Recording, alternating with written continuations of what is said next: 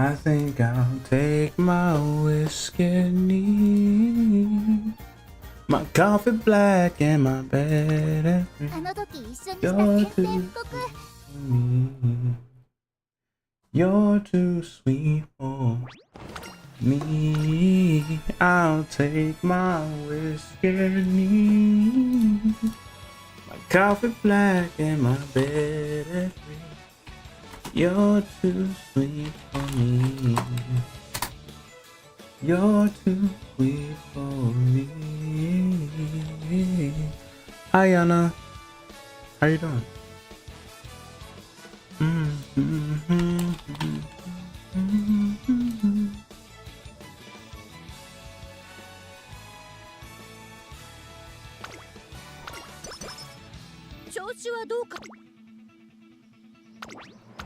I'm almost done with this run.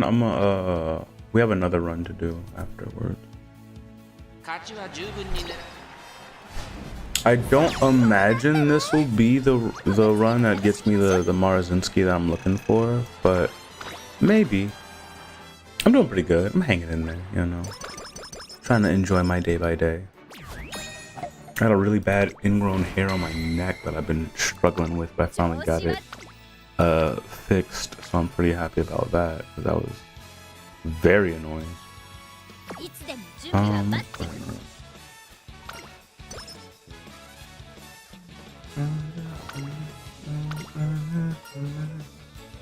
Oh, only about you, baby.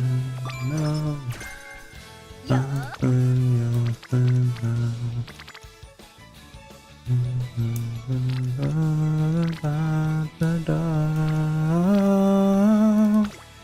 Oh, I should have raced. Nyan Otto, hey, what's up? What's up? How are you doing? Yeah, this was a nothing one. I didn't like how it turned out. We'll just I'll just finish it to see if we get a decent spark, but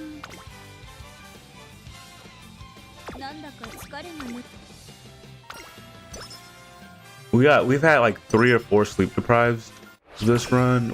This one just didn't go super well, so we'll prep for the next one. We don't have nearly enough stamina either.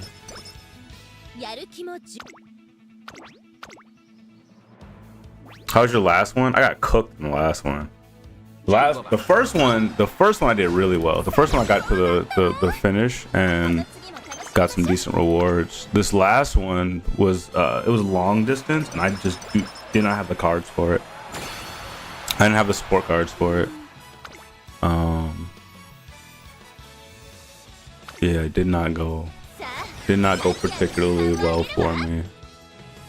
I cleared the first day, and then I got stuck in B rank for the second day, and then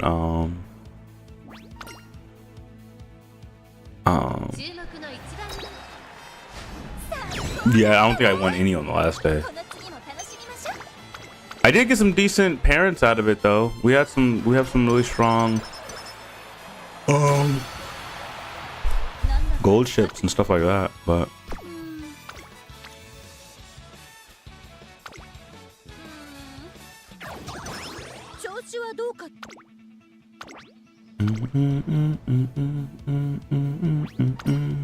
this one was kind of stressing me out. I've been having a hard time trying to pick up groundworks.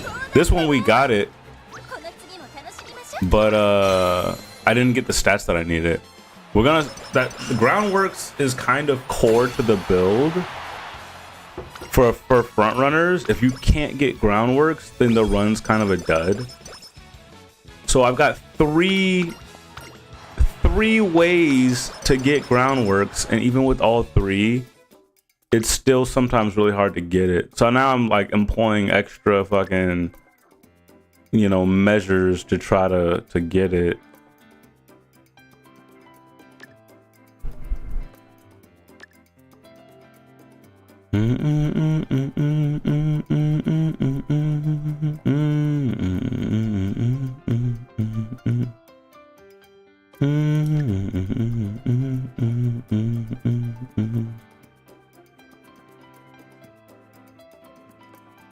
Do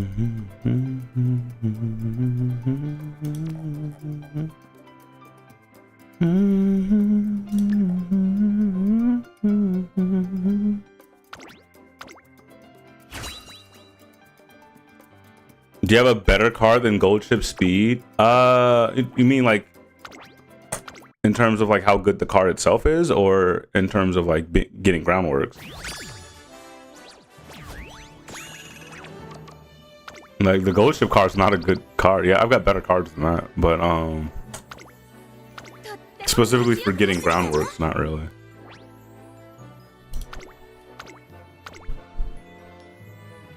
I've got Ogiri Cap and Gold Chip. There's only like 3.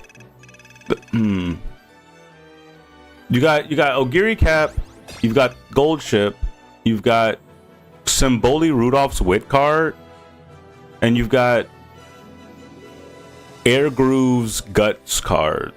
I think those are the only things that even have groundworks. The Guts card is more consistent, but yeah, but then you're running a Guts card though.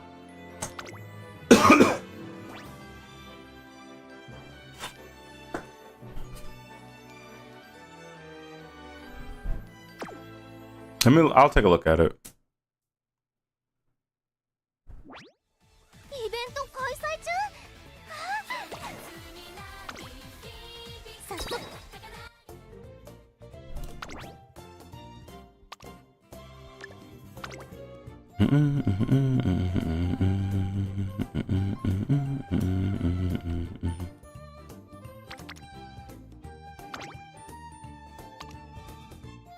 Oh, it's more consistent because there's only fucking like 6 options.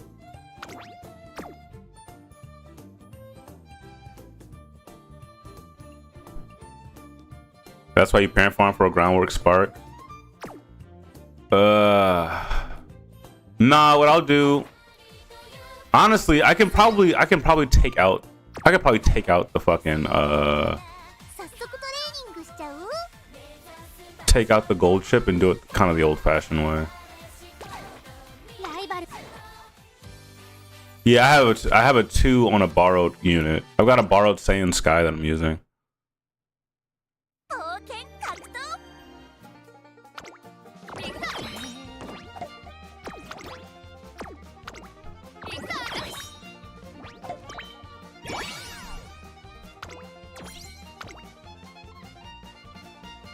For sure.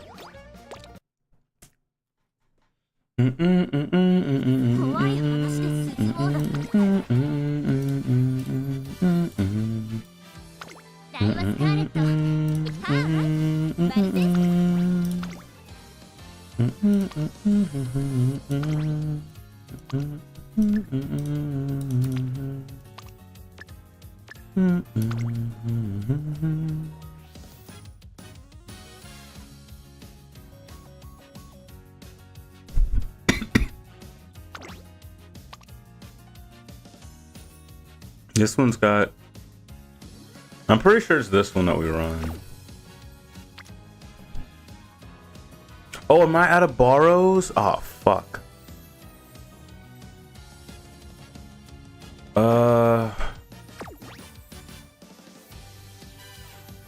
I didn't realize I was out already. Wait, can we buy one maybe? I want to do one more. What's up, Raptor? I wanted to do one more.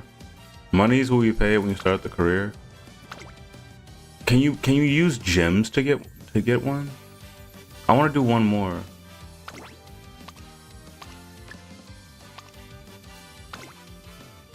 Where's my Daiwa Scarlet at?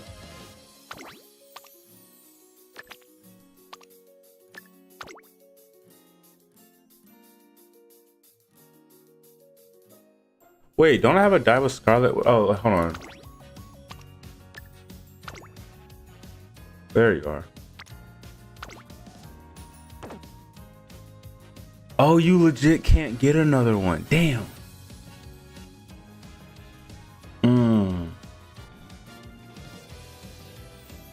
I could maybe work on a parent then?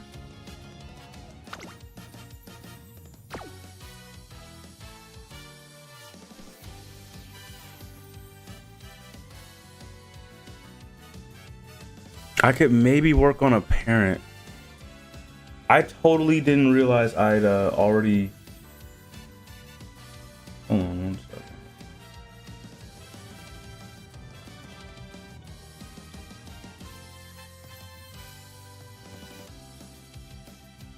I think my veins are cooked. What the fuck? I can't tell if this is my skin that feels rough or the veins under it. I think it's the skin. Yeah, I think my skin's itchy. Hi Liz, you're lurking? Okay, for sure, for sure. Thanks for popping in. Yeah, I'm out of borrows. I forgot that I used them all. Yeah, I used them all. I might do one run to make like a maybe a parent. Hold on. What 3-star? Hold on. I don't have any 3-star stamina sparks though. I'm pretty sure. I don't think I have any. Yeah, I'm pretty sure I don't have any. Damn. Hey, we might have to come back to this. Great. Took you like 20 runs for a handful. I don't think I ever got one. Not a stamina one. Yeah, none of these guys have 3-star stamina. I mean, they've got other shit. Like this one's got no, it's not even got triple stamina. Like I thought I had one that did.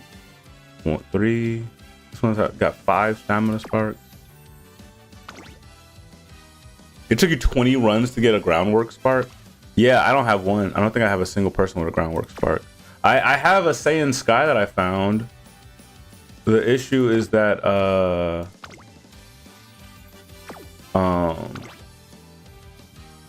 I'm out of borrows. We'll just do it tomorrow. We'll do it tomorrow. It's fine. Yeah, this is my Saiyan Sky that I borrow. So it's got 9 stamina sparks. It's got 4 mile sparks and 1 front runner spark, and it's also got 2 groundwork sparks. It's also got and then it's also got fucking El Condor Pasa and Marzinski as its parents. Yeah, okay, I'll get some water. Yeah, this one's been used 1,800 times. Crazy work. But yeah, so I've been using that one, and I've been comboing it with this one that's got 5 stamina and 3 power, which is okay. And then it's also got 3-star mile and then 4 on turf. So this one, it's got everything that I need technically. It's also got focus in here. Damn, I forgot that I used all my borrows. Yeah, my fault. We'll have to run it tomorrow, I think. Because I can't even make a decent parent without any 3-star sparks of my own. 3-star stamina sparks. Just gotta be lucky. Yeah. We'll play something else though. Here, let me go grab some water. Yeah, I play this game every day, so I was doing a bit of practice, but let me go grab some water and then we'll figure out something else with that. Any preferences? Do you guys have any preferences on what we play? I'll probably be streaming for like another hour to 2 hours. What do you guys feeling?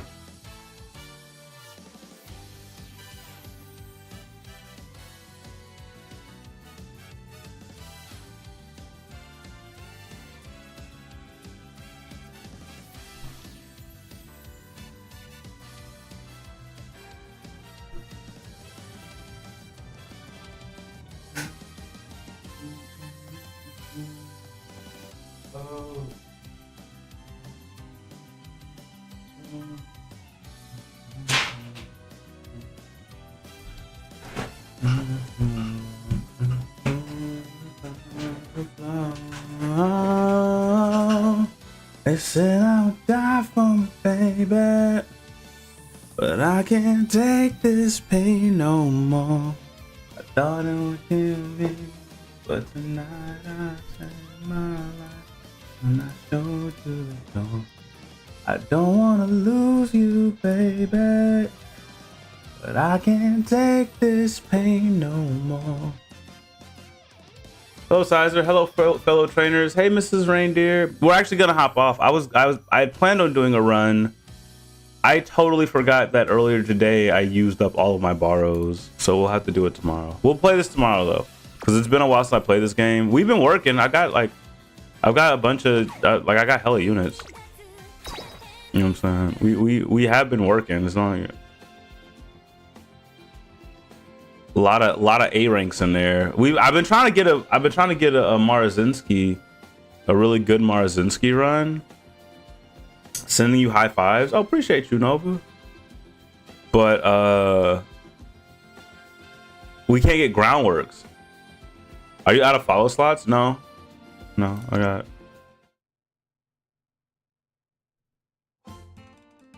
got 49 total. I got 27 out of 49, so I got a spare 22.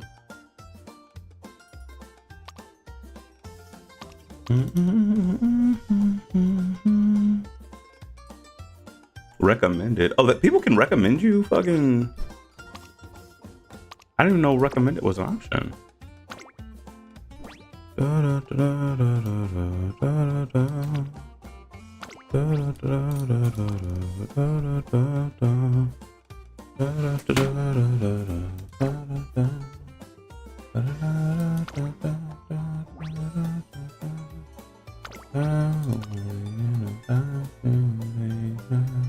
Okay, that's cool. They've got a recommended section. I didn't realize they had this.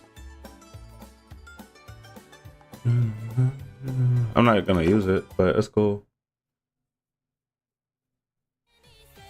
Here, y'all, if y'all want to follow me, y'all can follow me here. I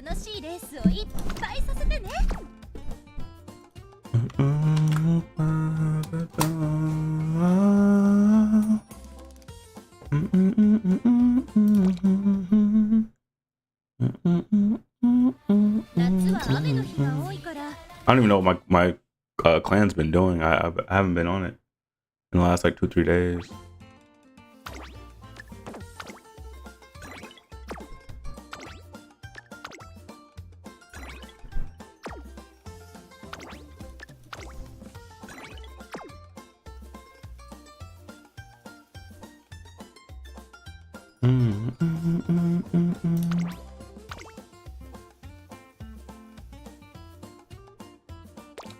Okay, should we play some more Exocolonist?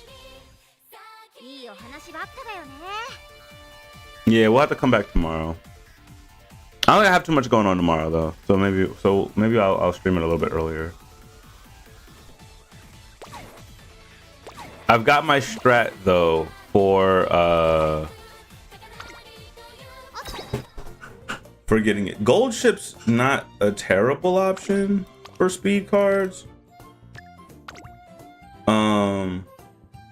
And Gold Chip has groundworks, and Gold Chip also has the event points.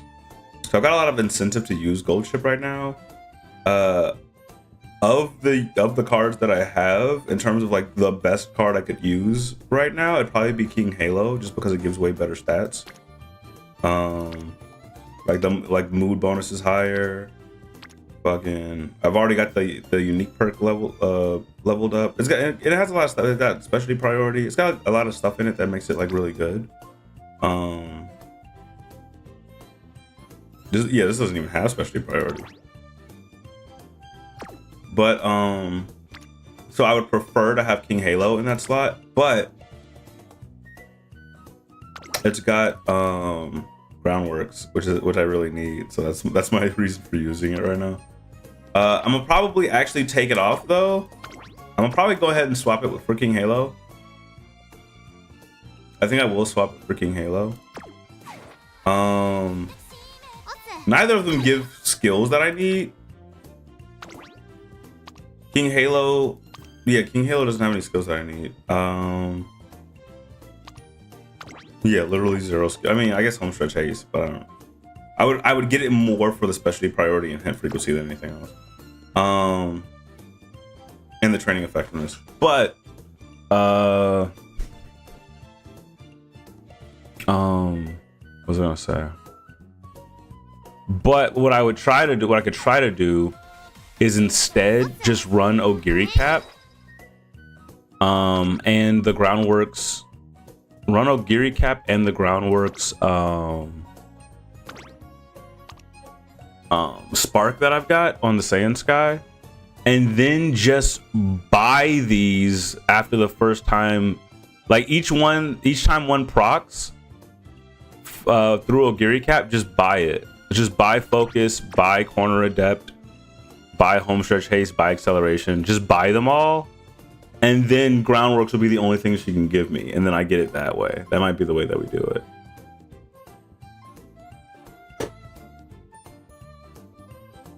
Yes, please. It's so easy to fall asleep to that game. All the reading, so soothing. My opinion, Ghost Ship isn't good because no special prio. I know Ghost Ship's not good. We're not running her because she's good. We're running her because she has the skill that I need. Exocolonist is such a fun game to play with an audience for me, whether watching or streaming it to my friends. I love seeing what other people think and choose. You can see why, Raptor. If I didn't need to go to sleep, I'd be right there with you, but I need to sleep so bad. Yeah. I might skill purge. These are all good skills. These are acceleration skills, which makes them really good. I actually didn't realize that Nimble Navigator was an acceleration skill. Yeah, I'll probably honestly just buy all these just buy them all anyway. But yeah, so we might do it that way. And just so I don't forget, I'm gonna swap it in the deck.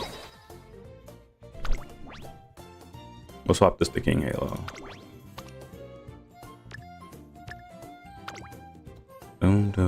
Wait, is King Halo already here? Oh shit, she's already here. Nishino Flower? It's either Nishino Flower or Sweep Tosho. Sweep Tosho is better.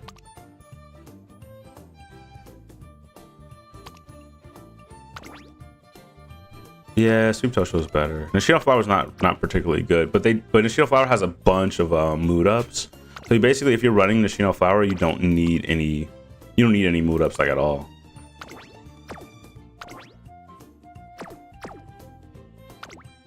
Yeah, Sweep Tosho is good. Ice and Flash is good. If one of these guys had fucking like good like what is it called? Wet ground or some shit like that. If one of them had that, that'd be huge. But none of them have that.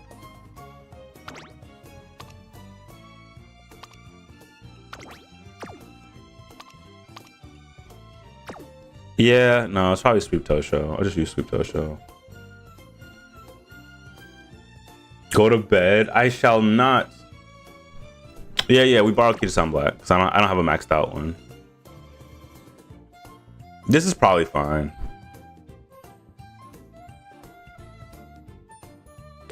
Yeah, I'm saving my gems for Kita-san. So I think Kita-san Black comes out again sometime during like December or something, right?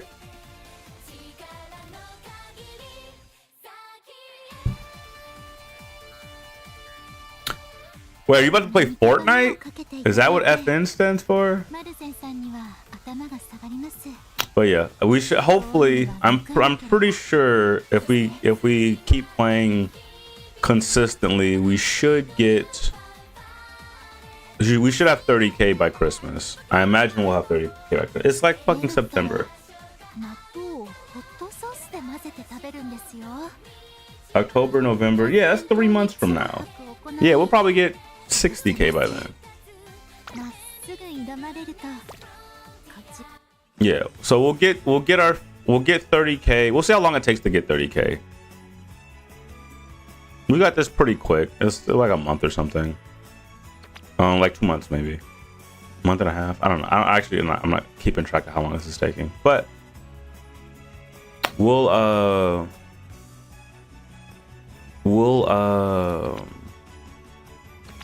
wait a little longer. Oh yeah, I did hear that they're adjusting the rewards. I heard about that. You spent yours trying to get Saiyan Sky? I think I spent like 1,500 trying to get her. I really wanted her too. I actually think the card is pretty chill. The unit's pretty chill.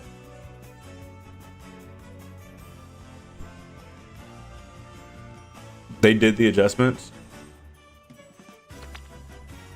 So I should be able to get 30k by next month. Okay, do you think I can get 60k by Christmas then?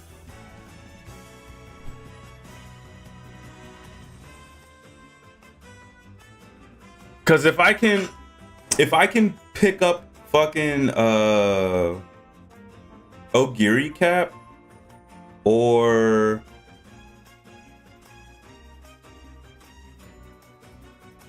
the vodka SSR card, yeah, I might grab that. That's in 2 weeks. Damn, 2 weeks is not a long time. I might still go for it. I need more support cards in general anyway. What all is on the vodka card?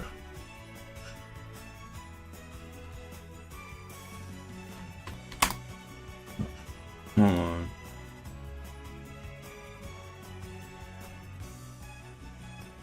Tokyo Racecourse, straightaway recovery, straightaway adept, homestretch haste, mile straightaway, medium straightaway, straightaway acceleration,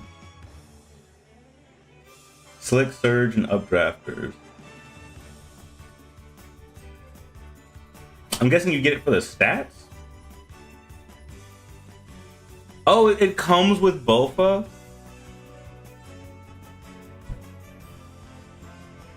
Power, skill, Bofa, power, nimble navigator. Are the stats like busted on it? 35 friendship, 65 specialty, 40 mood. Okay, yeah, those are good. Mutual friendships 25, race bonus 5, fan bonus 15, solid. Power bonus 1, hint levels 3, hint frequency 40. Okay. I don't get why is this considered busted though?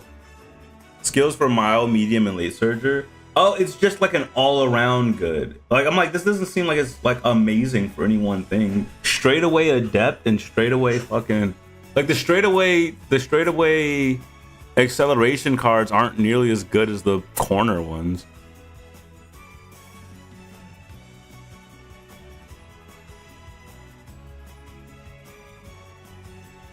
Pulling on Rico and Rice Power Banner next scenario release early November is best bet for support card pulling. I second that. It's a stat stick for power. Okay, that's what I figured. Cause I'm looking at these skills and I'm like, I guess like okay, what happens if these blow like too early and then you're just shit out of luck.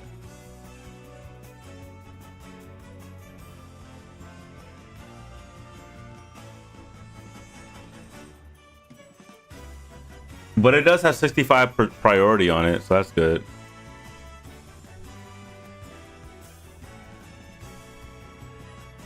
Oh, we got scout cards. Yo, if you have 10 scout cards, do you get a SSR guaranteed pull or no? Is it worth saving these?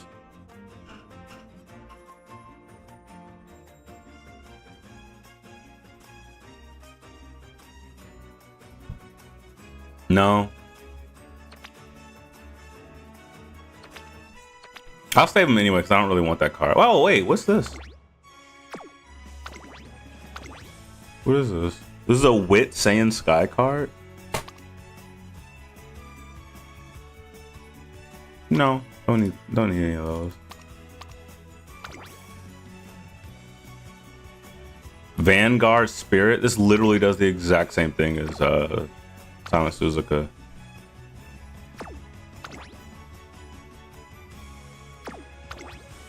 It's a Silent Suzuka skill, but for long distance races.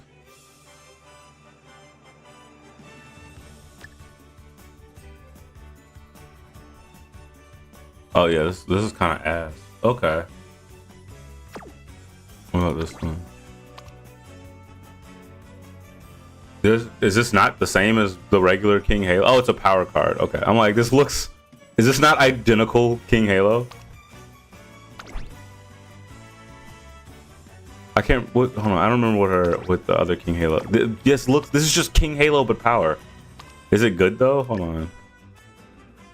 Training effectiveness 10%. Training effectiveness is not bad. Hint frequency 50. Special priority 50. Hint levels 3. Hint levels level 3. Not terrible. I'd probably run it. I'm not gonna burn the thing on it though. Very good for King Halo. Yeah. Yeah, yes. I'm like, yeah, I would run this. I probably wouldn't run the Saiyan Sky. It's kind of mid.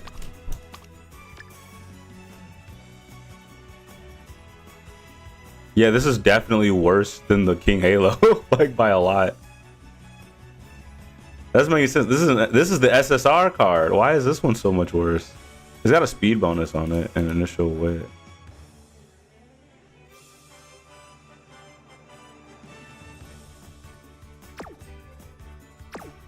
Yeah, I could see the King Halo as a power card for sprinters. Whatever. Yeah, I already did all the things. We'll come back to this tomorrow. Let's play. We can play some. I guess we can. Yeah, we can maybe try to finish our run of Exocolonist tonight. I guess I'll take my whiskey knee, my coffee black, and my bed at 3. You're too sweet for me. You're too sweet for me. I'll take my whiskey knee, my coffee black, and my bed at 3. You're too sweet for me.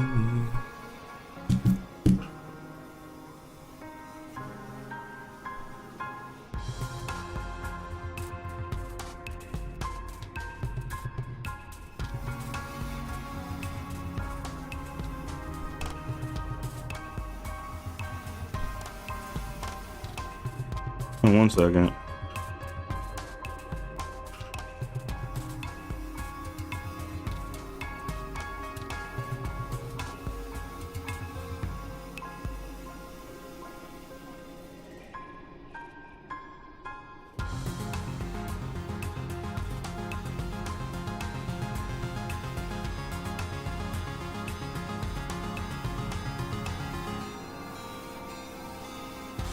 Okay.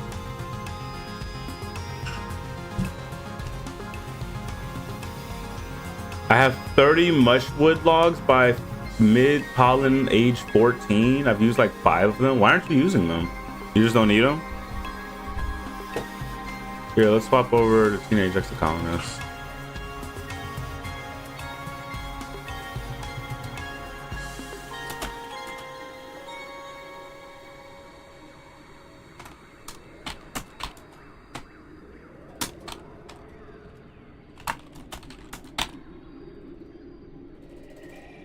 Yeah, I'll be back on what you call tomorrow though.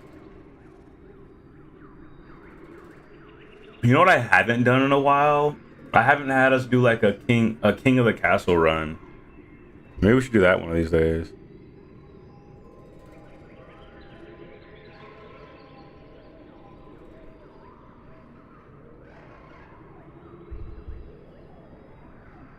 Oh, there's a hard mode? How is the hard mode different?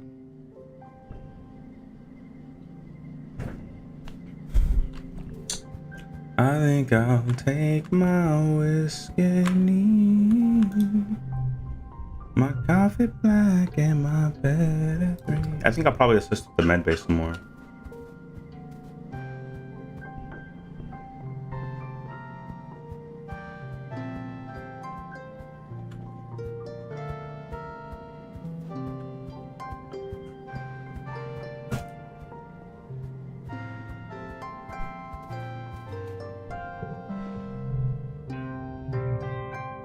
Oh, you're more likely to fail events. Okay.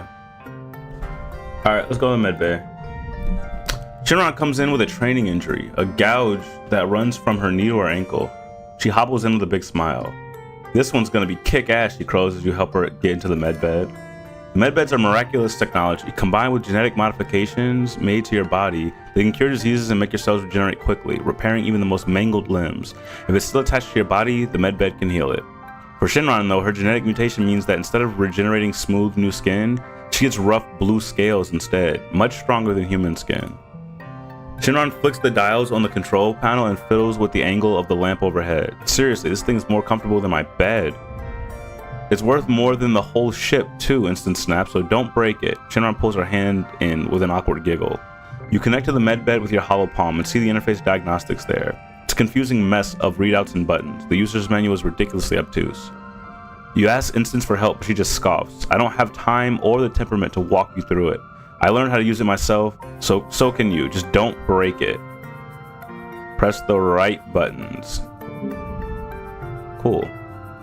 It's very intuitive. It's really very intuitive if you have half a brain for it. You figure out the machine with zero problems. The sun lamps turn on. The monitor says, please lie still for 2 hours. Shinran groans. It's gonna take forever, she complains. Stay with me a while? You end up staying the whole time, keeping Shinran company. Nice.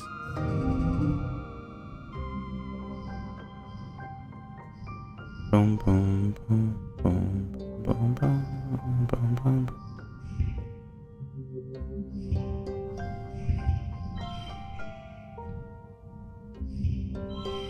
Oh, it's a one-off. Okay. Dun dun dun.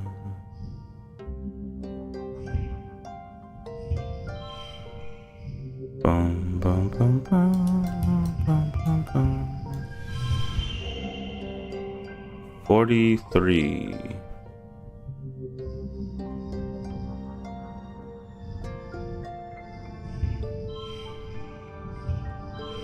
I think I'll take my whiskey.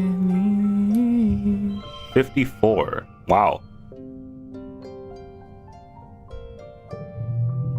Really? We could have got 67? Okay. Alright, not sure how, but okay. That's fine.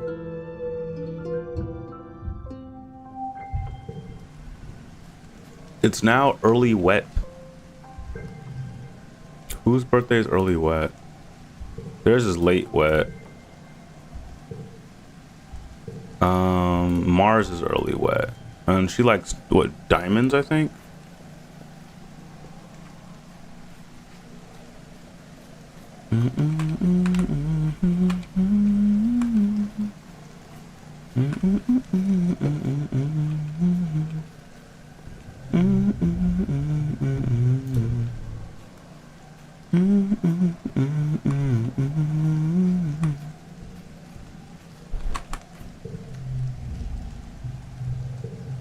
Here is diamond.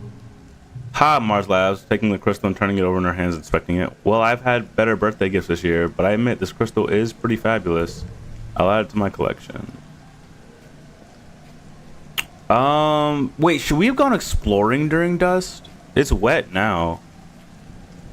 Is it worth to explore during wet?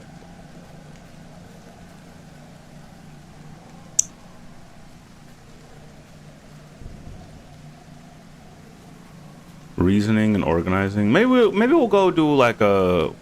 Maybe we'll go do some other stuff. I'm me. Hey, what's up? How are you doing? This was reasoning and organizing, organizing and perception, organizing and persuasion.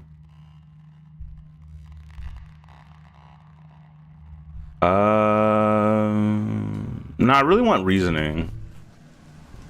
Hold on. Organizing and perception, organizing and no, okay. What else would have good amount of reasoning?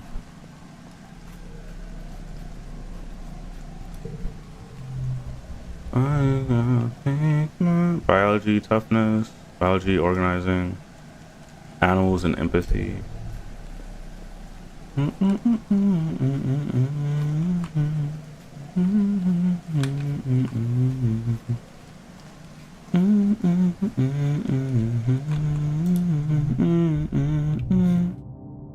I could go exploring some more, but I do kind of want to finish leveling reasoning and empathy by tutoring the kids, or biology and empathy with the med bay. Let's tutor some kids. You tutor the younger kids on map making, then take them on a field trip to meet the surveyors and ask questions about orienteering. Some of these kids are going to grow up to join expeditions one day. Okay, that was a nothing burger. What game is this? This game is called I Was a Teenage Exocolonist.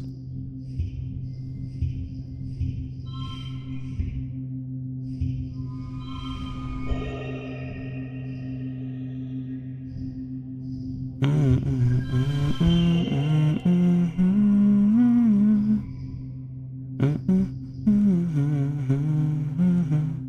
it? I mean, this seems to be as simple as you can kind of make it. 47. Is it ever? Nope, that's 35. Yeah, I was gonna say I can't imagine being able to get a better score. +6. The reasoning's not bad though.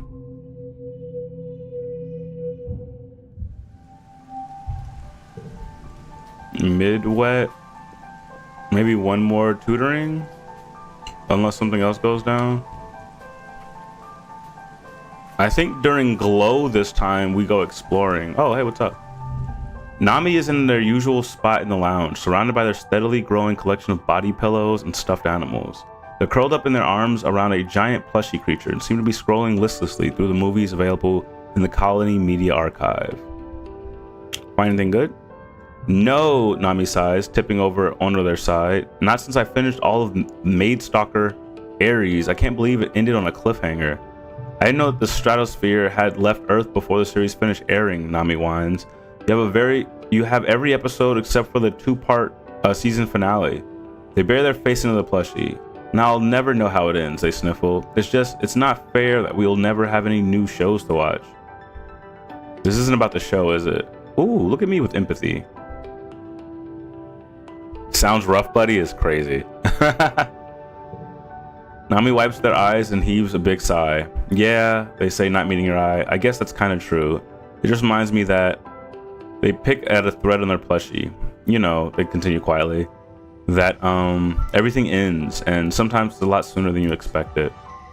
When I got here, I remember looking at your huge media library and thinking, wow, galactic, I'm never gonna run out of things to watch. It felt like the whole world was still ahead of me, ready to be discovered. A new planet, new people, a new life. Nami digs her finger into the plushie. Now it feels like everything's just on fire all the time. And everyone's always on my case about how I need to grow up. What's so bad about being innocent? Why does everything have to be so grim all the time? They wipe their eyes again angrily. And I don't get any more episodes of this stupid show I like. It's not fair. I get that. It's hard. Nami nods, their chin wobbling as they try to keep it together. Yeah, they say, tipping their head up to the ceiling and trying to put on a brave smile. Thanks for getting it, Sizer. Yeah. Hard out here.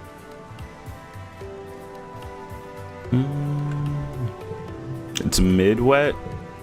I don't think anyone had mid-wet as their birthday.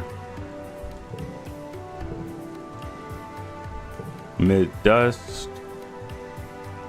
Early pollen. Oh, I was wrong. Vase. I don't even know what he likes. Here's a gun. Like, what the fuck do you like, dude?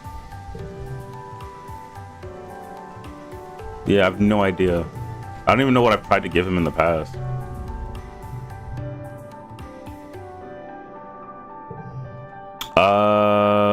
Maybe a strange device?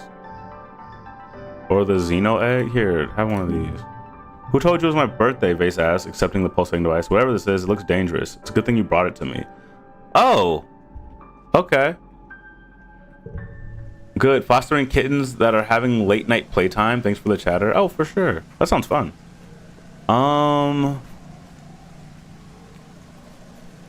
I guess we can do one more reasoning one. We're almost maxed out. And then we can like try to max out organizing, I guess.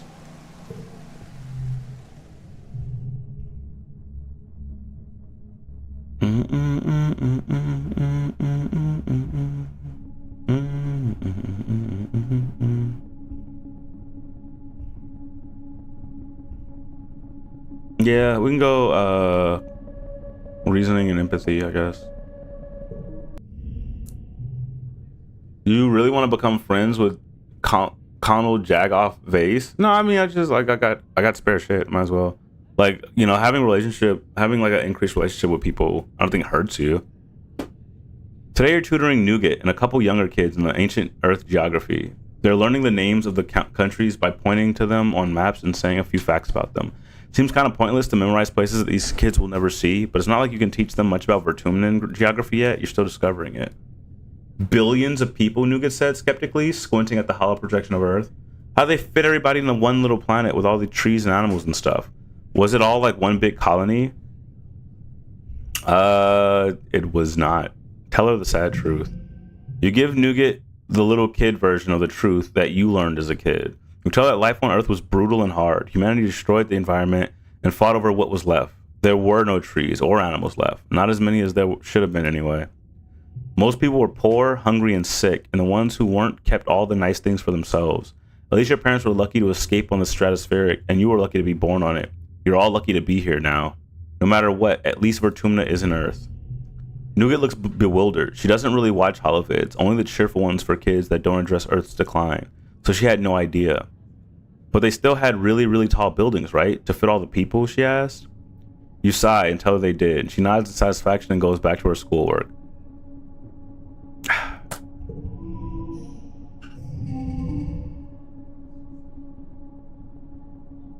That's at least 2 for that much reasoning? Oh, really? Let's see.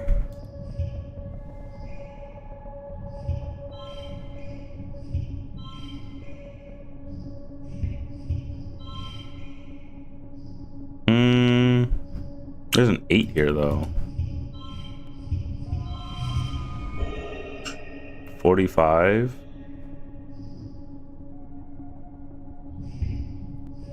That's a 42. That's a 57.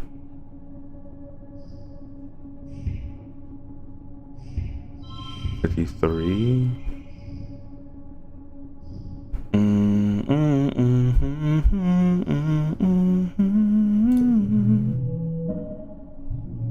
I don't even know. I could have got a 63. I love Nougat. Cute little gremlin. Yeah, Nougat's cool.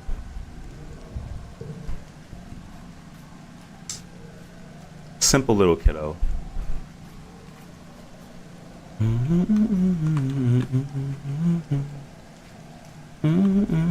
Oh.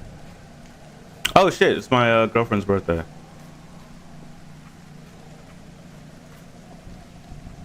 I got you a cake.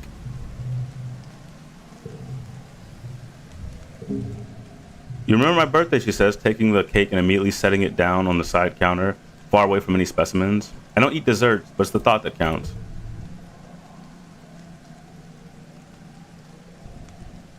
Whatever.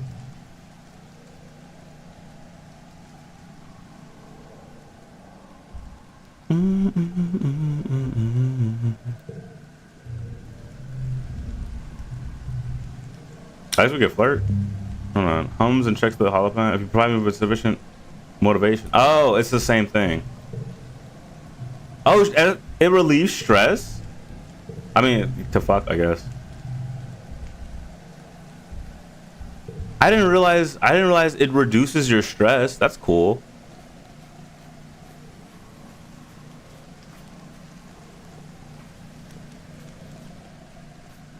Okay, so she doesn't fuck with cake.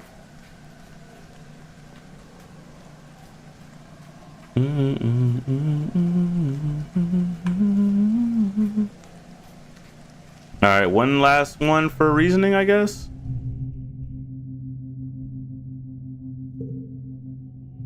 What else would you expect? I don't know. I mean, I kind of wasn't expecting her to like love cake, but Tangent also offers her services as a tutor, but she's much busier than you are. When she's not in class, she's usually working in engineering. It must be nice to get a clear picture of what you want to do with your life. Tangent has been a brainiac since she was just a little kid. Kind of makes it hard for the other students to relate to her because she just can't understand not being super smart. Makes you more popular tutor for sure.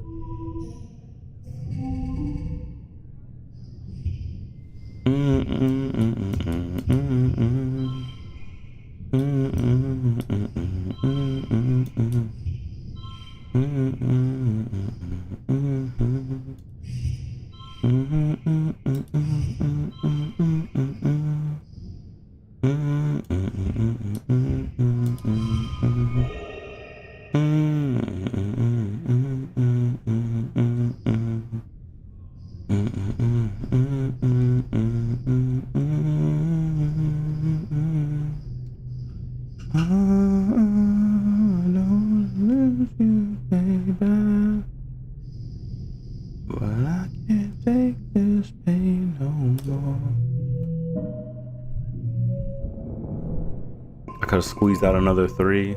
It's whatever. Okay, it's glow time. And I got a new perk. Neon Auto, thank you for the follow. Pay to remove cards in the quarter spa.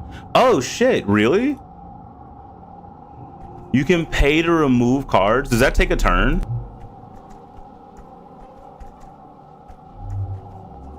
I was a teenage ex-colonist? No, exocolonist. Like a, I guess, space colonist? I don't really know.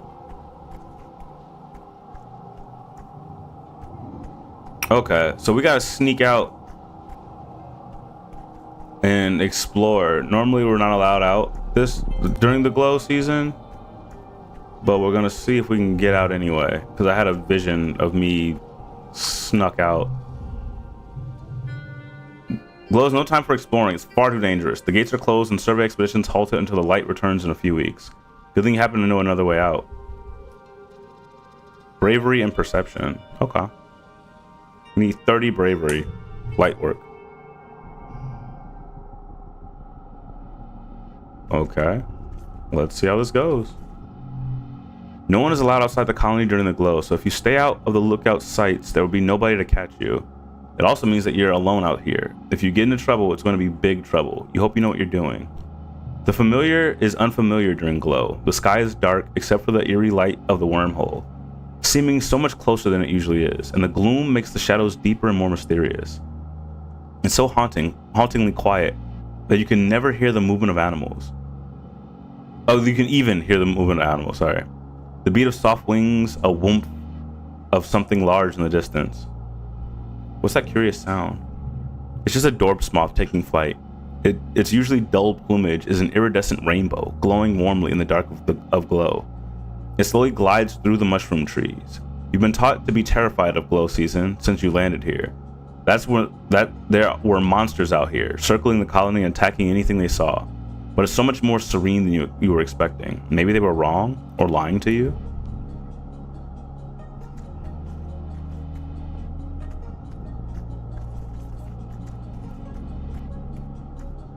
We're supposed to be exploring the outskirts? No. Okay, yeah, we're supposed to be exploring around the thing.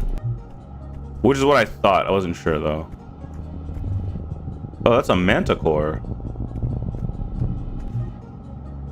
You know what? I'll try to engage most everything until we start like getting higher in stress. Once we get too high in stress, I'll just skip stuff and see if I can make it to the end. You come across a sawmill that's been shut down for the season.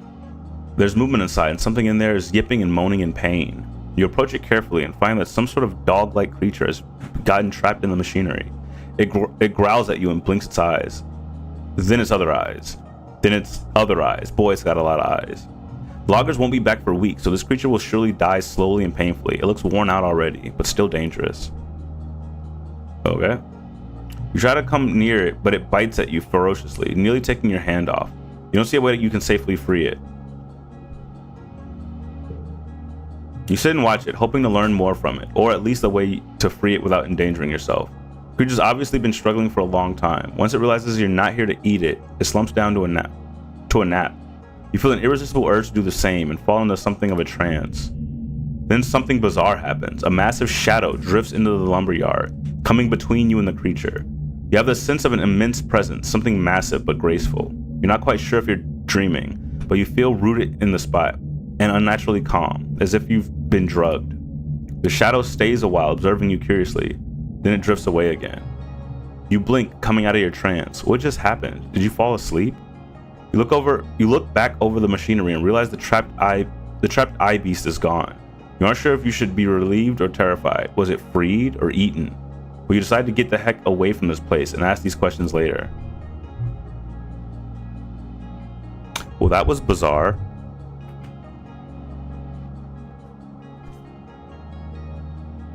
Sir H, what's up? How you doing? I don't know how else I would pronounce that. Okay, I guess we keep going. You come to a dense part of the path where the gnarlwoods surround you and block out the sky and the wormhole above. Long threads that look like hair are hanging down from the trees. Strange. You've never seen this during the rest of the year. You have to go through these. You'll have to go through these. Take a closer look. The strands are sticky like a spider's web. So sticky and thick, in fact, that you would be caught if you tried to push your way through. Cut my way through. Your skill with a plasma cutter comes in handy as you're able to cut a sizer-sized hole through the sticky hairs without accidentally getting them all over yourself. Seriously, this stuff is like super glue, and the strands are extremely tough. You get a small piece on your pants and pretty sure it's never coming off.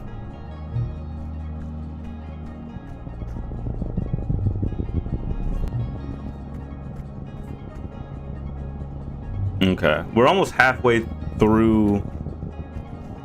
Maybe I'll do the animal ones. I don't want to. Hold on. Let's see how far this actually goes.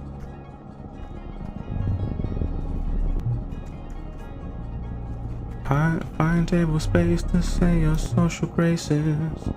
Bow your head. They're pious here, but you and I were pioneers. We make our own rules, no bias here. Let them sell what they are selling, there's no bias here. So gather all the rebels now, we'll rebel rouse and sing aloud. We don't care what they say, no way, no way. But we believe these empty chairs, but those who say we can't sit there, we're fine all by ourselves. So hey, we bought our drum and this is how we dance. No mistaken, we make our breaks. If you don't like our 808s, then leave us alone, cause we don't need your policies. We have no apologies for being. Find me where the wild things are. You come across a strange glowing river in the sky, floating just over the mushroom-capped treetops. Reminds you of old Earth vids of the Milky Way or the Northern Lights. It undulates away to the left and right, a river of luminous mist. Beneath it, a curtain of tiny glowing particles slowly rains down onto the forest below. Let's follow it. Seems to be denser to the left and flowing slowly to the right, so you decide to head left towards what it must be the source. You stray from the path. The ground is hard to traverse in the dim phosphorescence. The river gets denser and starts to shimmer a little, like the spore clouds you see sometimes in pollen. You're careful not to get too close to the particles raining down from it.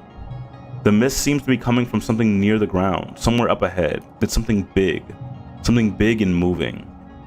The strange river of light is flowing from something on the next plateau. It's heading east and trailing this glowing dust. Some kind of spore maybe behind it. You could go down into the ravine here and try to keep following it, or safely cross under the eerie stream and continue where you were headed before. Keep going. After a harrowing trip through the muddy ravine, you make it up to the next plateau, only to find the sky river has dissipated. You can't find any signs of what made it. Ah well. Damn it. It's okay. We're at 56 stress, so I'm gonna skip that one and we're gonna check out this animal one. You're crossing a section of wilderness here where the plants don't throw off as much luminescence as other parts. It's oppressively dark here. Use your hollow palm as a flashlight, focusing the light as a beam to slowly make your way through the cloying undergrowth. I don't know this song, it's good. Oh, thank you so much. That song is called Wild Things by Alessia Cara. The beam of your hollow palm sweeps over a massive leonid. A massive lionid creature with a mane of flowers and two crab-like claws. Your stomach lurches downward. It's a manticore. This manticore isn't the deadly killer of the colony's cautionary tales. Actually, it looks terrified. It backs up against a tree, cowering, its eyes rolling in panic. Keep your light on it.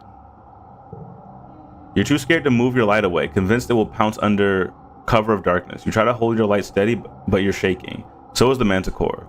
Then you realize it's not even looking at you. It's staring into the forest to the right. You slowly grasp that the manticore isn't scared of you, it's scared of something else. It suddenly screeches in fear and bolts off to the left. You hear something absolutely enormous moving in the trees off to the right, where the manticore was staring. It's a deep grinding sound, like an ancient trees rubbing together in the wind, except there's no wind. You turn off your flashlight and hold your breath. You hear a loud thump, then stillness. You wait a full 20 minutes in complete silence. Gradually, the insects chirp and other noises of the forest return. The glow bugs drift lazily back into the air. You hadn't even realized they were missing. This is the entire jungle was holding its breath. Whatever it was seems to have moved on. Okay, yeah, we're close to being done, so let's go ahead and just do whatever the fuck this is. Wait, was this like this before? Your exploration leads you steadily upward until you find yourself on a plateau overlooking the valley. The colony is a dark little smudge below, a break in the magnificent natural luminescence of glow. From up here, the wormhole feels so close you could touch it. You're not alone up here. Your heart leaps into your throat as you spot it, silhouetted dark on dark under the eerie light of the wormhole, a faceless. Stay and watch it. Atop this high plateau, ringed by gnarlwood trees, the massive creature stands staring at the sky. As you watch, mesmerized, some of its swaying tentacles open up and a glowing dust oozes from them, rising like smoke into the night. Then it's gone? What?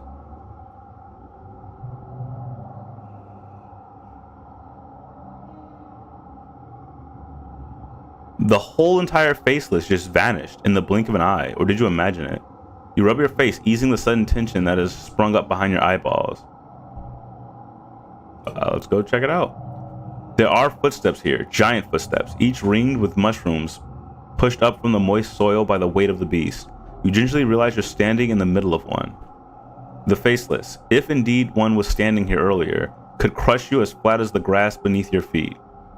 You find other signs of it. Trees have been knocked down in a circular pattern here, and the bushes and grass have been pushed up into one big mound, leaving the rest of the plateau clear. You remember this place now, from your visions under the pyramid of the resting ridges, and from long before that. You feel as if you've always known something important will happen here soon. Let's wait. You stare up at the wormhole, immense in the sky above, as you remember doing in your vision. You wait. You wait. You wait. You yawn, you check your hollow palm. It's hard to keep track of time during glow, but it's getting late. You look around, but still nothing has changed. The trees are perfectly still. You wait. You wait. The wormhole seems especially huge right now. Is it always so big? You imagine you can see whole galaxies in its slowly spinning arms, tiny flecks of rainbow light being sucked into the black hole in the center. But it's so much closer than a galaxy, so close it could swallow you and all of Vertumna in its hungry, ethereal maw. You wait. You wait. You wait. You wait. The forest seems to get quieter, as if it's expecting something. The wormhole swells as you stare and stare into its depths. It's been hours. It's now well past the middle of the night. You're exhausted, but you can't look away. You feel hypnotized. You wait. You wait. You wait. You've always been waiting. You will always be waiting, staring up at the wormhole, being sucked into its depths. A shadow falls over you. Look at the shadow. You slowly lower your gaze from where you've been staring at the wormhole for hours, your neck stiff and sore. Straight ahead of you, what you'd earlier thought was just the shadow of a tree is the faceless. It was there all along, watching you. It takes a heavy step forward, then another. It moves gently, its feet sinking into the soft ground and pushing up phosphorescent fungi from below to explode to the surface in rings of jubilant light. You don't move as it approaches. It took all your energy to look away from the wormhole, but you're still completely spellbound. The faceless looms over you, as big as a building. Its zippered neck gapes grotesquely, and its tentacles wave gently through the air, tasting, feeling it, smelling you. The ends of two tentacles open, and that strange glowing mist floats up from them. It leans down. It envelops you in its tentacles, each as large as you are, and you breathe in its spores. Under the eternal night sky of glow, the wormhole seems to swallow you both whole, and the entire planet, and an infinite number of universes besides. You feel a beckoning within you, a curious tug somewhere in your ribcage, a yearning you can't describe. Oh, are we dying? Do we just die here? I'm not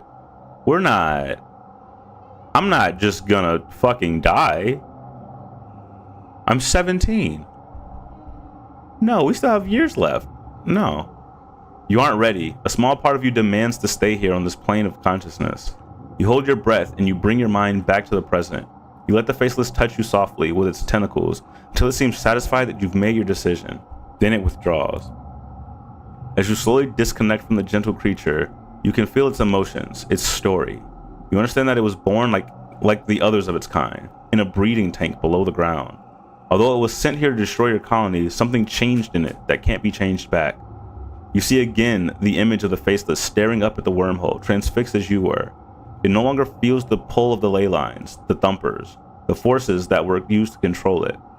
It is no longer a construct or an avatar, but a free being. It only feels the dance of the wormhole now and the natural rhythms of life itself.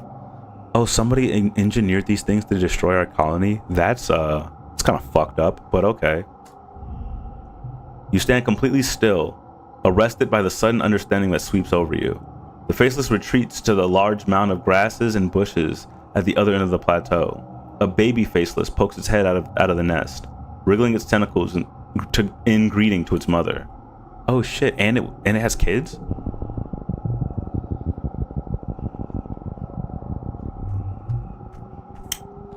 I wonder if the place is like currently being attacked right now. Yeah, it became self-aware. I guess somebody genetically engineered faceless to destroy the colony though. So, and that one just kind of, yeah, I guess it became self-aware. That's probably the accurate way to describe it. Let's see what this is. This area is dotted with huge circles of glowing mushrooms, each one nearly a meter in diameter. The bare grass in the center of the circles looks remarkably lush. +6 if the previous card is assigned. Oh, nice. That's awesome. Let's take a closer look. 80 perception.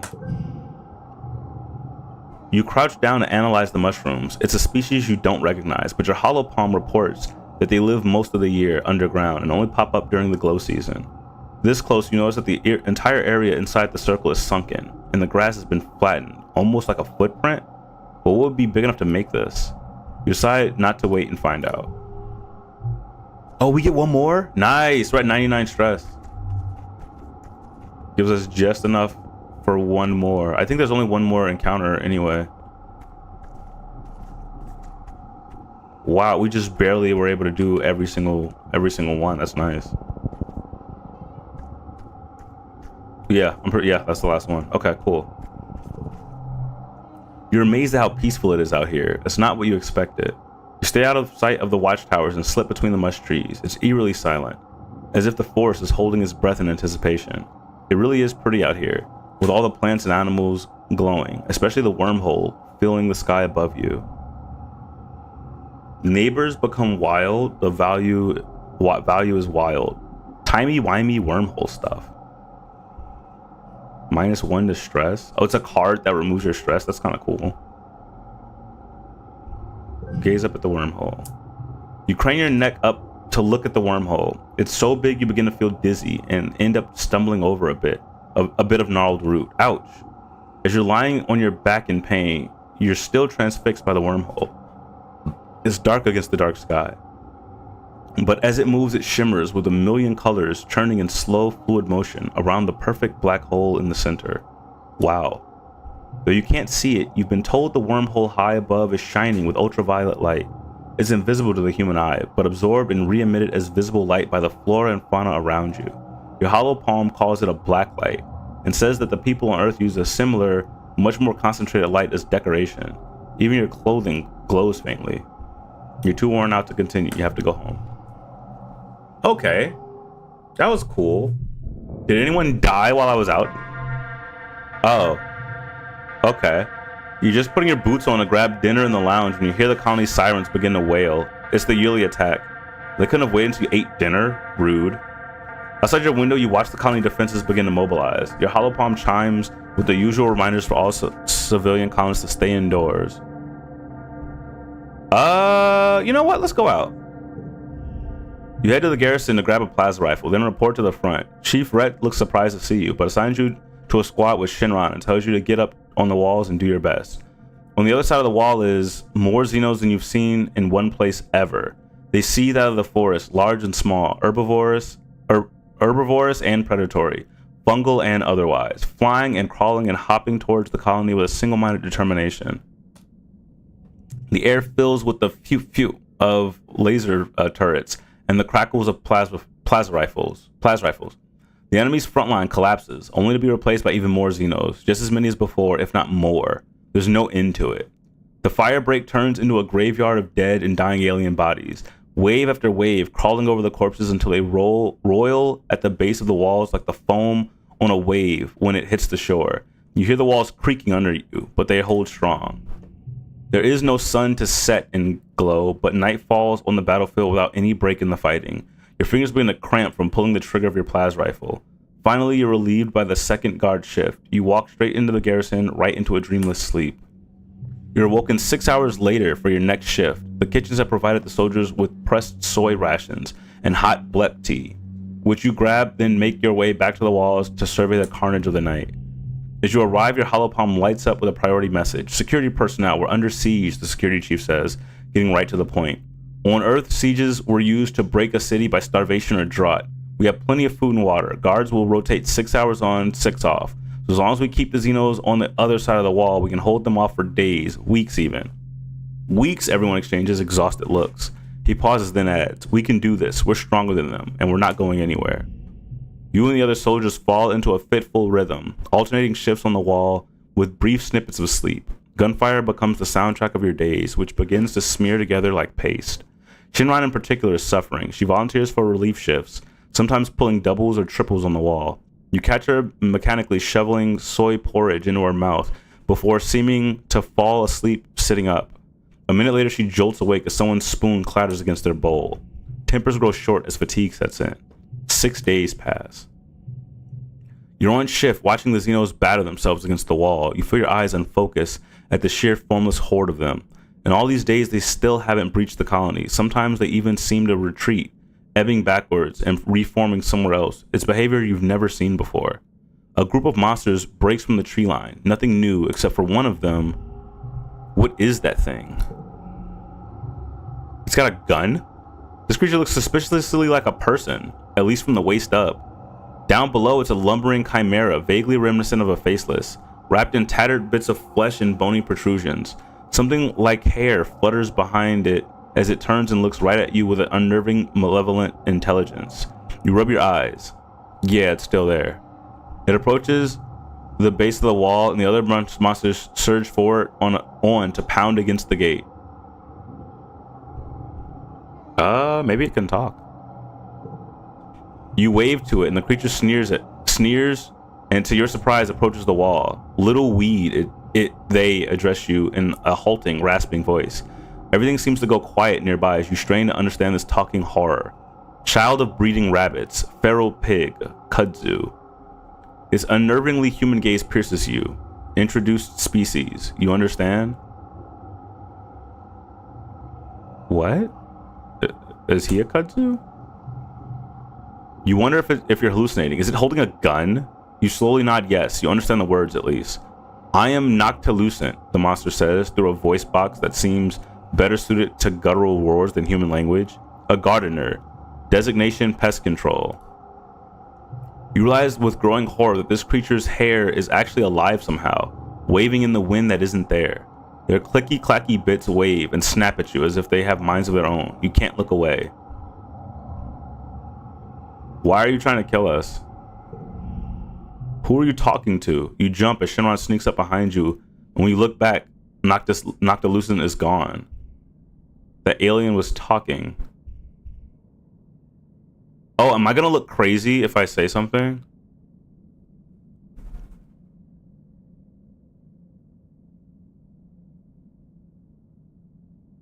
Nah, I'm gonna still say something. Wait,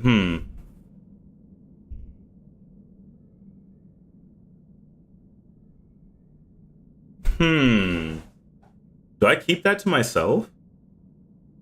They're not gonna believe me.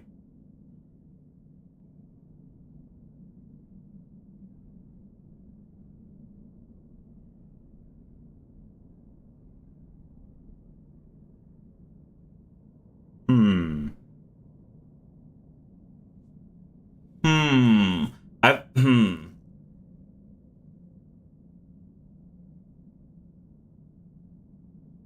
Yeah, they're definitely not gonna believe me.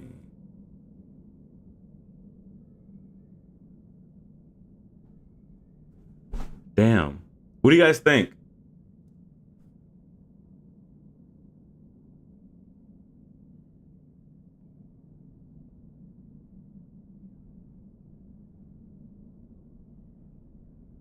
I'm trying to think of what the ramifications for saying that the alien was talking are going to be. Like, I feel like it's not going to be anything good. But you know what? Fuck it.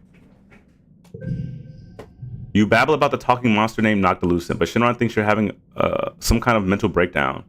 The siege is getting to everyone's size, she says, patting you on the shoulder. If you're freaking out, go lie down. I'll cover for you. Finally, after the 6th day of the siege, you look down the sight of your plasma rifle and see a curious thing. The monsters are retreating. As you gather with the other soldiers in the colony square, your hollow palm lights up with a priority announcement from Governor Glum. The alien attackers have been defeated, he says. The siege has ended. Glum smiles broadly and puffs out his chest. Another year, another win. You're welcome, Vertumna. You're welcome, humanity. Yo, I'm so sick of this guy. You're welcome, you hear? And see Chief Rhett nearby looking livid. What did he do? He rants to his security officers. Race out there like an idiot with his honor guard, defend strategically unsound positions, put himself in danger so he had to save his overstuffed ass. The soldiers all shift uncomfortably, but no one disagrees. And when I actually needed him, Rhett continues, taking his 12-hour beauty rest while the rest of us slog through endless shifts. The soldiers are exhausted from the siege, so the crowd in the square disperses quickly. Only a few Helios remain, covertly filming Rhett while he continues to rail against Lone. On the horizon, the first rays of quiet streak the sky with lavender. You watch Utopia's reclamation crew head out through the gates and begin vaporizing xenocorpses for the component molecules. That night, you have terrible dreams. You imagine that you're sieging the colony, that you're a creature crawling in the mud on your belly, the ozone crackle of plas rifle fire arcing overhead. With your talon claws, you rip into the walls like they're made of clay, stuffing choking handfuls of it in your mouth.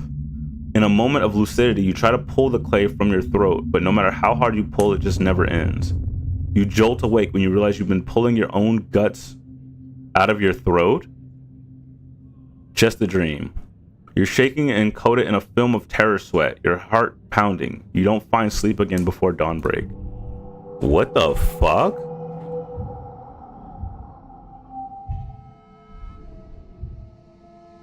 My brother cheats and looks up the consequences. Could go either way long term. No, I don't like doing that.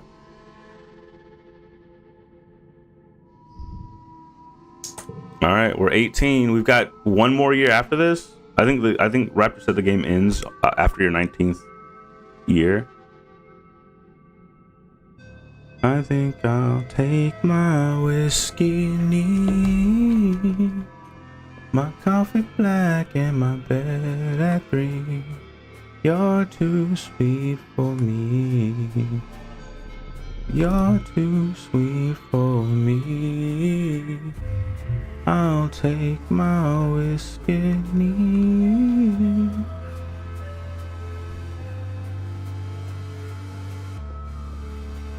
Okay, I kind of have to rest. Maybe we'll do a different rest. We usually rest in biology, but maybe we'll rest over here this time. Or yeah, maybe we'll rest in here.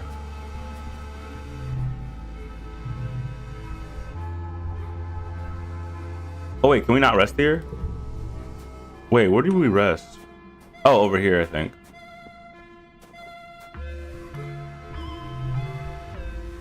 Visit the spa? Oh.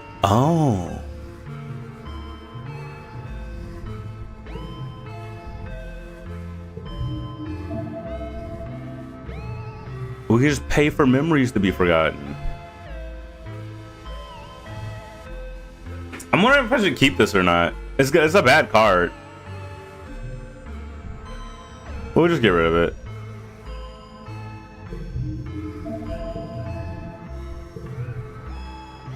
Okay, and then let's rest.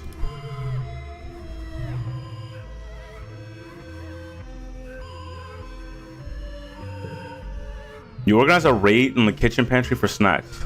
They want to be free. You must liberate them.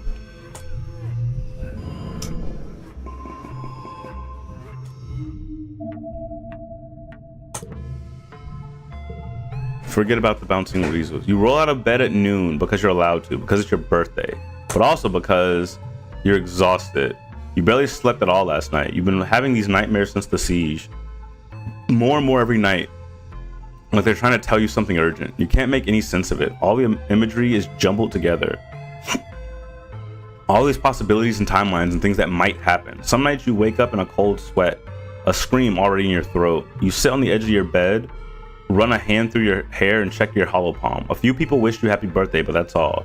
You guess you're getting older. Birthdays aren't as important as they used to be.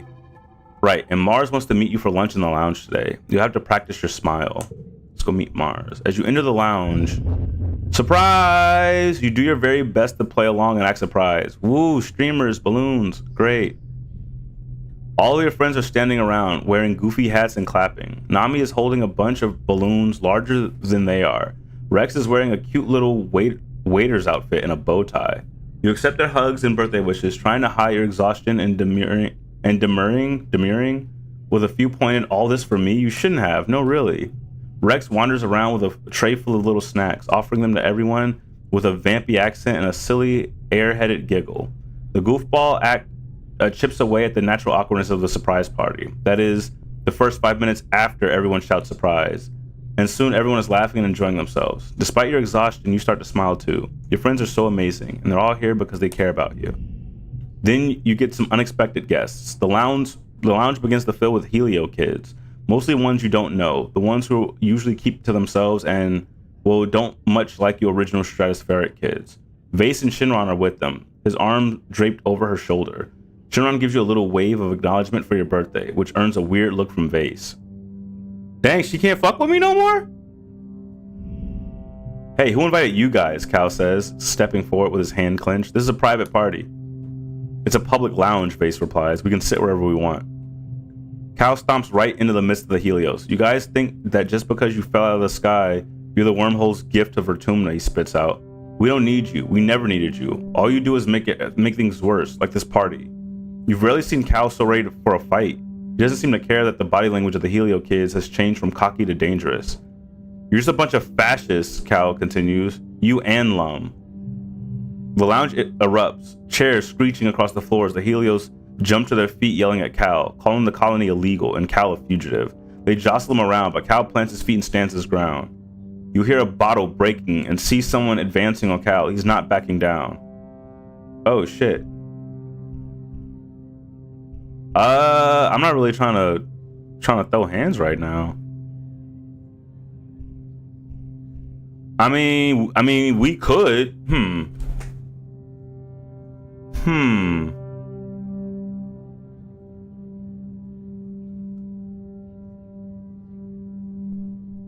I'm more trying to avoid people like getting killed. That's all.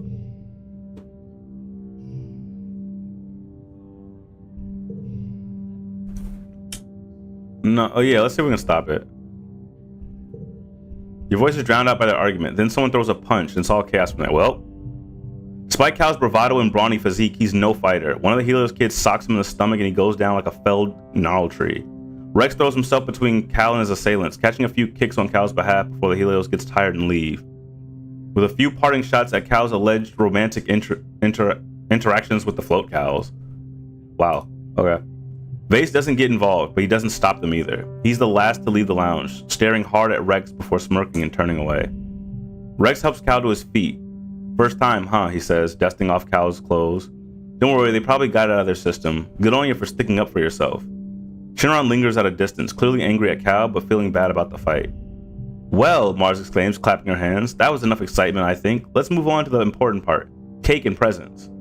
Under Mars's skillful party hosting hand, the mood shifts back to festive. You enjoy your presents and your cake, but tensions boiling over like that is a bad omen for the rest of the year.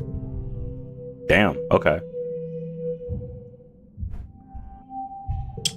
Yeah, I'm like, yo, they got guns and shit. Cal's been a pacifist for fucking 18 years, and now he want to try to throw hands? Like, I'm like, maybe not. Maybe you're not him, bro. Oh yeah, but that's the last gift that Vase is getting. Fuck that guy.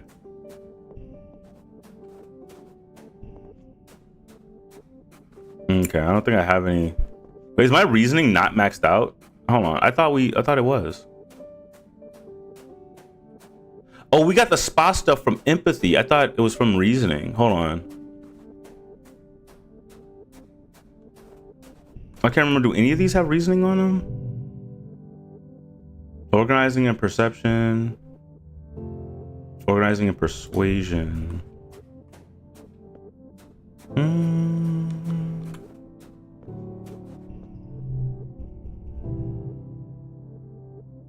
Biology, toughness. Biology, organizing. Animals, empathy.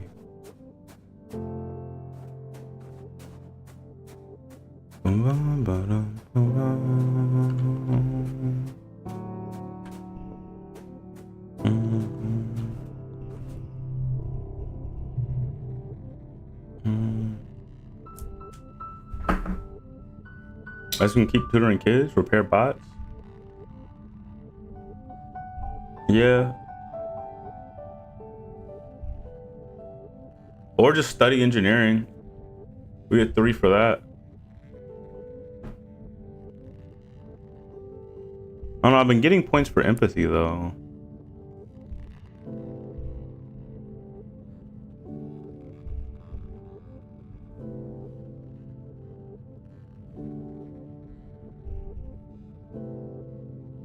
I guess we can just keep on helping the kids. Nami needs help studying for their physics class. They have this idea that they want to be an engineer when they grow up because they like robots and holograms. They're having trouble actually learning any engineering. Nami pulls up a practice test in their holopalm. The Earth textbooks are full of this kind of dull, rote learning, useful only for finding gaps in your knowledge. For Nami, though, the gap seems to be everything. "Oh, I'm hopeless at this," they exclaim, tugging on the ends of their asymmetrical haircut. "There's just so many numbers and formulas. I didn't know there was going to be so much math in engineering. And I have to figure out what I'm going to do for my project," they continue. "I want to code a chatbot, Sizer, next week. How do I get from here to there?"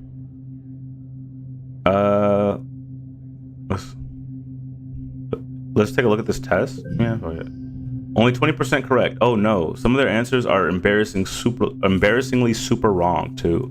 Nami's final project is due next week, and you have to crunch a whole course load of info into their head and leave them enough time to write their bot. Can you do it? Yeah. Nami doesn't have a head for numbers, but they can take anything and turn it into a story. So you just have to apply that to the study of engineering. You encourage them to think of it a different way. Yes, there's a lot of rote memorization at first, but once you understand the basics, engineering is all about creative thinking. You teach Nami how these practice tests are built like a story. There are clues in the questions that can help you solve them. Reading ahead can give you hints to the answers of earlier questions. With that, and with a few mnemonics, Nami starts getting better results on the practice tests. "Thanks for helping, Sizer," they say. "Let's be honest though, I'm doing okay on these practice tests, but being able to pass one standardized test doesn't mean I'll be a good engineer." You protest that this toolbox of skills will help them with any engineering problem, but they just shrug and smile. "I'm gonna try some other things," they say. "Maybe there's something I'm naturally good at." Damn. Oh, it feels bad.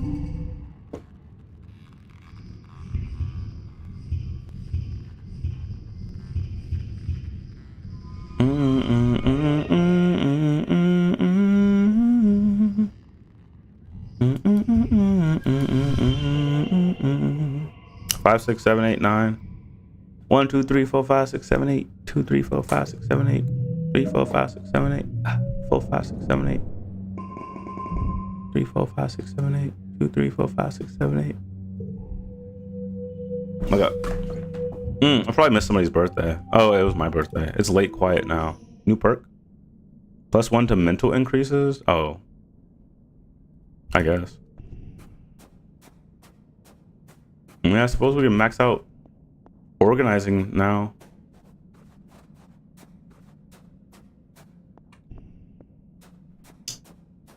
Do the buffs that you get are they random every run? We almost have enough toughness. We have toughness and organizing are almost leveled up.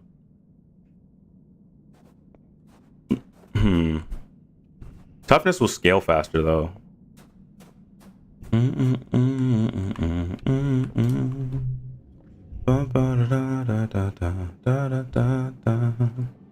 Perception, animals, friendship with anemone, combat animals. 2 braveness, 1 toughness.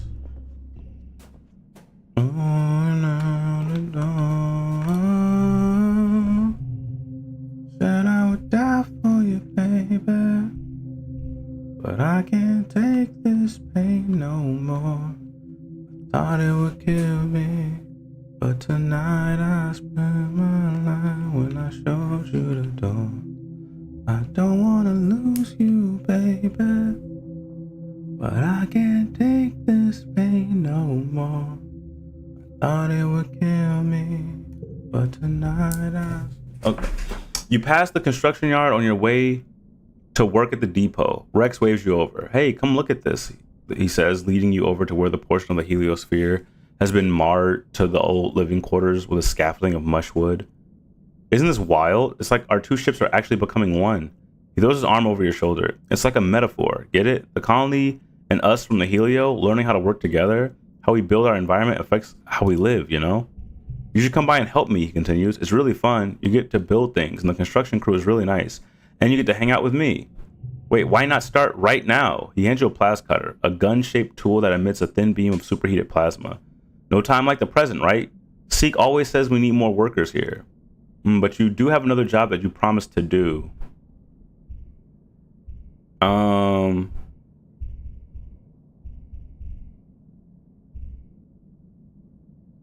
Sorry, but I got a job to do. Yeah, let's just do the job that we're supposed to do, because I want to get my organizing points. Rex throbs himself in the forehead. Oh, duh, of course. You've always got something going on. He lets you get back to work with a wave and a smile.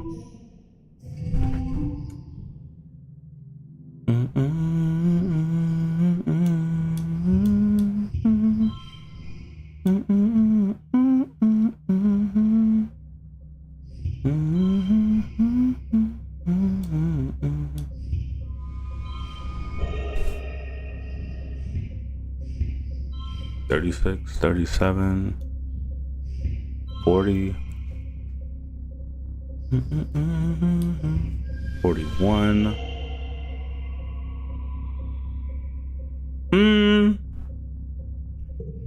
Yeah, I was gonna say that's gotta be it. Nice.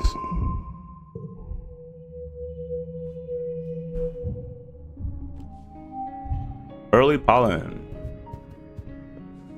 Wait, whose birthday did I miss? I definitely missed somebody's birthday.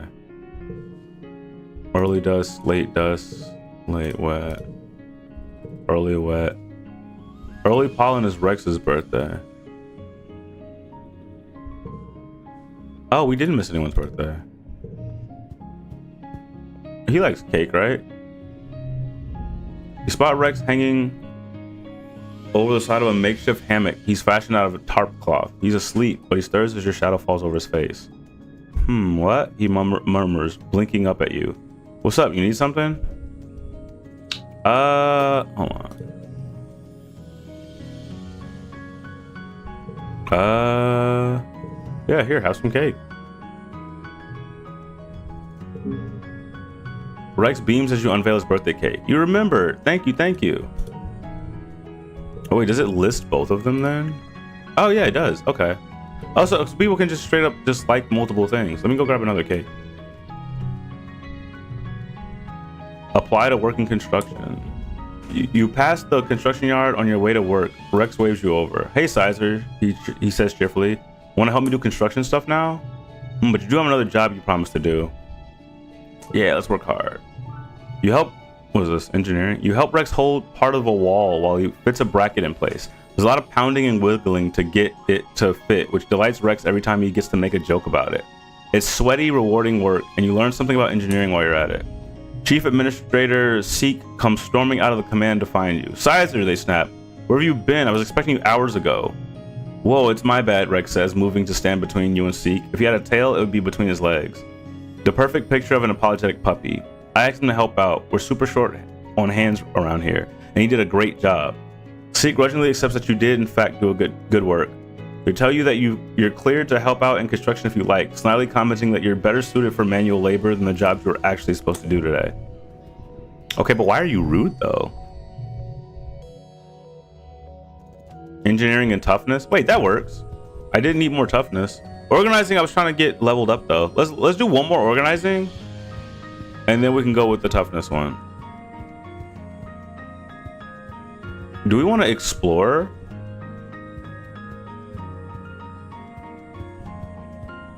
I feel like maybe we should explore some more though. Maybe I'll explore during dusk. I don't know. There's not much going on.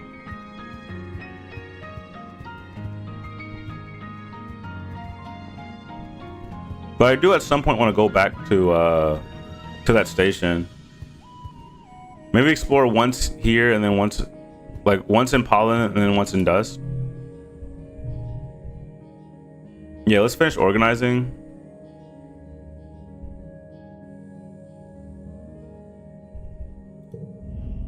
You're scrolling through a hollow novel behind the desk when Tangent comes in. She pauses and looks uncomfortable when she sees you and Mars looking at her, and quickly disappears into the shelves. You and Mars shrug. After a few minutes later, Tang comes up to the counter and drops a fistful of candy. She shifts from foot to foot as you ring her up, jostling up and down and rubbing her stomach. I also need something from behind the counter, she says quietly. Some medicine. You ask her what she needs and she mumbles the name. You can't hear her. Can you repeat that? She mumbles it again, a little louder. Mars stifles a giggle. I'm sorry, what? Tang rolls her eyes. Stars, she curses. I need fart pills, okay? Stupid alien bacteria and all the weird native food makes my stomach upset. OMG, Mars laughs. You have blue gut? Really? Tang the Perfect has blue farts? Tang crosses her arms and looks miserable. You give Mars a questioning look. Blue gut, Mars says. You know, when you keep farting and farting all this like blue dusty stuff. Mars leans over the counter and gets a better look at Tang's backside. Oh no, she says dramatically. White was not the best color to wear today, Tangent. Your butt's as blue as Sizer's hair. Mars cackles as Tangent anxiously cranes her neck to look at her rear. Liar, Tang mumbles, not meeting your eyes. Just give me the pills, please. I don't want to talk about my stupid body.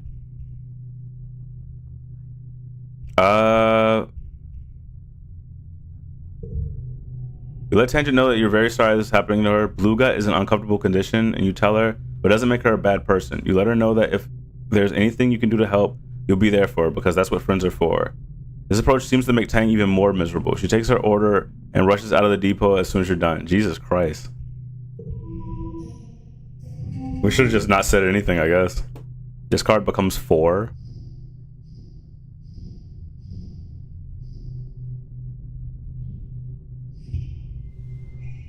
No, it's just 4. Okay.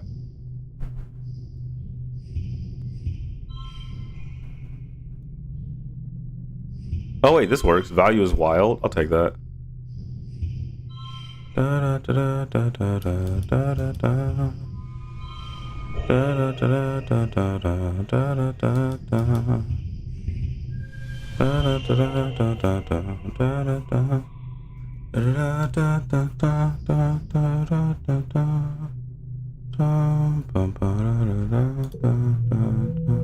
Oh, we weren't even close.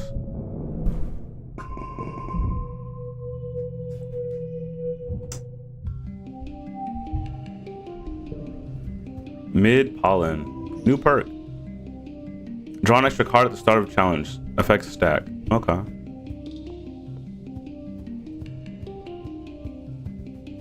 Yeah, it doesn't look like there's anything in particular going on. Let's go explore.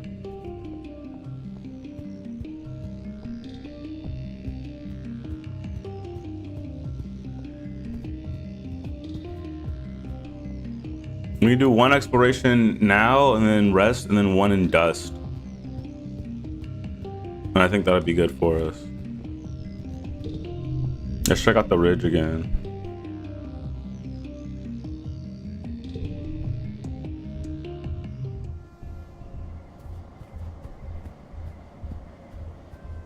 We're still not letting know the swamp.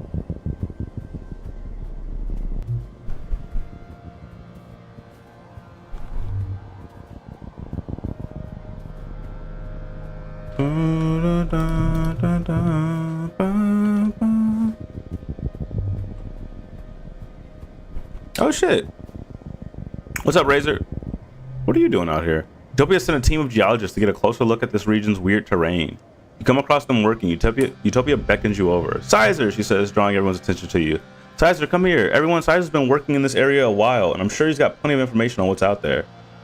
The geologist politely turns and listens to you. Here's what we've got so far, Utopia says, speaking directly to you. Judging for how the layers of sediment are broken up, this place used to be pretty flat before. There must have been a ton of earthquake activity, ripping up the land and bringing up these huge ridges. We can date the quakes around the time a lot of these ruins were created, she adds. And we're looking, but we haven't seen anything built after them. Like that was it for the old convergent domain. These broken up layers are the same across the planet. Something sure happened about 20,000 years ago.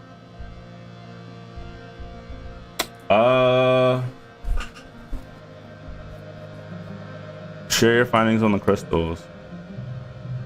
The crystals soak up energy from the sun and transfer it underground. What if that energy was unleashed suddenly? Utopia watches, bemused. As the geologists crunch numbers, it would have been an enormous amount of energy. But if this entire region was one big solar battery, that kind of energy, the energy of 2 suns, could definitely cause earthquakes of the magnitude that could rip apart the land. The gardener's array. The what now? Utopia asks. I never heard of that, she says, and the geologists all exchange similar looks. You explain that the convergent domain had this huge computer network, and some of it is still running. It was used to study and maintain the planet. It might even be dangerous. Utopia doesn't look convinced. I'm not one to throw out a theory, but that's pretty far-fetched, Sizer. All we've seen are ruins. She squints and thinks it over. Well, if that's true, maybe something went wrong with this array and it overloaded all the solar crystals. That level of cataclysmic disaster is the sort of thing that might end a civilization. You set up a drone hive to measure the sediment layers along the cliffside and learn a few things about rocks.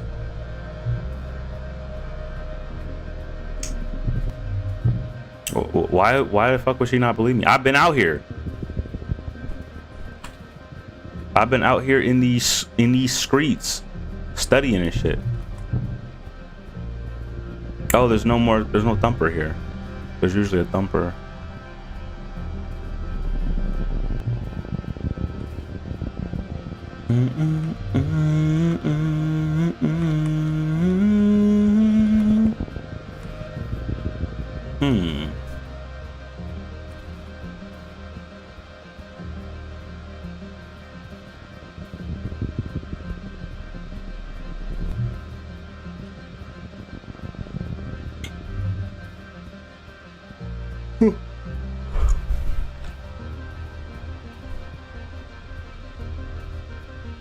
Looking for stuff that'll stand out and be like, oh, we should grab that. This one up here, yeah.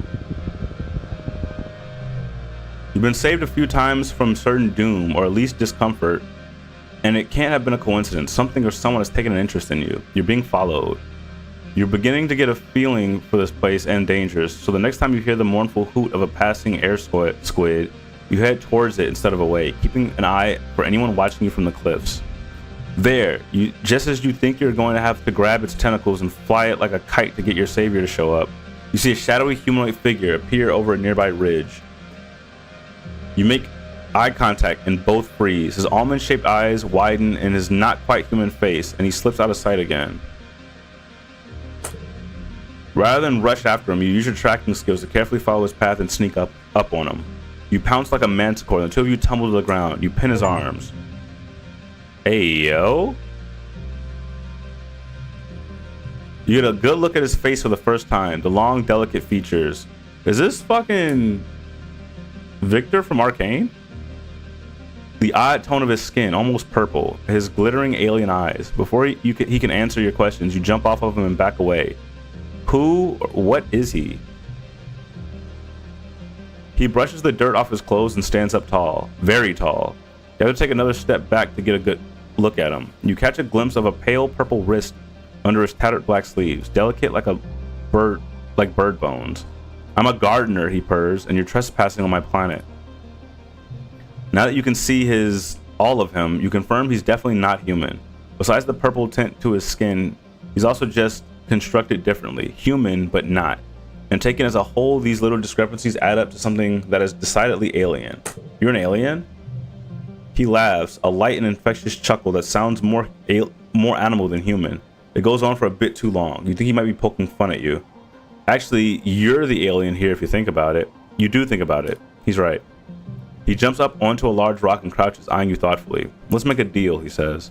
He speaks with an odd inflection, putting the wrong stress on things, but the words themselves come out easily enough to him. I'm not supposed to talk to you, he says. It's against the rules. But since you've caught me, I can grant you one wish. He smiles mischievously. Is this a joke?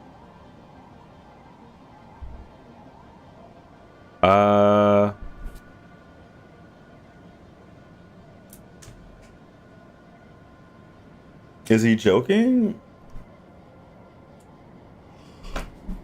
I wish he'd stop laughing at me. Come on, Sizer, he chuckles. The world is such a serious place. Sometimes you just gotta laugh at it, don't you? How does he know my name? He pauses and his eyes unfocus for a moment. He stares straight ahead, unblinking. Then he slowly stretches like a cat and stands up. Well, this has been fun, but I'm afraid duty calls. He doffs an invisible hat towards you. My name is Symbiosis, by the way. Or Sim, if you like. He jumps behind the rock and disappears. Literally, he disappeared. You search all around and can find no trace of where he might have gone or how. Stars, you just met an alien. I mean, no, technically I am the alien. If he's from here, I'm not from here. We crash landed here, or so. I'm all the way the alien. I like the art style. Yeah, me too. You find your path blocked by a massive wall and a hollow pillar. Have we done this before? I think we've done this like a million times. Yeah, we've done this before.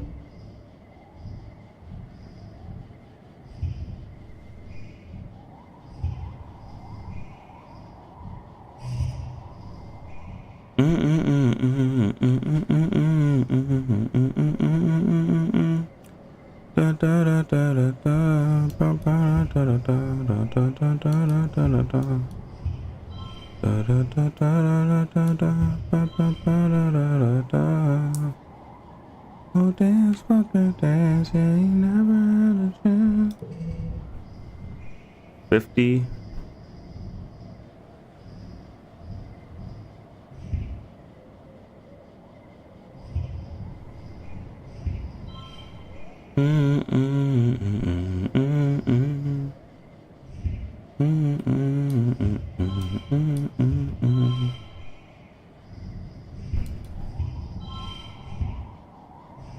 Baby, I'm just a man, I'm just a man.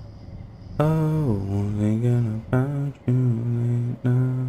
Oh, about you, your friend now. It's all about control. I said I would die for you, baby. But I can't take this pain no more. I thought it would kill me, but tonight I saved my life when I showed you the door. I don't wanna lose you, baby, but I can't take this pain no more. 36. I thought it would kill me, but tonight I spent my life. 3. Is it ever 2? Wait. This is 35. That's 33. Also 33. That's 36. Also 36.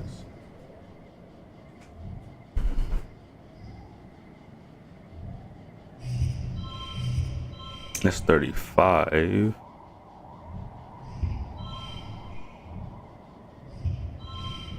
That's 39.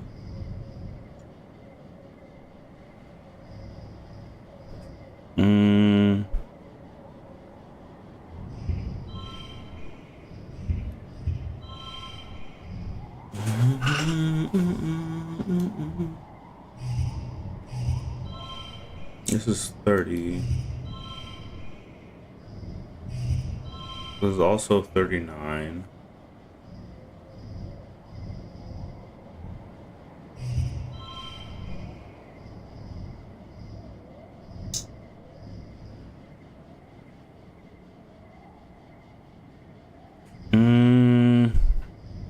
I guess we'll stick with 39.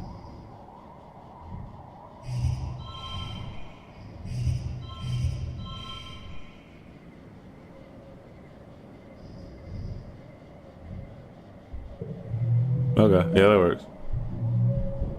Intentionally landed, kind of crashed. Okay, yeah. Find more scraps to converge it. Okay, yeah, we did a lot of that.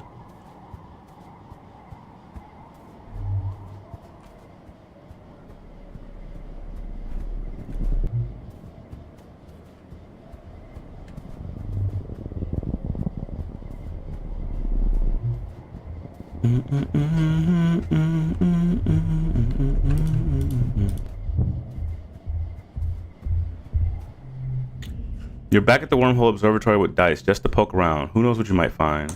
Explore at random. You bravely try all the elevators. Some are broken, one gets stuck for an hour and you think you're gonna die in there, then it chugs to life. Then you find the orrery.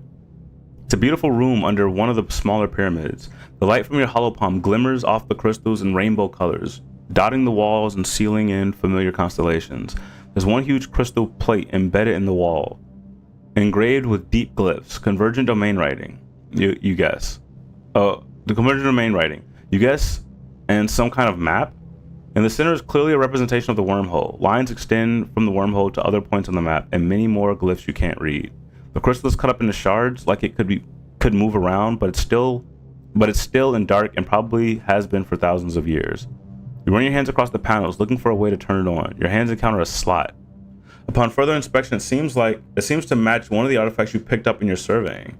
You slot the glowing pink device into the slot.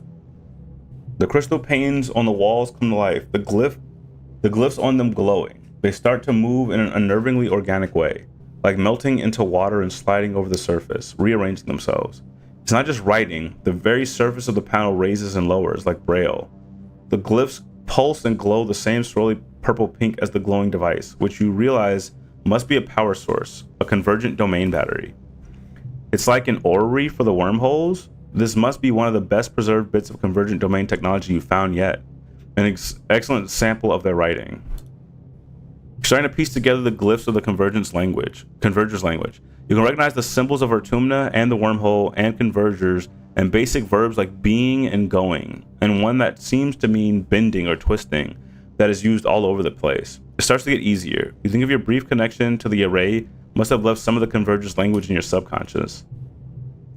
It's also much to take in, and it's getting late. Better bring all your recordings back and let Congruence and the rest of the archaeology team crunch away at it for a bit. They'll be thrilled. Okay. I guess we head back now. Yeah, we can go home.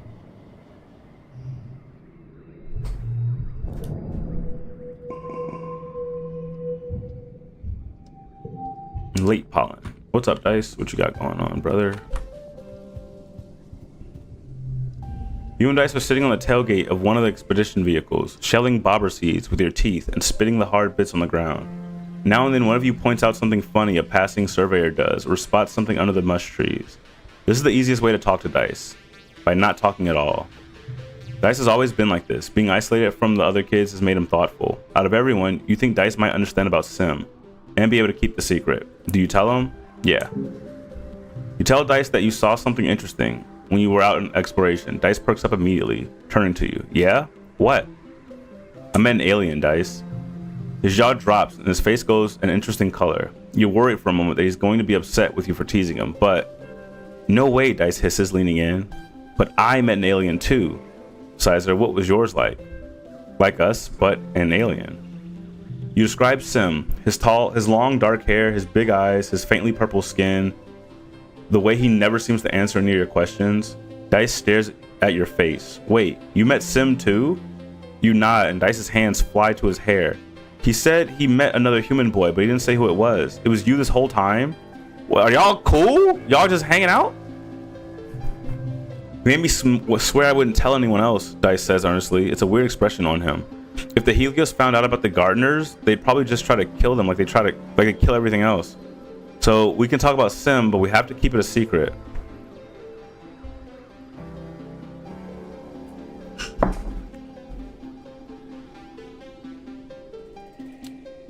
Okay, this will be our secret. Dice nods, looking serious. Good, he says simply, then repeats it. Good. You go back to shelling bobber seeds in silence, watching the colony go about its business. Maybe I should have said more. Maybe I should use a different option and said more things.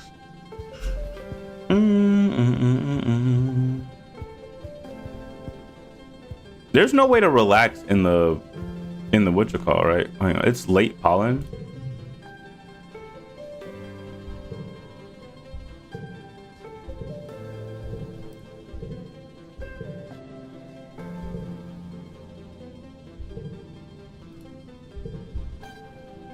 Okay. I'm pretty sure there's no way to relax here. Let's just go relax over here. I like hydroponics the best so far. Oh, nice. Cal likes to spend the evenings outside in the garden with you. He stays warm for a long time out here, even after the last sunsets. It's still so different than the constant temperature of the stratospheric. Living on board a spaceship felt like nothing. You never thought about the temperature or humidity at all, but the weather is always changing here, always a little warm and humid, even in quiet. Okay. You can forget some of the cheaper, less powerful cards. Early dust.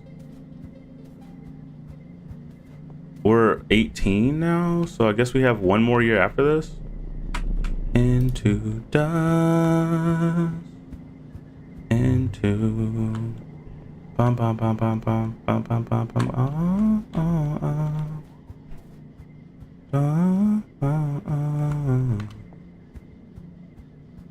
I'd love to get a little bit more toughness, and then I guess we can start looking at some of these other ones.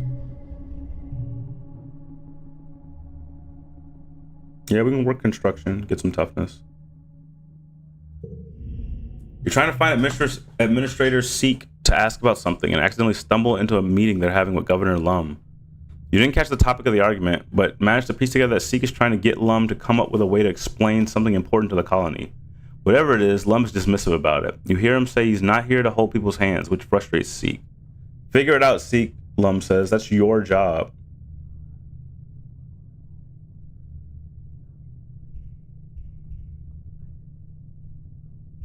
Tell Seek you could do it. Let's see. You wait for Lum to storm off like he usually does, then approach Seek while they're massaging their temples. You offer to help Seek with their problem, whatever it is. Seek sighs. The governor isn't used to how things work around here, they admit slowly. They clear their throat and look around to make sure he isn't still nearby.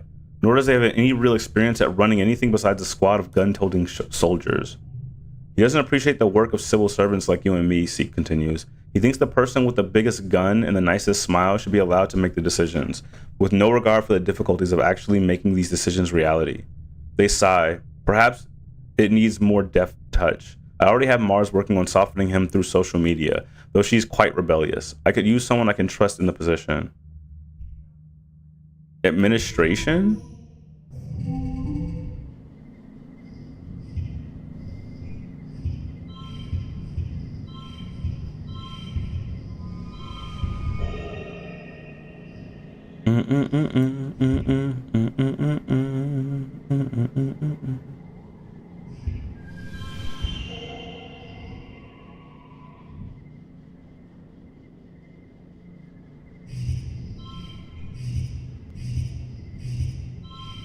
That's 51. That's 53. Da, da, da, da, da, da. That's 42. 48. Yeah, I think 53 is our max. Nope. 57.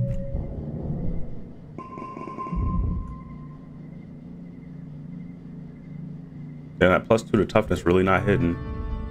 This year, Governor Lum's ascension to the Vertumnalia stage is heralded by an entire military band. Their instruments shiny and nano-printed new. They march out of the command in formation, splitting and forming a phalanx at the foot of the stage as Lum takes his place before you.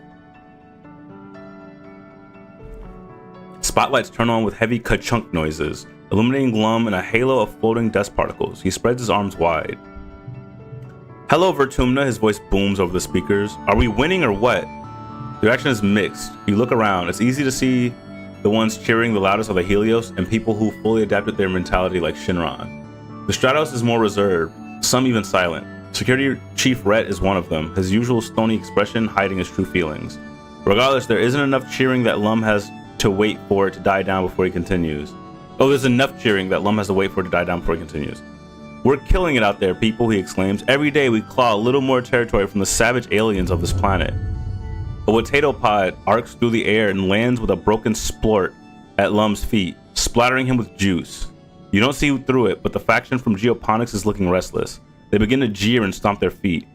Lum continues on, raising his fists. Those Xenos attacked us first, and now they're learning don't mess with humankind. The crowd is now evenly split between cheering and booing. The Stratos are agitated, and you hear calls from things to return how they were, and how Lum and his soldiers are killing the planet. Even the council, lined up before the stage and facing the crowd, looks conflicted. That ain't how it is, Utopia turns and hollers up at Lum. You don't even know what it's like out there.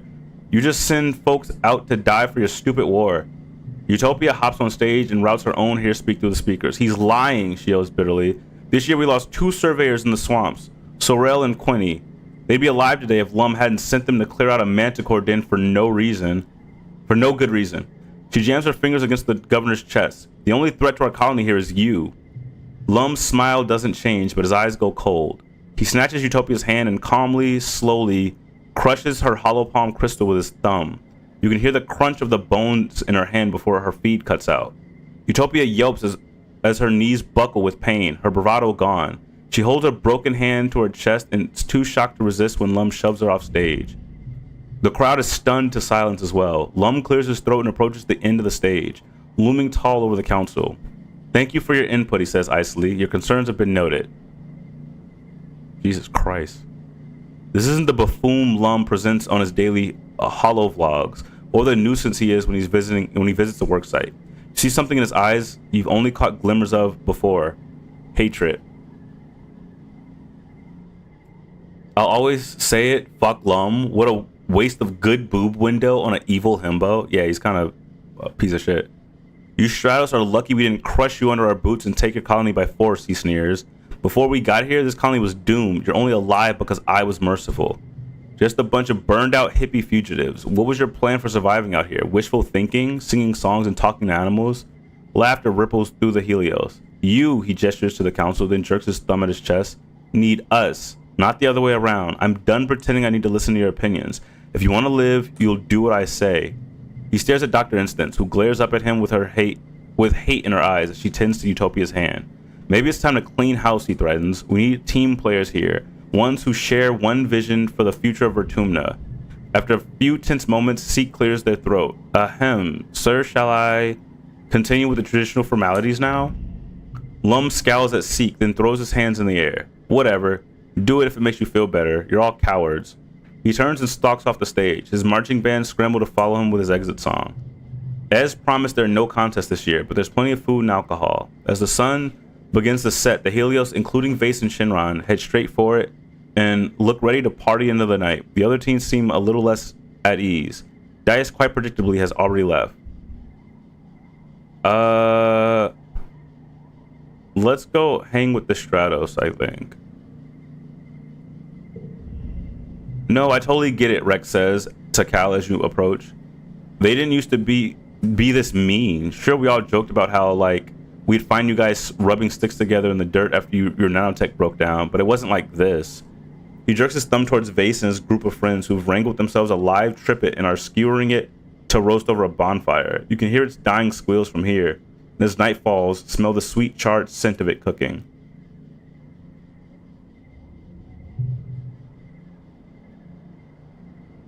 No, they've always kind of been like this, Nami shakes their head. Just like total human supremacists. See something you don't understand? Nami makes laser guns with their fingers. Pew pew, all gone. Want something else there?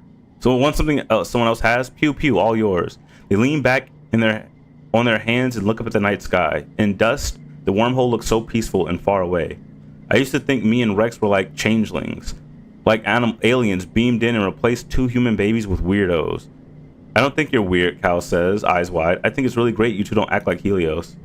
We are Helios, though, Rex replies, and Nami nods. And some people dancing around that bonfire are Stratos. It's not about how you were raised. It's about the choices you make, Nami finishes. No one is just a good person or bad person. Only bad people think they always make the right decisions. The dancing and feasting continues well into the night while you pass the time with your friends in the peaceful faction. Knowing that the whole colony isn't into being soldiers and fighting Lum's war on nature makes you feel less alone. But you can't stop thinking about the governor's eyes as he crushed Utopia's hand today. So long as he's in charge, does it matter what anyone else wants? The week after Vertunalia is one of the hottest since you've landed. You're supposed to take time off for a much-needed break, but it's just so humid and awful, and tempers are short. Shortly after the festival, you start seeing graffiti cropping up everywhere. It seems that a lively, if not particularly civil, conversation between the two factions is being held on a flat surface of the colony. Lum announces a zero-tolerance policy for political graffiti, but you notice that not every tag is being removed, just the ones against the war, of course. The atmosphere of the colony is oppressive, as thick as the choking dust heat itself. Everywhere you try to relax, people are just wanting to talk about the war. To make matters worse, the sweltering nights are making your nightmares intense again. You return to work feeling more stressed than before. Damn. Okay, so we gotta get rid of that guy.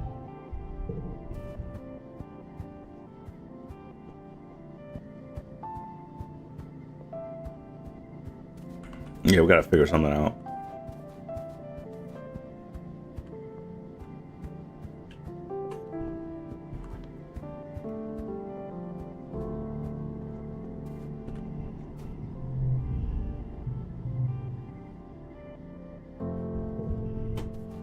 Whose birthday is it? We're in the middle of dust?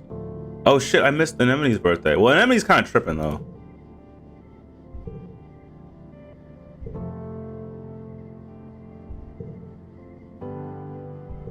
Oh, it's Nami's birthday. What is Nami like? I have no idea. Maybe cake.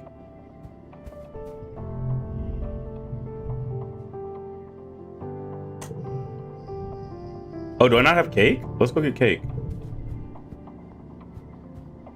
I actually don't know what else she likes. I have no idea. Wow, we haven't been giving her shit? Or maybe we just haven't given her anything interesting.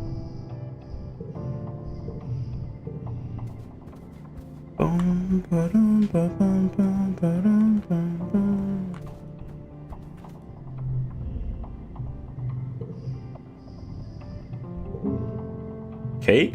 On my birthday? You're the best by light years. Yeah, I got you. You're walking through the colony when you see a blur of color and motion in the corner of your vision. Bang! Nami collides with you at a catastrophe of flailing limbs and high-pitched squealing, sending you both sprawling to the ground. Oh my gosh, Nami exclaims. They immediately get to their hands and knees and begin to collect the papers that exploded out of their hands when they fell. I'm so sorry. Sometimes my brain is off doing its own thing and I don't watch where I'm running. Ah, they exclaim, dusting off their piece of toast and shoving it back in their mouth. Oh, this is so anime. Gotta eat breakfast even when you're late. Your enhancement isn't super agility, huh? Nami pauses and their friend gets him to recover. Oh, they reply, looking at you with big eyes. That's a complicated subject. Oh shit.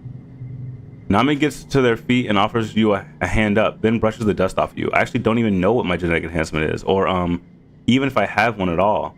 My parents decided to lock my medical files from when I was a baby because they had this wild idea that they wanted me to grow up without feeling like I had to be perfect. They think it's rude for parents to make that choice for their kids.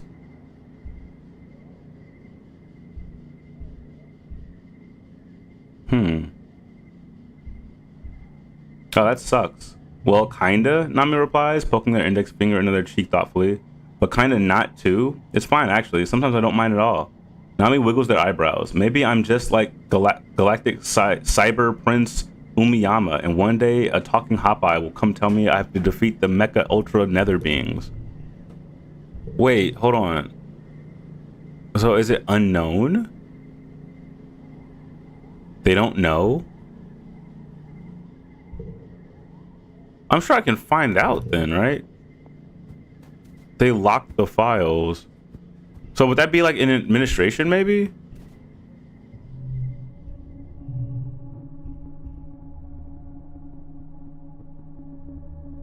Assist the governor? I mean, I don't really want to do that now. He kind of sucks.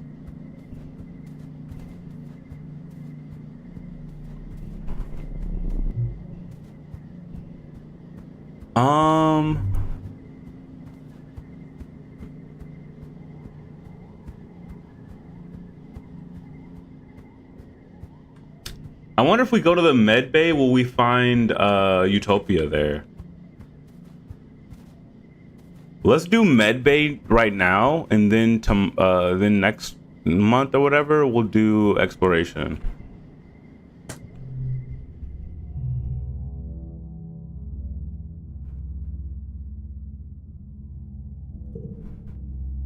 You don't like to see Tangent in the med bay, but it is nice to see them at work.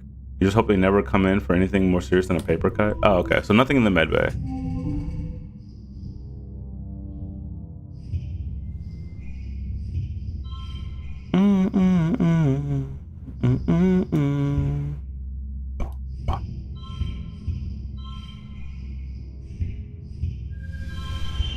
That's 51.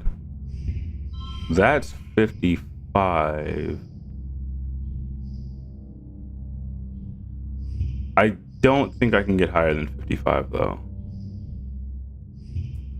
'Cause if I do, I would surely lose a lot. 'Cause your love is better than any love I know. It's like thunder and lightning. The way you love me is frightening. I better knock on wood. Okay, whose birthday is late dust? Is that Rex? Rex is early pollen.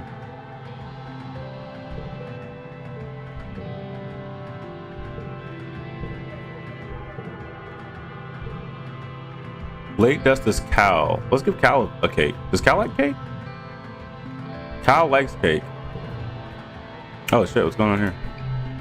You spot Rex carrying supplies and big pieces of wood into a huge tarp section at the end of the lounge. He waves at you. But as much as he can wave with his arms full of mushwood. Hayla Sizer, he calls out. Have you come to see the bar? You give him a questioning look. The bar? You don't know Rex super well. You've never heard anything about a bar. He gestures to the tarps. My bar, he says. I've been working on a special project ever since I joined the construction crew. The colony needs a place to cut loose, you dig? He looks up, beaming with pride. I think it's about halfway done. You take a look at what you can see. Rex has kept it all pretty well tarped up and hates letting people inside to peek, but you can tell it's big, perhaps a little too big. Ambitious maybe for a first solo construction project. But Rex has had a lot of help from his crew and from the whole colony. He'd have to be able to find enough wood. I'm sure it'll be great. Rex comes over to you and slings you into a one-armed hug. Just seeing you makes me super energized, he says. I can almost hear the music now. That's right, the bar's gonna have live music. You know anyone who plays an instrument? I'm gonna work double time to finish this place. If you want to help, bring me all the mushwood you can find. Oh, does he legitimately want mushwood?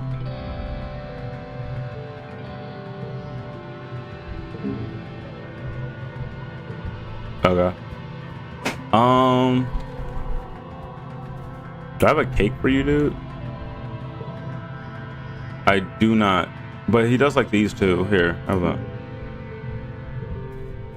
Oh shit.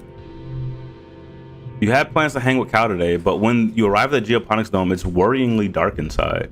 You fumble around in the red emergency lighting until all the lights come back on with a heavy ka-chunk of a breaker being flipped. Wait, have we done this one before? Oh, this was the thing.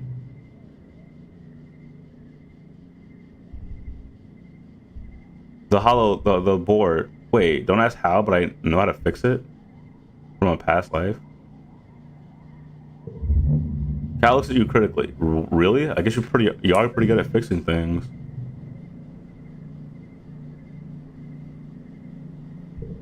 What? Okay, so you just get... So, okay, even if I didn't have the engineering skill to fix it, I would have been able to fix it anyway.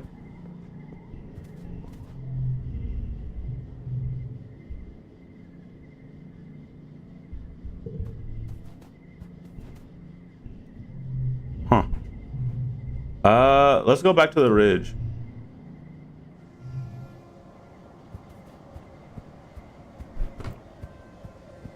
I'm like increasingly more incentivized to find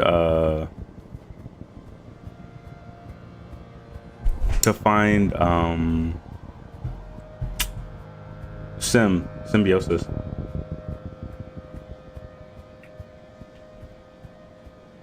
And I wonder if you know what it means. Find something.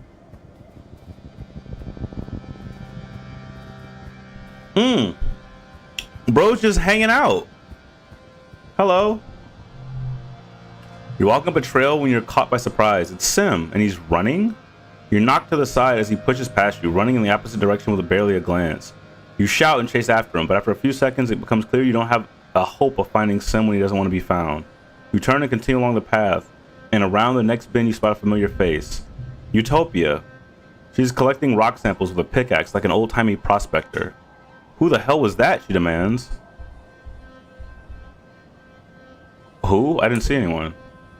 Utopia squints at you. The man who just ran past. The tall guy dressed in black. How did you not see him? She hikes her pickaxe off her shoulders.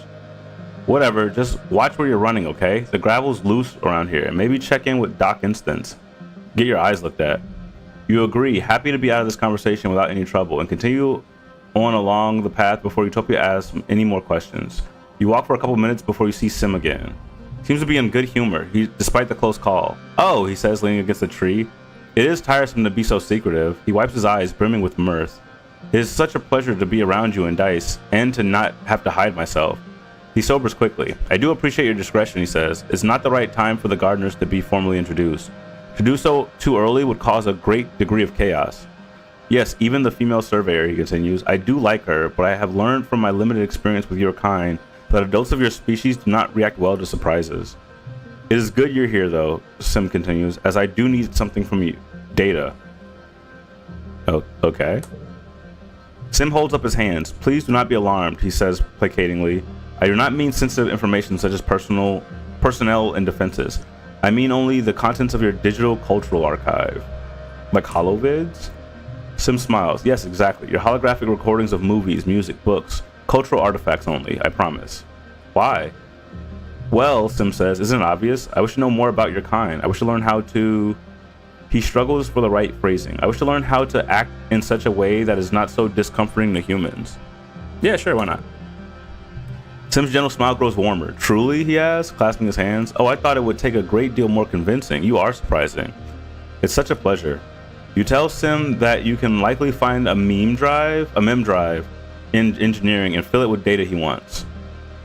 But you have a few questions of your own. That's fair, Sim says. It must be frustrating to feel as though the truth is being withheld from you. Ignorance is not a yoke your kind bears easily. Please trust me when I say that my inability to answer your questions is born of circumstances beyond my control, and not a lack of desire on my part, he continues. I have full faith that you will know everything soon enough. Well, I mean, hopefully. It's the last year of the game, so... hopefully we learn something, right?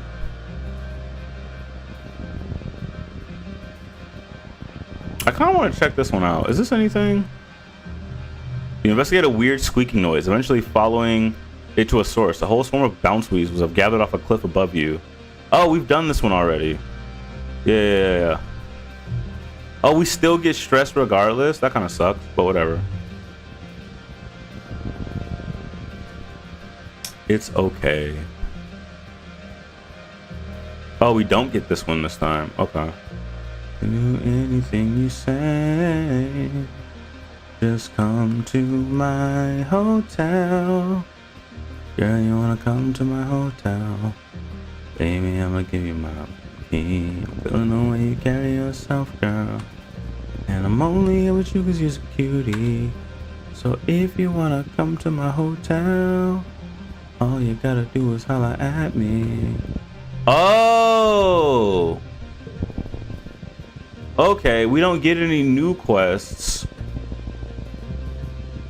Okay, but I want to go back. I don't want to spend some time resting. I would rather just continue working.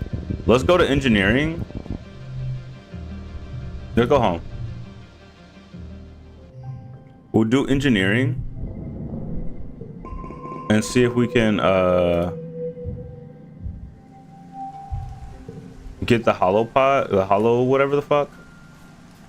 You said there was a memory drive in engineering, so let's go. We're gonna go check that out. It is early wet.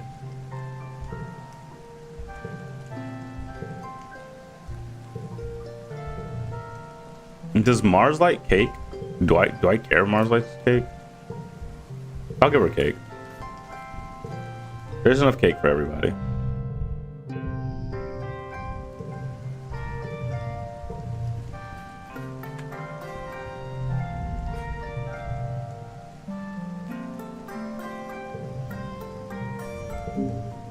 A birthday cake? Icing is a little uneven, Mars notes, and there's no candles.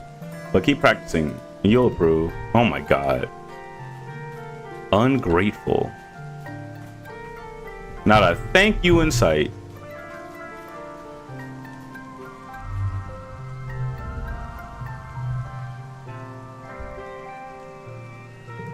Wait, so is it like every season or how often can you make whoopee with your girlfriend? Download data for Sim. Sim asks you for data on human culture, television shows, music, books, things like that.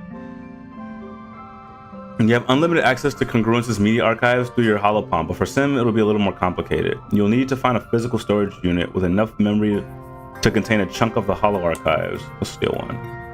The robot workshop would be a great place to look. You sneak in, nobody around, good. You rummage around until you find what looks like a portable holo unit in a drawer, then find a port in the wall to plug into.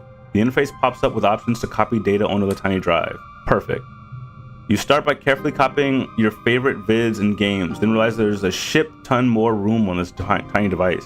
You sweep in several thousand more vids, as well as the entire contents of the school's learningpedia. As you slip the unit into your pocket, Congruence console above you suddenly flickers and lights up. Congruence seems amused. She doesn't sound an alarm, although you know you shouldn't be in here, but asks in neutral voice, "What are you doing in here, Sizer?" "I need this holo unit for school." You casually take it back out of your pocket and present it to her. You tell her Professor Instance told you to come get one and put some data on it. You're studying old Earth media and humanities. Congruence actually believes you, you think. It's hard to tell since she's a complete control over her facial expressions.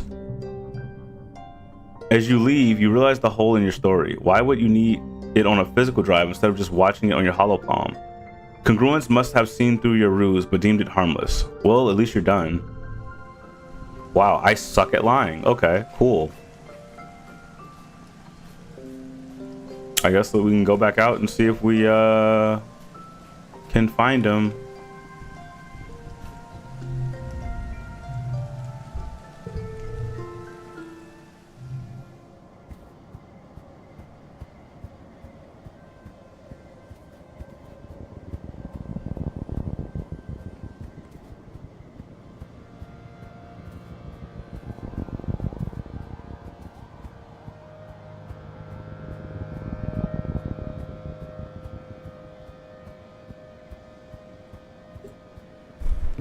Maybe we should do some more of these events to make our time out here worth it.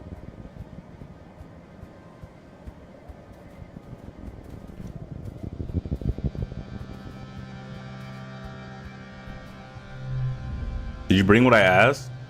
Sim is standing in the shadows, wrapped up in his clothes like he's trying to blend into the jungle. He looks like a vid actor pretending to be shifty. You guess he's asking about the data he asked you to smuggle out of engineering.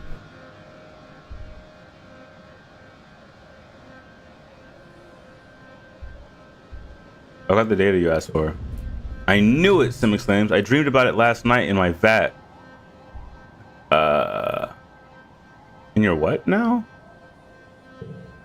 Sim waves his hand dismissively. Never mind, let me have the data drive. Yes, but answer a question first. Sim sighs and crosses his arms, but from his smile, you can tell he's amused by your little game. Okay, I'll answer exactly one question. What is it?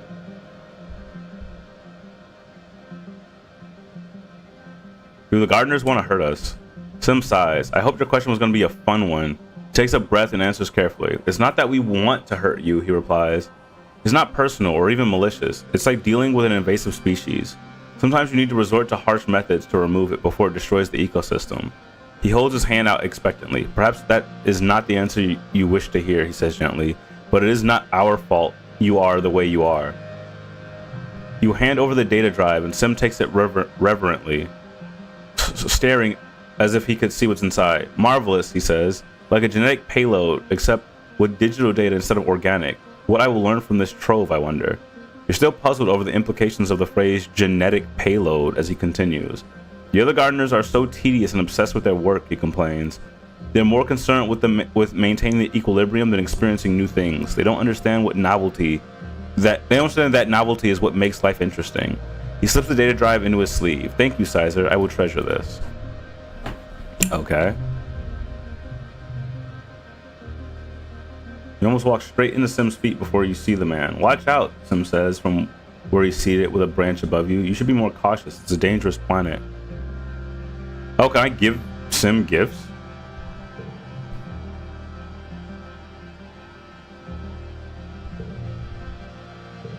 I guess Sim will be like a reason to come out here a lot. I don't fucking know.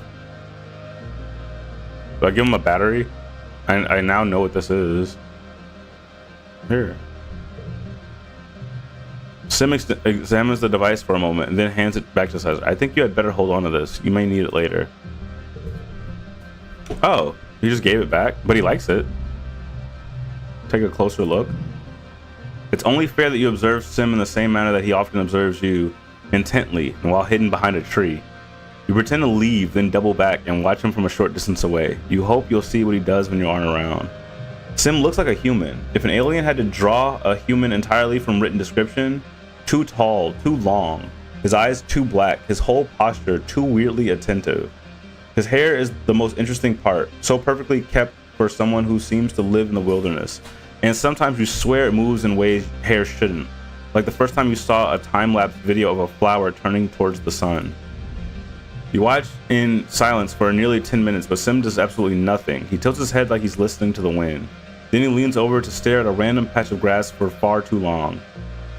Eventually he turns to stare straight at the spot you're hiding. He purrs. You like what you see, sugar bug? I'm just looking. He tosses his long hair over his shoulder and extends his hand, baring himself for your inspection. It is not a crime to be curious, he says. Why, I find myself very curious about you. You look your fill now that he's offered. You find yourself constantly drawn back to his deep silver eyes and the hypnotic motion of his hair. Within moments, you find yourself more relaxed. Sim's faint smile fills your vision, blanking out the rest of your senses. Don't be alarmed, he says, his voice sounding like it's coming from the bottom of a well. I have the ability to induce a mild sedative effect in organic creatures. I find it useful in reducing their cortisol levels, so I may tend to them more easily. If you find it soothing, I would be happy to use it on you at your request. You have simply to ask. Oh, so he can lower my stress? Is that what he's saying? I quite enjoy these holographic videos you gave me, Sim says. I've been learning so much about humanity from them. However, what are fava beans and Chinti? Can you help me calm down? Of course, Sim murmurs, stepping into your space, his cool hands alight on your cheek, tilting your head to look in his eyes. Within moments, you feel the burdens of your day lift off your shoulders, like a balloon floating away into the sky. Your consciousness reasserts itself sometime later, and you find yourself held in Sim's long arms. You blink away the brain fog and pull yourself together, thanking him for the experience. It was my pleasure, Sizer. Stay safe out there. Oh shit, okay. So Sim can just kind of manually clear your shit. More perception. This time, you'll catch Sim doing something weird and alien. You send a survey drone to follow him and watch through your hollow palm as he heads into the forest. He comes to a still pond and crouches by it, staring intently into the water. Then, with a flick of his wrist, he snatches an eel from the depths and bites its head clean off. Then he looks up at the drone and gives you a jaunty wave as if he knew it was there all along. Wait, does Sim usually eat raw living animals, or was he just doing it because he knew you were trying to catch him doing something weird?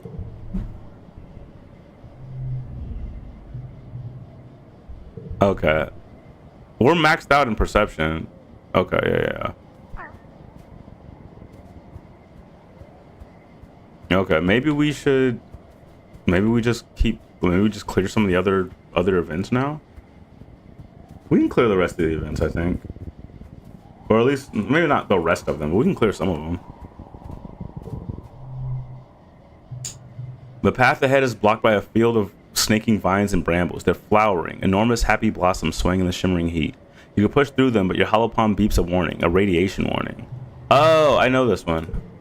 Okay, so most of these we've already done.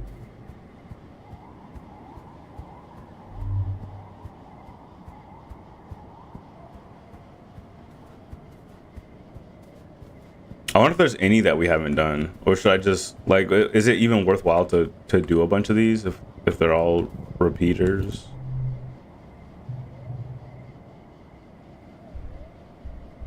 Yeah, we've done all these.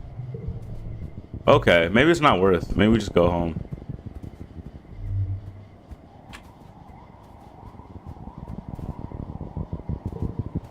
Sim doesn't need anything else from us, right? I mean, we're probably still just gonna keep on coming out there.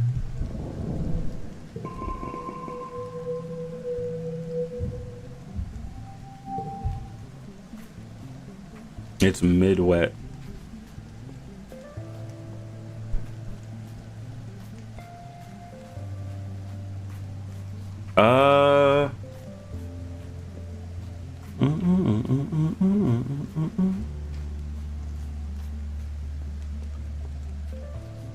I have no idea what I should be doing.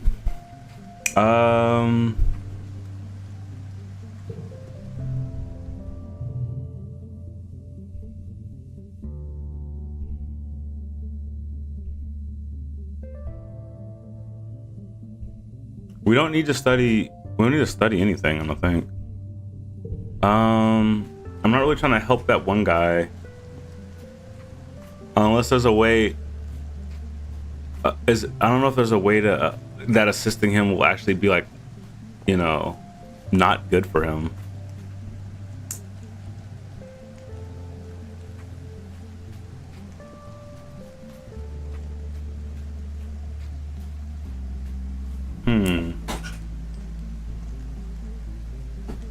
Maybe I'll just rest.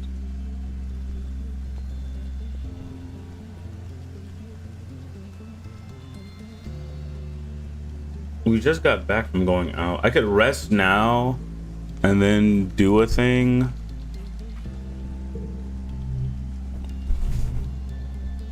Or I could I don't know, do like some xenobotany or something and then rest later. Is there anything more to get from xenobotany though?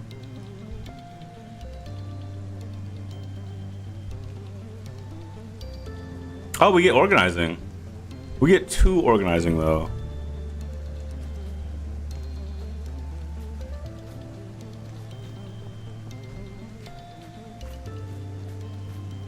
I don't know. Maybe the xenobotany is still useful.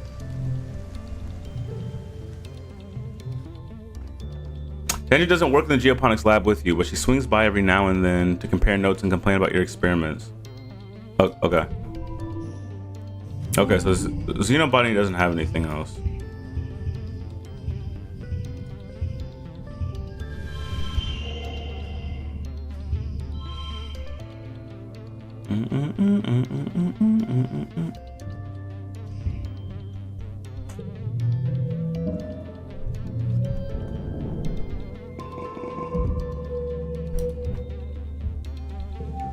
Okay. Yeah, we'll rest this time.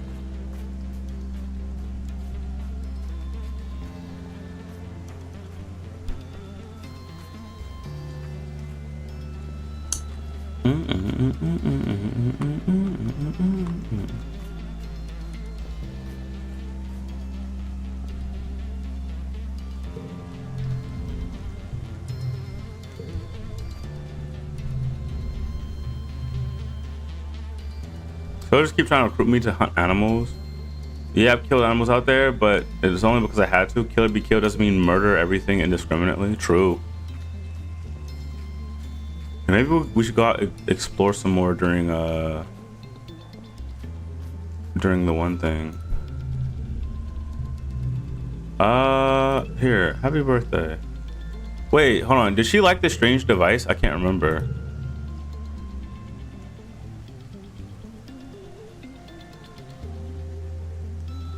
She likes the yellow flowers. Did she like the strange device?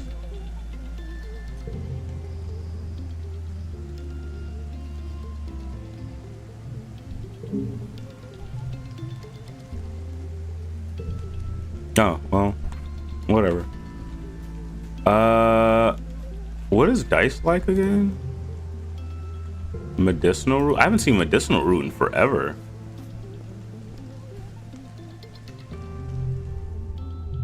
Okay, let's rest before glow, and then we'll go out and see if we can explore out during glow again. I wonder if there's a way we can, like, I'm trying to figure out what's a way we can kill fucking, what's his name? Your mother's white astrania flowers are flourishing in the garden and everywhere else too. They've really taken to something in the soil here. You even see them outside the walls. Something must be carrying their seeds outward towards the wilderness. Nice.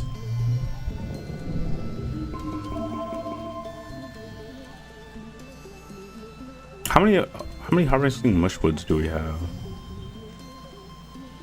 3? Okay, yeah, we can get rid of both of these. Oh, we can only get rid of one?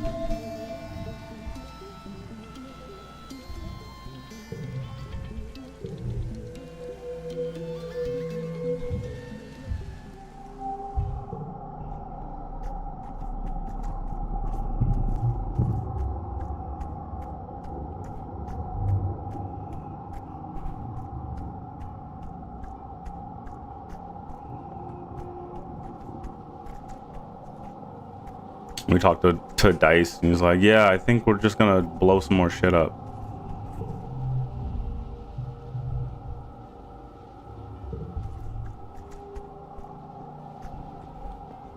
I could have gave him something for his birthday. I'm kind of a piece of shit for not. Yeah, let's go sneak out.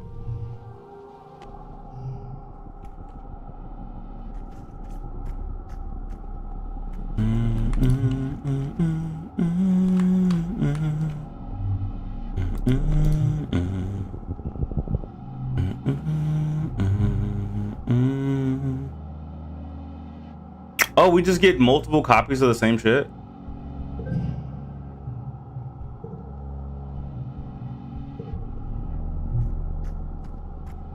Okay, maybe we weren't meant to come out here twice.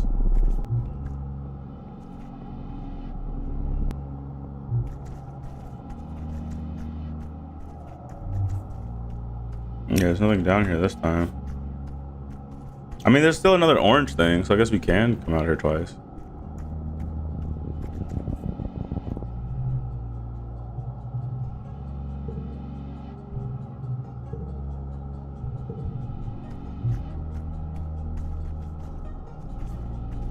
Oh shit, fucking, what's his name's here?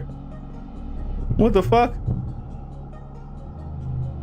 Shadows upon shadows move against each other in the glow, wavering under the gleam of the gloaming of the mush trees like ghosts. The forest is as still as a creature breathing its last breath. You don't see Sim until you're practically on top of him. Hi, Sugar Bug, he laughs, holding you by the shoulders. Miss me? You clearly didn't. You nearly didn't there. I totally saw you there. Sim smiles. Of course you did. You're practically made for this place. Sim starts walking through the forest, his footsteps finding the path with ease. This is my favorite time of year, you know, he says. I get the sense that you humans are afraid of it. Well, things do tend to attack us. That's true, Sim replies, tilting his head with a funny expression. Those attacks are not natural, as you may have guessed. Glow isn't dangerous at all. It's lovely. He smiles. Glow is a time of healing, actually, a time for the creatures of this planet to go dormant and reflect on themselves, and to strengthen connections with other life forms. Of course, the planet repels you, he adds, raising his hand to stir a cloud of glowing spores drifting above your head. You don't connect. You're like a bird, lodged against its skin. Sim continues walking. I'm sure you have some questions for me as usual.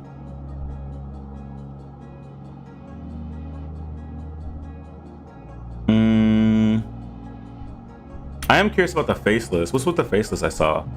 Ah, Sim says with a smile. Constellation. You've seen her? That's very lucky, you know. Don't ask me how she does it, but she manages to sneak around these woods like a ghost. The faceless weren't exactly designed with subtlety in mind. He lets out an amused puff of laughter, but she's something else now. Don't worry, he continues. You'll only see her around in glow. She doesn't like the sunlight. And unless you breathe in her spores, she's harmless. You fix him with an incredulous look and he shrugs. There was quite the upset when she broke away from the hole and went to seed. But as you humans say, life finds a way.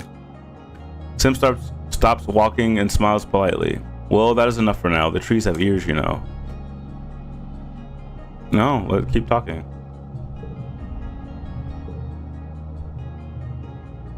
Is Noctilucent the one attacking us? Sim smiles and looks off into the distance. Ah, so you've met. My condolences. Their views are difficult to hold within myself, though I understand them implicitly. Noctilucent is responsible for invasive species management, Sims adds. So yes, repelling you falls under their domain. The most obvious method, as you've noticed, is the yearly attacks. Though there are other more subtle methods to discourage growth, plague and famine, for example. It doesn't need to be this way, he sighs. Sim stops walking and smiles politely. Well, that's enough for now. The trees have ears, you know. No, just tell me everything. We're here. Seriously, what's up with the wormhole? Sim laughs. Just like that? You like me to unravel the mysteries of the universe for you? Suffice to say, I don't think you could fully understand it even if I explained everything I know. He looks at the wormhole with a thoughtful expression. Truthfully, the wormhole is older than even this planet, he murmurs. It operates on a level of space and time that are beyond even my comprehension. The universe is impossibly vast and unknowable. I'm sure you've already noticed that it's related to your foresight, yes? He asks and you nod. Your dreams, if that's what they are, always seem to get worse and wet and glow when the wormhole is close to the planet. Many individuals such as yourself are sensitive to the wormhole's effects of time and space, fluctuations and eddies in the normal linear flow of reality. Think of it like an echo, only not your own. Think of it as a version of yourself stood in this spot and shouted, then moved forward in time before hearing his own voice return. You can hear those echoes. Choices that person made and events he experienced may not come to pass for yourself. I'm not the only one? Sim shakes his head. No, though you may be the only human. We gardeners have lived under this wormhole for thousands of years. Some of us have developed a sensitivity to it as well. We use it to guide us in tending to the planet. Okay. Can I ask the other thing? Mind the glowflies? Okay. I'm probably the only human that has the visions, but they can do it though. You climb to a plateau ringed with gnarlwood trees. The view is fantastic. You can see the entire valley on this side of the colony. You have a curious sense of remembering this place, not from your dreams, but no, from a vision you had in the pyramid. Something important will happen, but not yet. Take some samples. Your quest for knowledge continues, so you take some samples and analyze them with your hollow palm. There are wacky things here. There's glowing mushrooms you've never seen before, and a strange amount of deadfall, as if there has been some kind of localized tornado. You log fake location data, so it looks like you found these things inside the colony. Utopia would be upset if she knew where and when you actually got this. Okay. Is that it? I guess that's it. Yeah, was there any other, let's see if there was any other events. We'll probably do all the events here since this is a once a year location, but I think we already did them all. Yeah, we already did them all.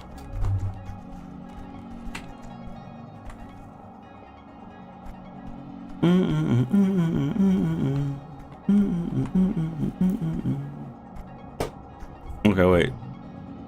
I wanted to see if we got like a relationship with the other two, with Constellation, or I don't remember what the other one's name was. Let's go home.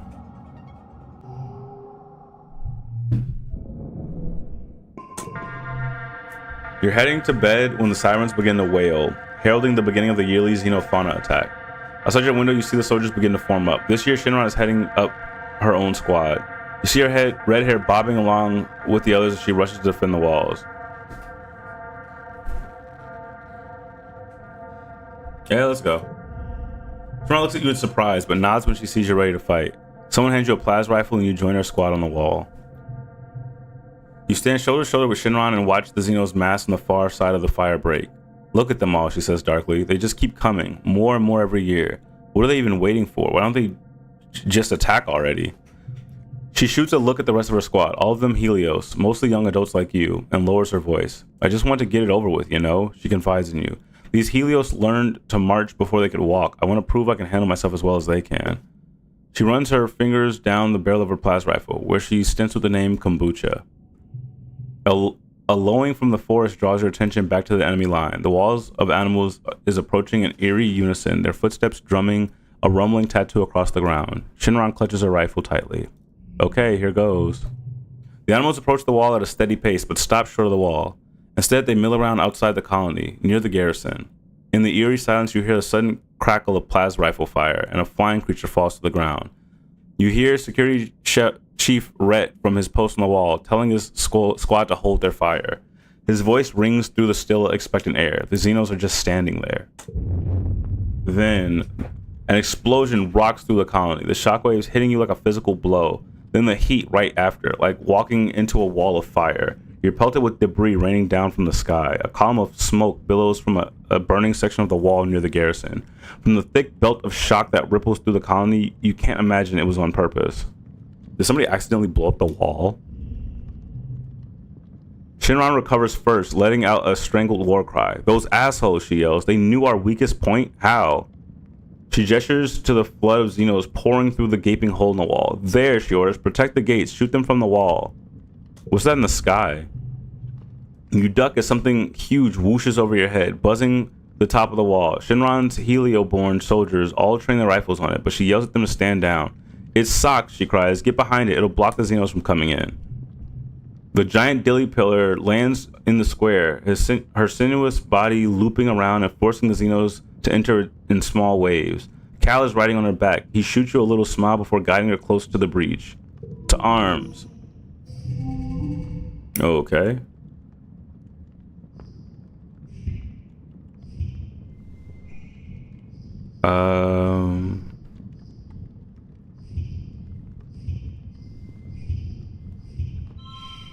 I'll take a 31.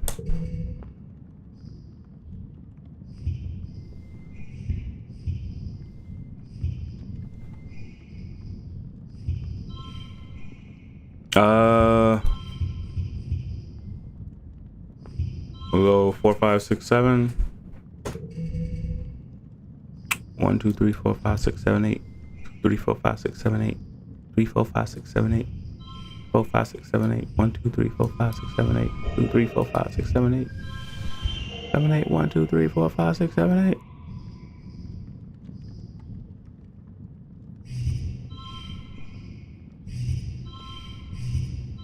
It's 41.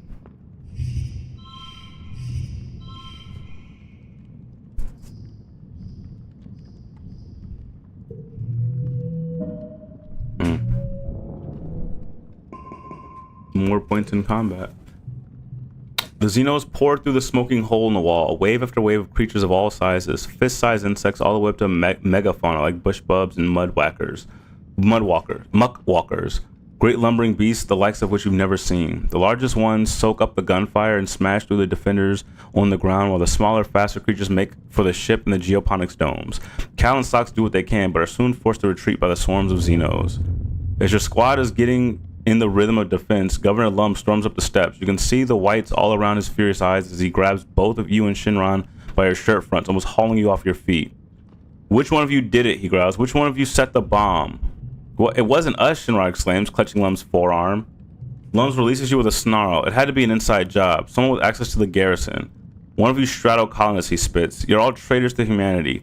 He looks burned, possibly bad, part of his uniform still smoldering. You wonder if he and his squad were near the explosion, if people were dead because of it. Ooh, I hope so. He rounds on Shinran. Give me command of your squad, he orders. I'm taking them down to the courtyard to engage the enemy directly. I took a chance on you, Anemone, but you can't be trusted, just like the rest of them. My squad, Shinran stammers. She looks conflicted. Lum is the governor and outranks her as a soldier, but he's Lum. His plan is bound to be dangerous or even suicidal. The rest of the squad are Helio-born, yes, but they're also just teenagers like you. Don't you need us up here supporting defenders from the walls? She chances a suggest.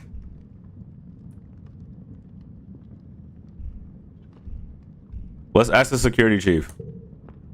Shinron looks relieved. Yeah, let me check with Red, okay? He might need us. Let me just check. Lum nods her forward and Shinron steps away to confer with Red over here speak. When she returns, she looks unsure. He says you can't order a bunch of kids into the worst part of the fighting just because you think it'll look cool.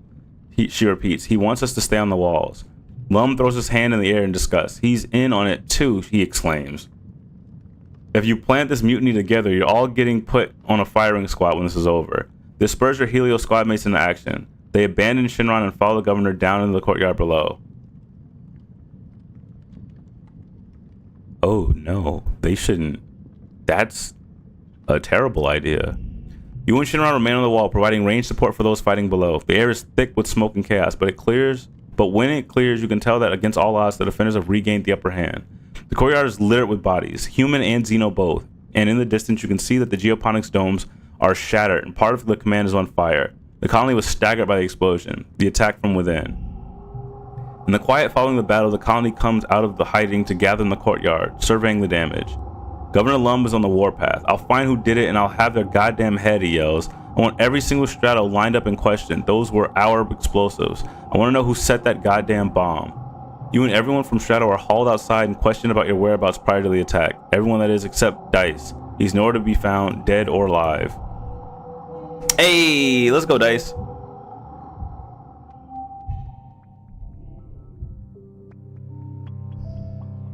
Okay, we're 19 now. Maybe we can, maybe we gotta find Dice now. I guess we rest?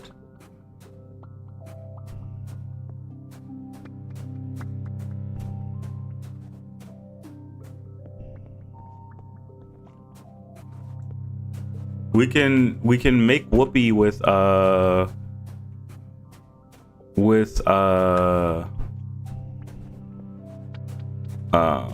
Tangent and then go explore. We'll be at like 30 stress. We can go explore with it.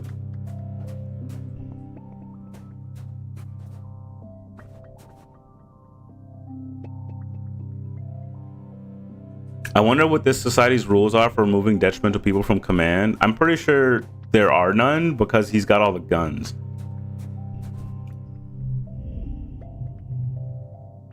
You hear Tang's voice before you see her. I've already told you I have no idea where Dice has gone. Perhaps he's dead. You enter the laboratory to see Tangent talking to someone from command. His Dr. Instance looks with a concerned look. Tangent is standing her ground. I know it's horrible to say or even think, but if I say it, will you finally leave me alone? Wherever he is, he's happier for it. Tang catches her eye and excuses herself, making her way over. Pretend you need me for something, she whispers, her voice shaking. I'd like to be spared from these vultures.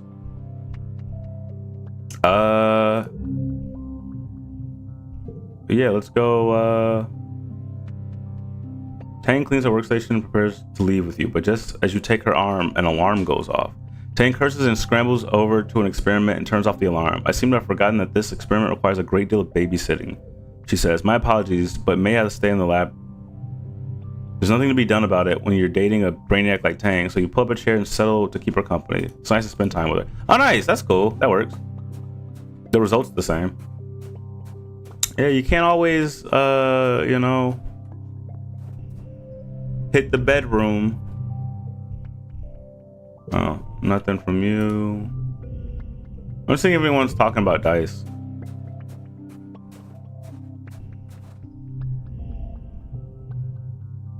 Mars kicks a piece of rubble and used the particle. I just don't know how anyone could do this, she says quietly. After everything we've been through together, everything we've suffered, to just blow it up? Was it really so bad here? Yeah, nah, it kind of sucks. It does kind of suck here.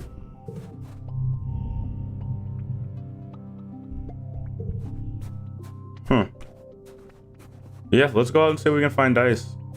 I'm assuming he went to the ridge.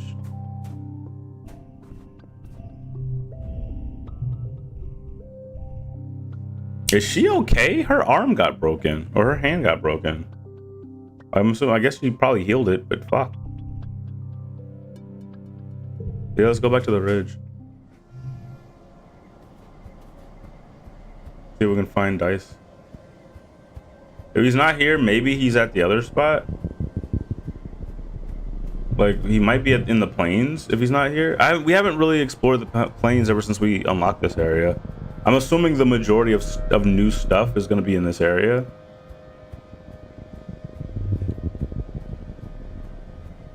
But maybe we got to check out the plains as well. It's definitely been a while since we took a gander over there. We have most of the skills that we like care about anyway.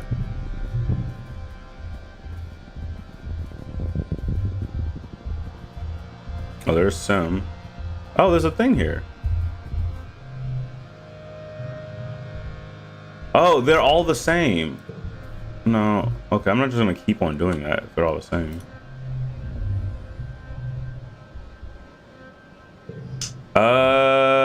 We brought him this the first time. Maybe a flower. Examines your gift in great detail, asks various questions about where and when you found it. He hums to himself as he turns it over in his hand, a broad smile on his face. Remarkable, Sizer, just remarkable, he says as he hands it back to you. You're truly the most thoughtful of gift givers. I've enjoyed your present to the fullest. Should I explain that he can keep it, but he smiles and shakes his head. Oh, he didn't want it?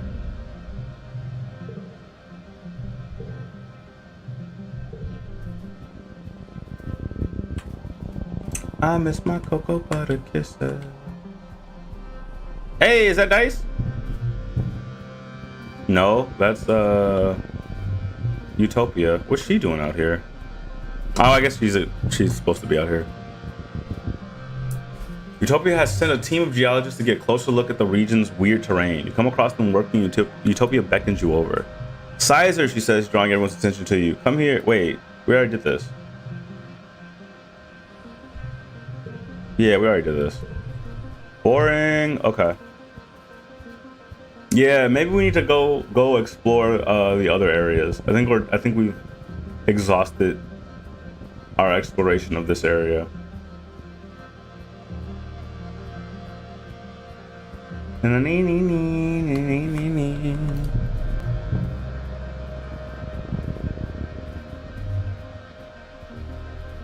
Yeah, Dice might not be here.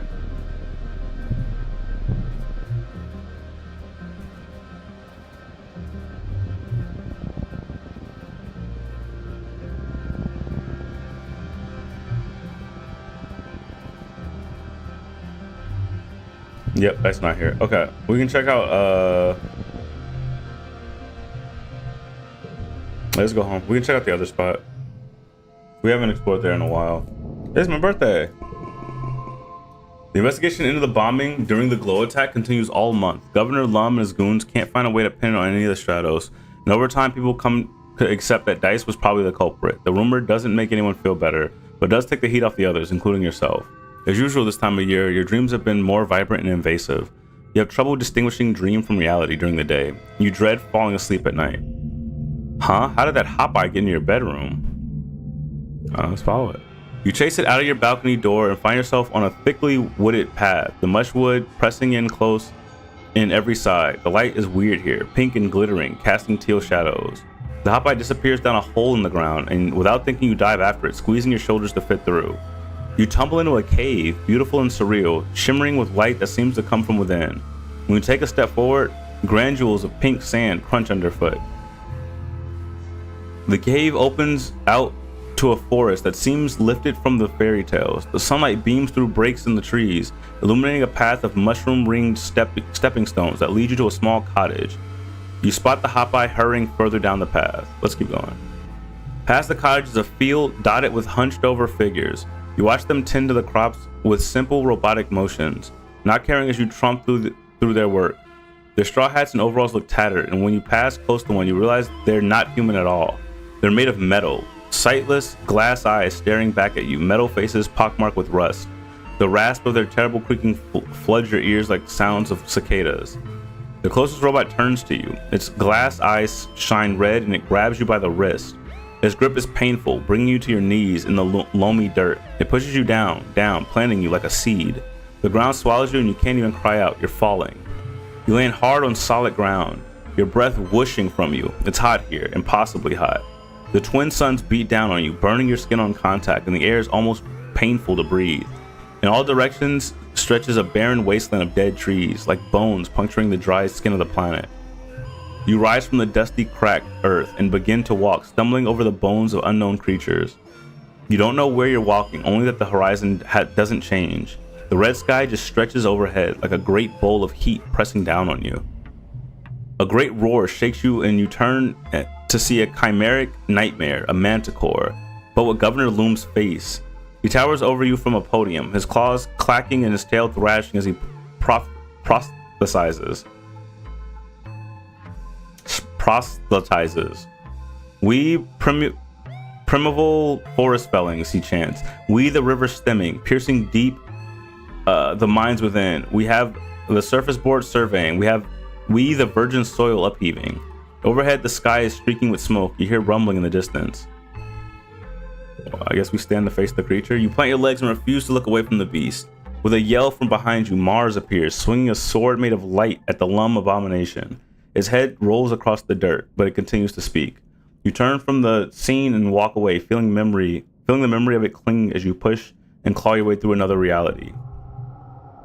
Yo, we are tripping balls right now. The Sea, what's up? This game is called I Was a Teenage Exocolonist. You stumble forward into the dark, glowing forest. Blessedly cool air brushes your cheek, thick with moisture and making your face wet as if you've been crying. The path winds upward, flanked by humanoid figures carrying candles. Some are wearing robes, some armor, some lab coats and enviro suits and formal wear. Some are elderly, some barely 10 years old, all turn to look at you, and you realize with a jolt they're you. Every single one of them is you. You see yourself reflected in their eyes as they gaze upon you dispassionately, a line of possibilities stretched out as far as you can see. The hop-eye crouches between the ranks and gazes solemnly out as you pass. You walk steadily upward, feeling their unflinching gaze follow you. Overhead, the wormhole hangs in the sky like an overripe fruit, bending the heavy branch of space and time towards you. It's so close you can feel it as you touch. It's so close you feel as if you could touch it. You stretch your hands out, seeking. You wake up. Milky, quiet sunlight pours through your window. Flakes of bromide snow piling up against the glass. You feel as tired as when you went to bed. It's your birthday. You're 19 years old. Only one more year as a teenager. Oh, so shit, did nothing happen? Oh, okay. I guess no happy birthday for me. We got cooked. Mental skills reduced for 3 months. Damn. Okay. I'm gonna just go out. I'm gonna go out to see if we can find dice.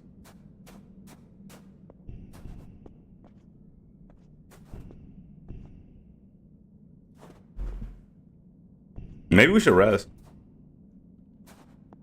We could rest first.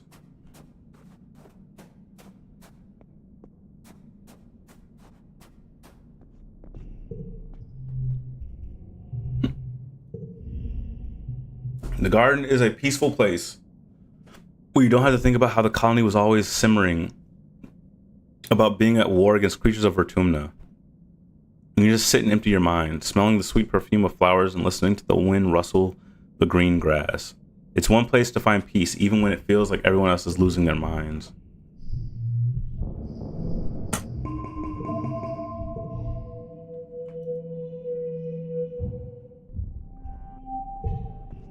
Okay.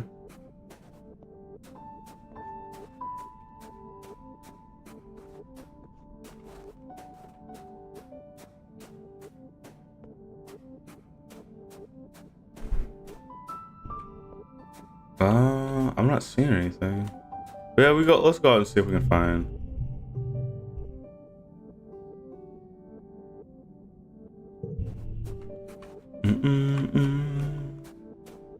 Yeah, let's see if we can find dice.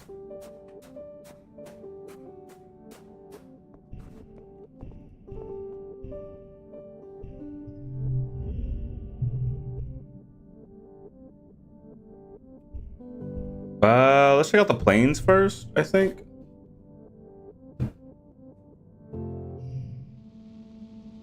Why is Nami here? When you report for surveying duty, Nami is here. It is their first day as a surveyor. They smile widely when they see you, smiling exuberantly. Oh, you two know each other already? Utopia says, looking to you, then Nami. That'll make this easier. Besides, I'd like you to keep an eye on Nami while you're out there, Utopia continues. I'm going to assign you to the same regions for the next little while. Just make sure they don't wander into a nest of snap bladders, okay? Yay, hooray! Nami cheers and gives you a high five. As Utopia explains to Nami and some of the other new Helio surveyors about the surveying tools, Nami starts to get bored and wander a little ways from the group. You see it happening, but are powerless to stop them from tripping and nearly landing in a nest of Hopeye eggs. They're just about to crash into the delicate spun glass cocoon when Utopia materializes as if out of nowhere and scuffs them by the back of the collar. Nami, pay attention. Nami giggles like they don't even realize the danger of being stampeded by the upset Hopeyes beginning to gather around. Utopia ushers them back to the group before things can get tramply. Nami asks a million questions about the eggs. Are they edible? Do they have hard shells or soft? What is the cocoon made out of? How long until they hatch? Utopia sighs. Just get out of here, you two, she says, before the cute little vermins turn ugly. Okay.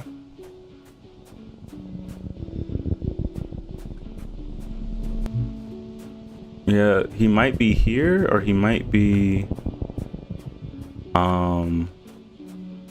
somewhere else. I guess we could probably run a couple of these. We're completely unstressed right now, so oh shit, bro, you're everywhere. For once you see Sim before he sees you. He's crouched just off the path staring at a flower, his face blank. He doesn't react as you approach, so you watch him for a while. He's so perfectly motionless, you think he was a plant too. His eyes are unfocused. Is he accessing some kind of mental interface? Eventually you clear your throat. Sim carefully stands up and turns to face you. For a moment, you're not sure if he recognizes you. Then he tosses his head and a grin leaps to his face. Sizer, you caught me checking in with the boss. You have a boss? My boss, as I told you, they aren't fond of change, he replies. They're also very much like your boss. What's she named? Utopia? He tilts his head to the side. Her name word is fitting, isn't it? He lays one finger against his chin. I appreciate that she's always reminds you not to get yourself killed. I wish you'd listen to her. She gave me a job to do. And I have a job, Sim replies, which is to protect this place. He laughs. Protecting you seems to be my hobby. So if the boss finds out I'm talking to you, I'd be in trouble. So shh. Then why keep talking to me? He smiles warmly. Because you're the boy of my dreams. Literally, he replies. I can't seem to stay away from you. And because you humans are different, he continues, I'm so bored of everyone else on this planet. The other gardeners, my boss, they have everything on Vertumna just the way they like it, and don't want the teeniest thing to change. It's boring. See that tree? Sim points to the large tree with many long limbs dripping from it and embedded in the ground. That tree was a small creature for part of its life cycle. You call it a vriki. Once it plants its roots, that's where it stays for the rest of its life. The gardeners spend time as trees too, sometimes hundreds of years. If you do that enough, you start to think like a tree, set in your ways.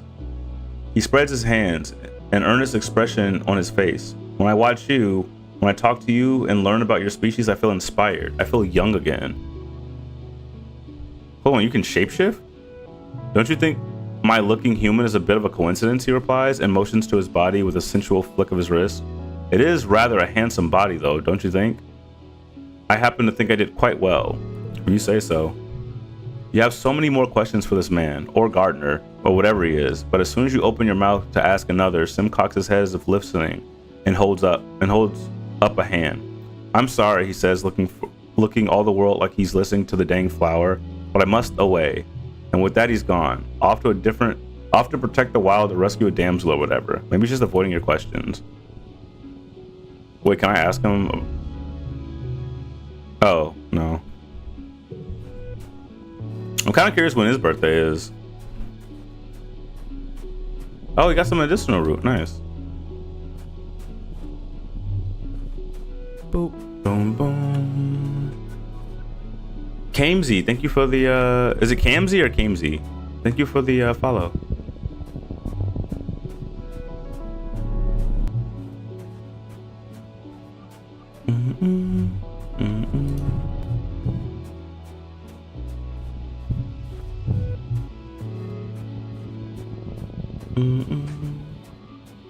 Okay, it doesn't look like Dice is here. Nami is still here.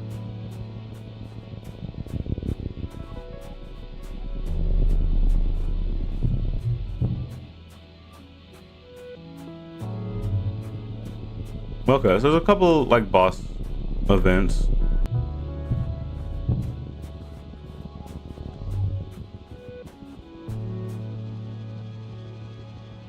Kamesy, okay, or K. For sure.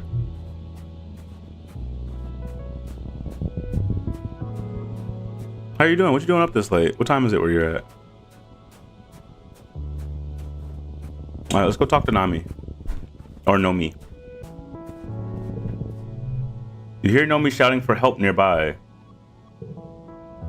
You sprint to the sound of distress.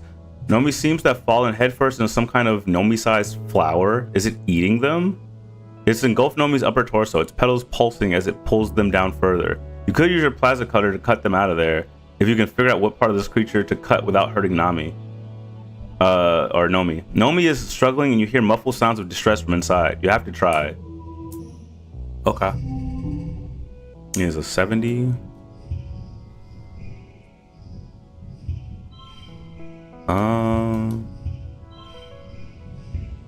Jesus Christ. 4, 6, 7. 7, 7, 4.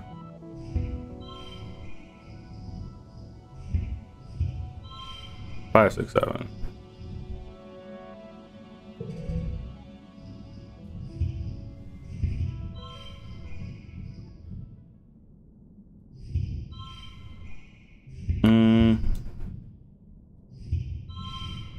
That's fine.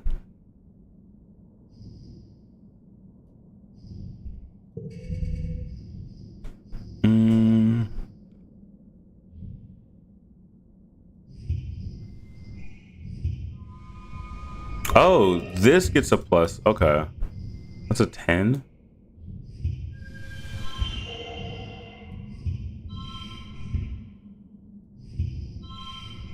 Wait, why does this become a 9?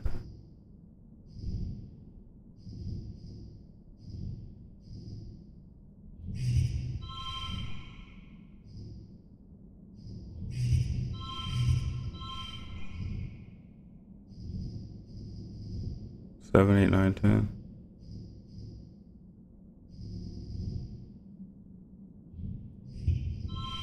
I mean, it's wild, so I guess you just put whatever the highest value card is. 71? There we go. We take those. You delicately slice the lyre flower at the underside of the base of its flower, which you guess is the creature's neck. Up close, it actually looks more reptilian than plant-like. Just a little nick, and the creature coughs and convulses. Nami spills forth in a flood of digestive juices. Ew, ew, ew, yuck, my outfit. Stupid flower. Nomi stops and shakes their fist at the flower, which lurches away on a fat, snake-like body. Okay. Yeah, we still haven't found Dice, though. Maybe he's around the shelter. I don't imagine he's at that other spot. Maybe he's at the shelter. Like outside the shelter. You've been trekking up a gentle incline for what feels like hours before you finally reach the edge of a cliff. The plains spread out before you as far as you can see in every direction, sparkling lakes reflecting perfect circles of sky. Spark snow drifts lazily through the air, flickering like fireflies in the distance. Everything sounds muffled and peaceful. One of the suns is setting and the other is rising. It's spectacular. Okay, keep an eye out, I guess.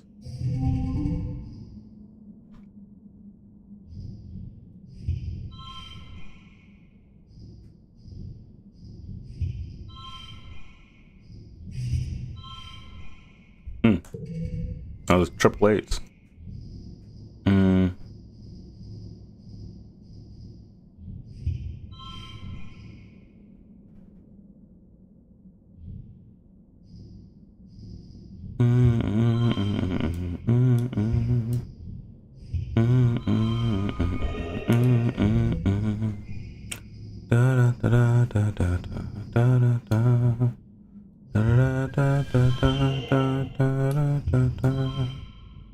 So thinking about you now. So. That's probably the highest. I don't know. I'm using the most expensive cards.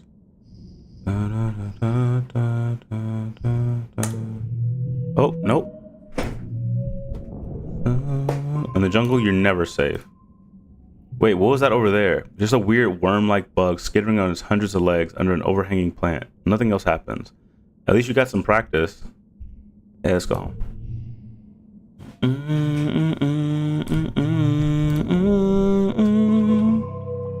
They said I would die for you, baby, but I can't take this pain no more. I thought it would kill me, but tonight I spent my life when I showed you the door. Wait, whose birthday is it? We're at early dust? Early pollen?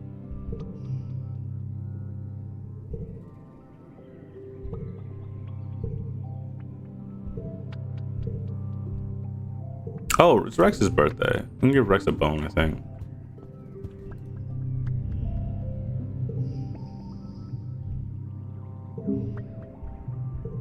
Yep, I got you. Oh, shit.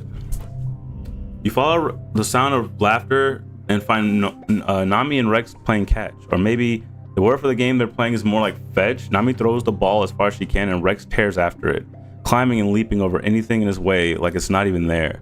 Rex hands the ball back to Nami and Nami winds it up to throw again. But at the last second, they palm the ball and hide it under their arm.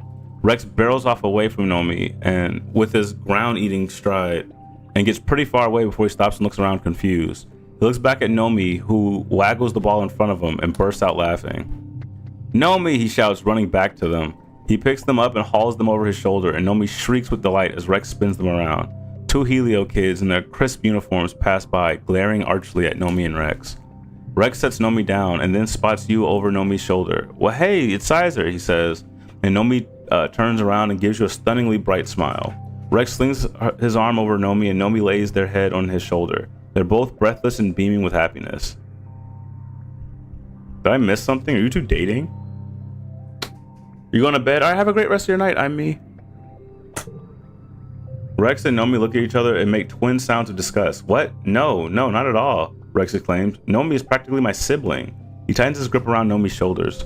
I mean, I love them, I really do, but not like that. You know, I don't really like most people like that, Nomi says, sticking their tongue out. But I love Rex too, he's my best friend. Aw, buddy, Rex coos and wraps his whole body around Nomi's smaller one. He kisses them noisily on the cheek, snuffling into their hair, while Nomi shrieks with laughter again.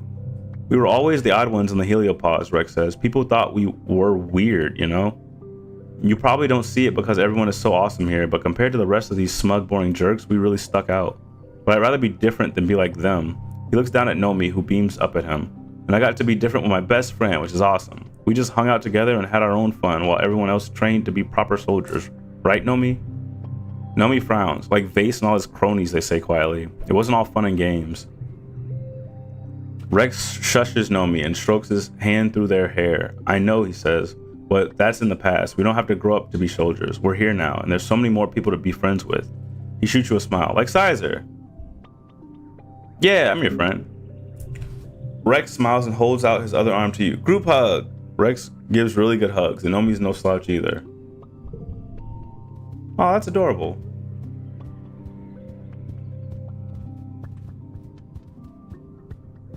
Okay, let's check outside the base and see if we can find dice out here.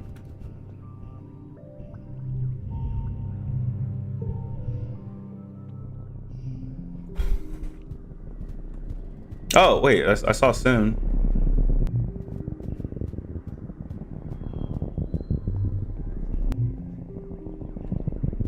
What the fuck is that?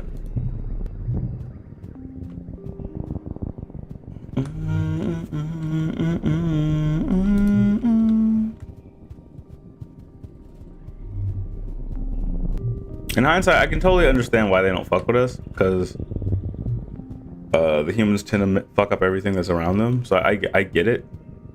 At the same time, the attacking is kind of crazy. Okay. You walk into a clearing and immediately stop your tracks. There's a Unisaur here. You've seen them before, but they still fill you with a sense of awe. Be as quiet as possible.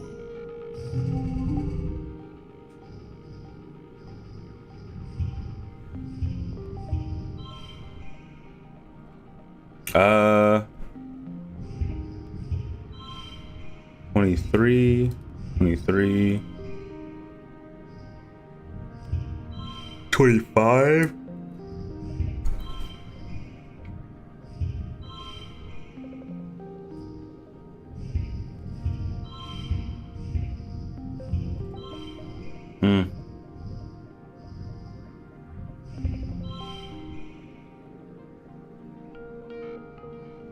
Boom, boom, boom, boom.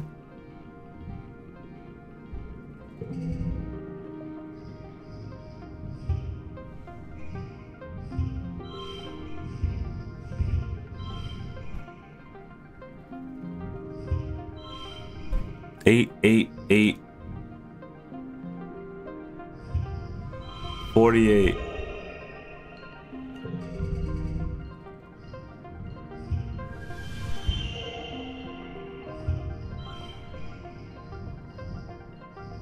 Mm-hmm.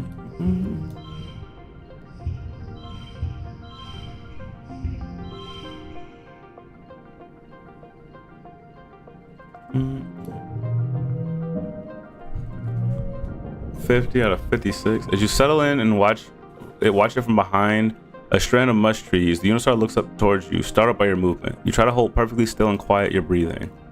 After a tense moment, it goes back to its business. First, it sniffs out a good tree and rubs the scent glands in its neck against it thoroughly. Then it pees like a crystal waterfall on a rock. Everything does seem magical. Next, it sharpens its horn against the rock, which is scored with marks from having done this before. Okay, that's cool. Nice. You're enjoying a relatively uneventful second sun of readings for one of Utopia's geological surveys when your world shifts on an unnatural axis as Sim comes crashing seemingly out of thin air, grappling with a skyfish almost as big as he is. Look out, he calls to you, though it's far too late for that. The ground rushes up to meet you, and it's all you can do to close your eyes and protect your head. To make matters worse, in the ensuing tussle, they completely crush the delicate scanning equipment you just finished setting up. Utopia's gonna be so upset. What the heck was that? You yell at Sim, who just shrugs helplessly while he holds the skyfish at bay. It's a whole damn mess. What's he doing bare knuckle boxing with skyfish, honestly? The skyfish flops around pitifully, then springs back into the sky and flies away, trilling in distress. It didn't even look dangerous, really. Sighs as Sim croaks and you turn your attention to him. Blood is pouring from a wound on his chest, where one of the skyfish's spines must have pierced his otherwise perfect skin. It's the kind of thing that will definitely leave a scar or worse. Holding the wound closed, Sim smiles sheepishly.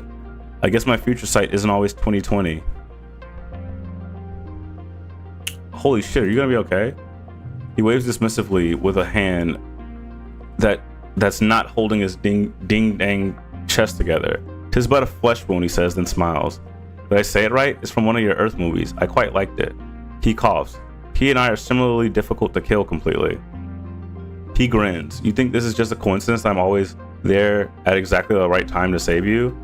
At night when I'm asleep," he corrects himself, "I sometimes see visions of things that are going to happen, or at least that could happen."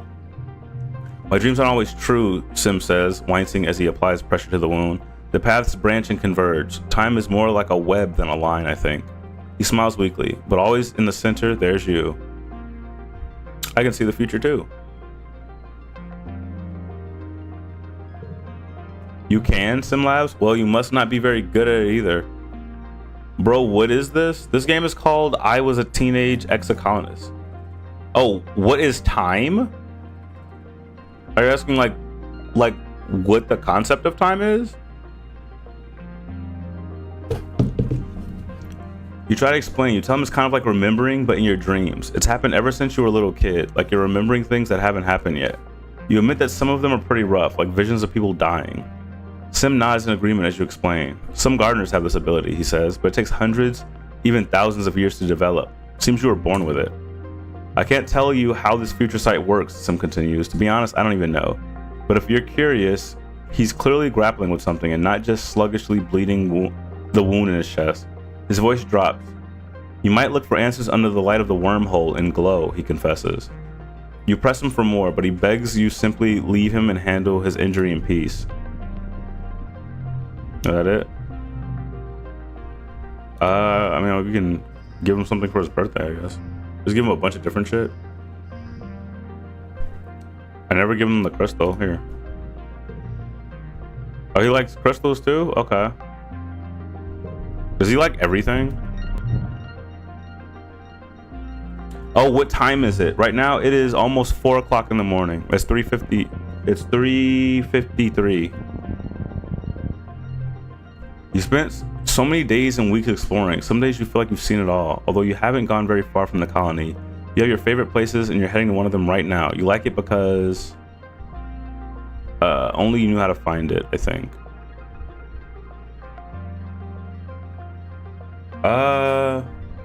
Actually, it's thrilling to get there. Let's try that one. See if we can get some bravery on the map.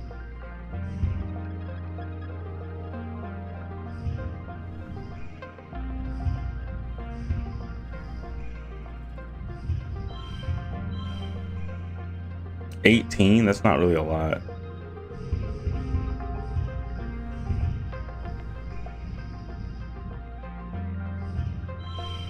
I'll take a 32.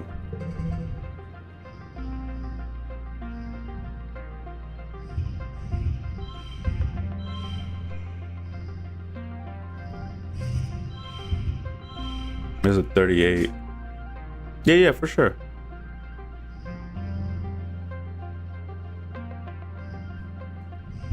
That's probably not actually worth.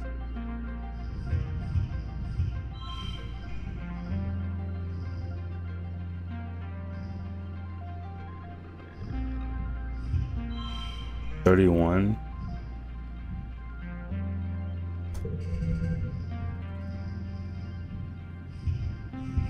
$8.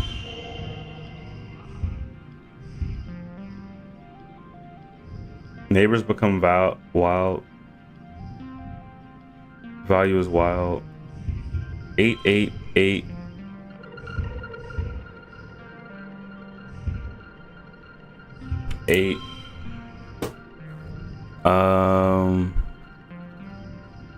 Wait, is there? Actually, let's try this. 8. 65. Oh, this is wild. Hold on.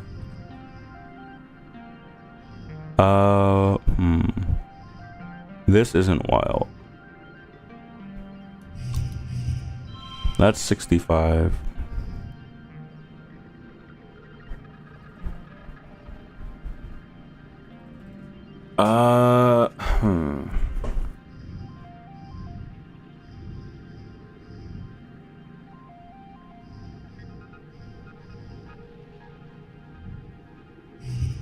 That's 66.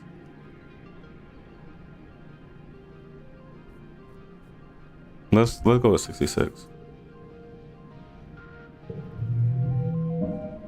Chelsea Henry gave me an opportunity on podcast. Is she a real person? Chelsea Henry. Wait, did you get like an email? What are you talking about? Hold on. Yeah, did you get it? Hold on, let me see. Chelsea Henry.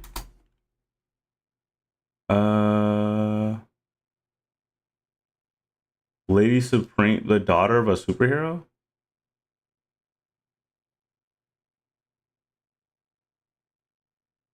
Are you are you talking about the superhero? The daughter of a superhero? Or are you talking about an actress?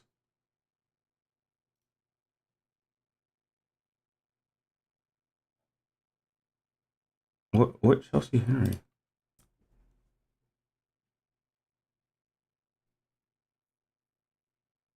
There's a Chelsea Henry who has a couple of acting credits, and then there's Chelsea Henry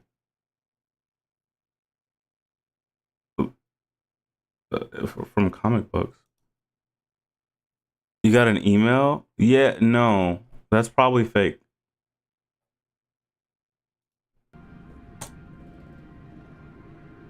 That's most likely fake. Where? How did they get your email? You have to cross a fallen log over a deep ravine to get there. Today you make it across, controlling your fear and walking steadily without shaking. There it is. Oh, we got some baba fruit. You arrive at an orchard of baba fruit. The sweet, citrusy smell wafts from the red fruit as it bounces enticingly up and down at the end of long branches. Okay, that's fine. She is like person? No, she's probably not real.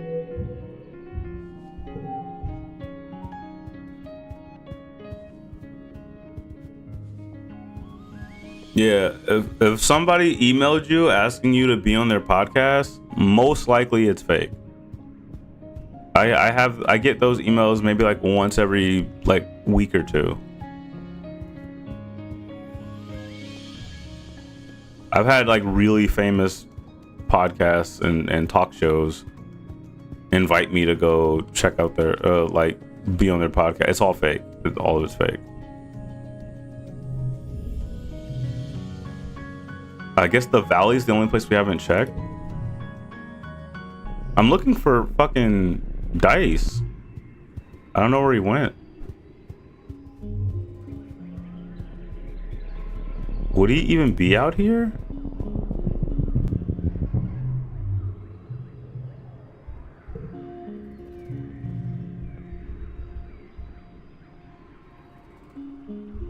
Let the creature sniff your pet? Yeah, sure.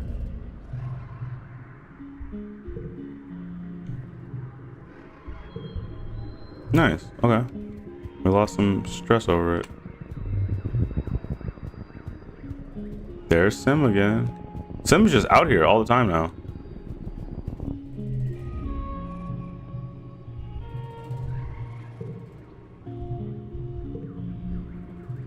Yeah, this is all stuff we've done already. What's going on with you though? You think you see Sim running through the trees up ahead near the edge of a cliff. You call out to him, but your voice is drowned out by a screeching roar that shakes the forest. A manticore.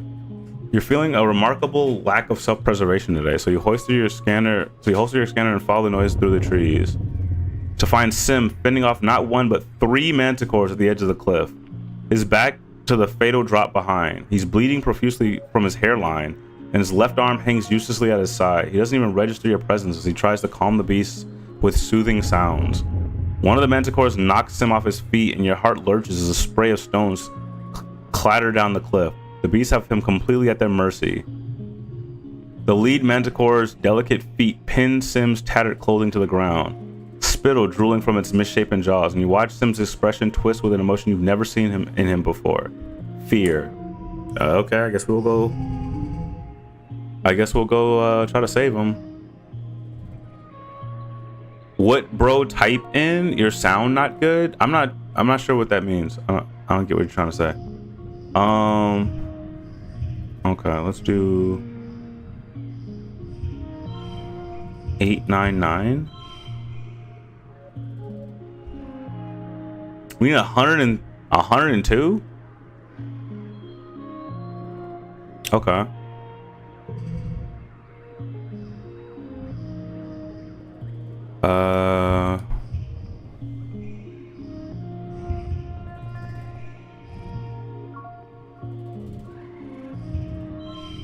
8. Oh, we'll probably get this.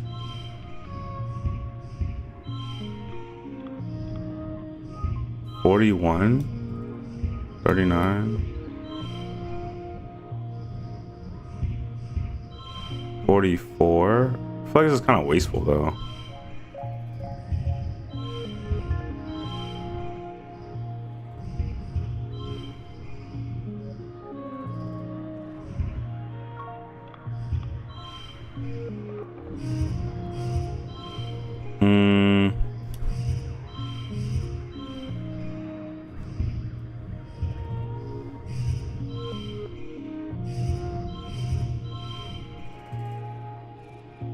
Yes, it's fine, I guess.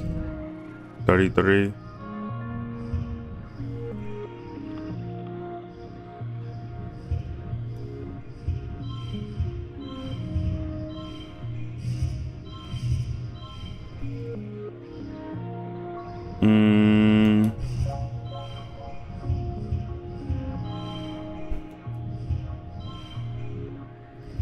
Let's see.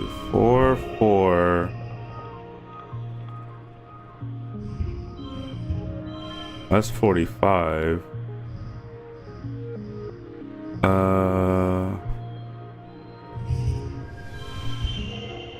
That's 51.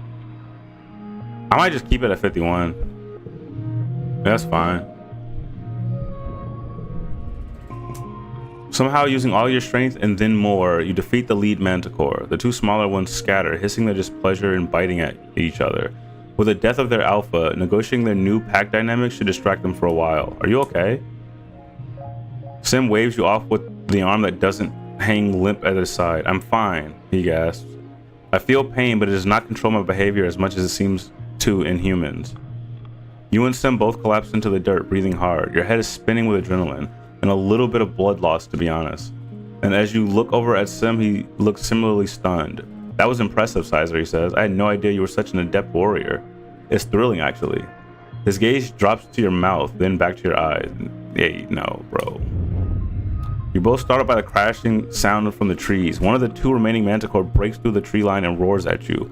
Blood and spittle spraying from his ravenous jaws. There's no sign of the other, clearly lesser manticore. Run, Sim gasps, pulling you both to your feet. He gives you a push and you start running parallel to the cliff, trying to get some distance before it's safe to duck back into the trees. You don't hear Sim behind you. You whirl around just in time to see Sim clash with the manticore, grappling with its huge front claws as it pushes him closer to the edge of the cliff with dancer-like strength. Go, Sim yells, rocks scattered down the cliff by his feet. Please, Sizer, just go. You don't have a chance to be a hero. The manticore takes Sim's neck in its jaws, and he screams in pain.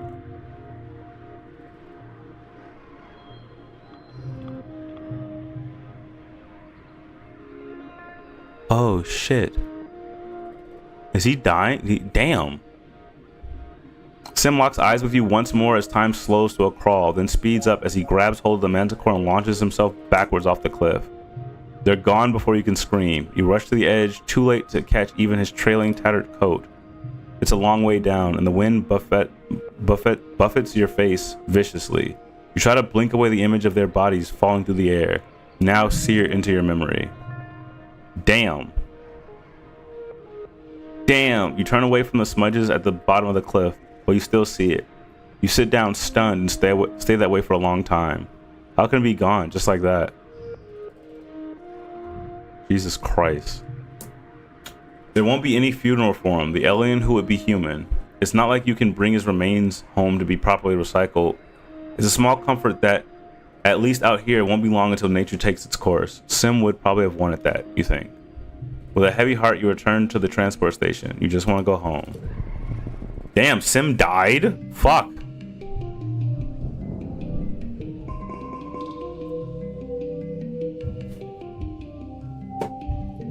Is that preventable?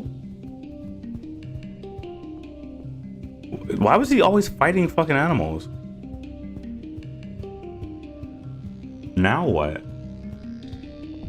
We still don't know where Dice is. I've looked everywhere.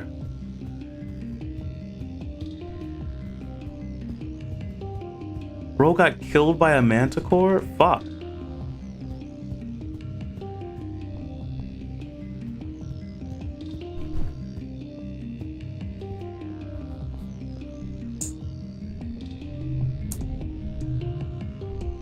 I don't even know where to go.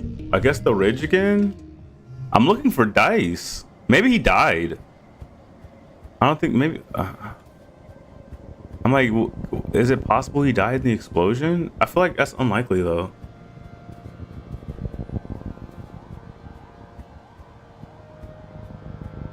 I guess we can finish learning some shit.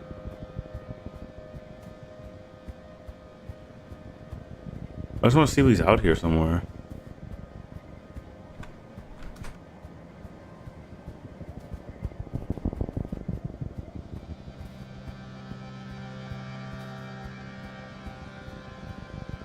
Damn.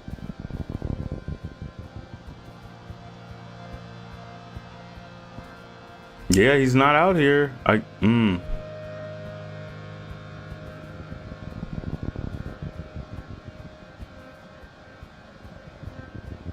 guess we just go do work like normal. We found a peaceful rock. Okay.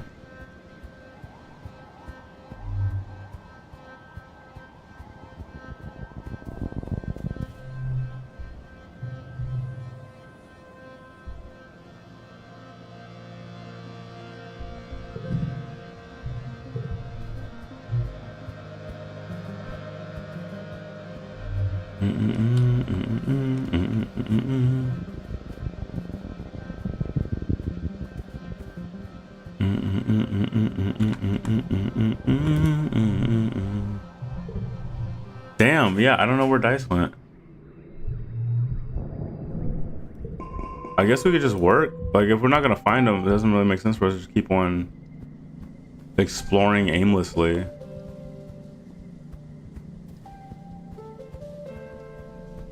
We can maybe do something that's beneficial to someone.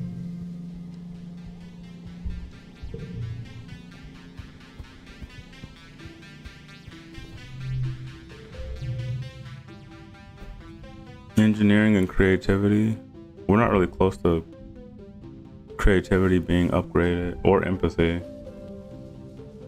Reasoning's maxed out. Creativity and persuasion. Yeah, fuck it. I haven't done this one in a while. I don't think we ever did this one.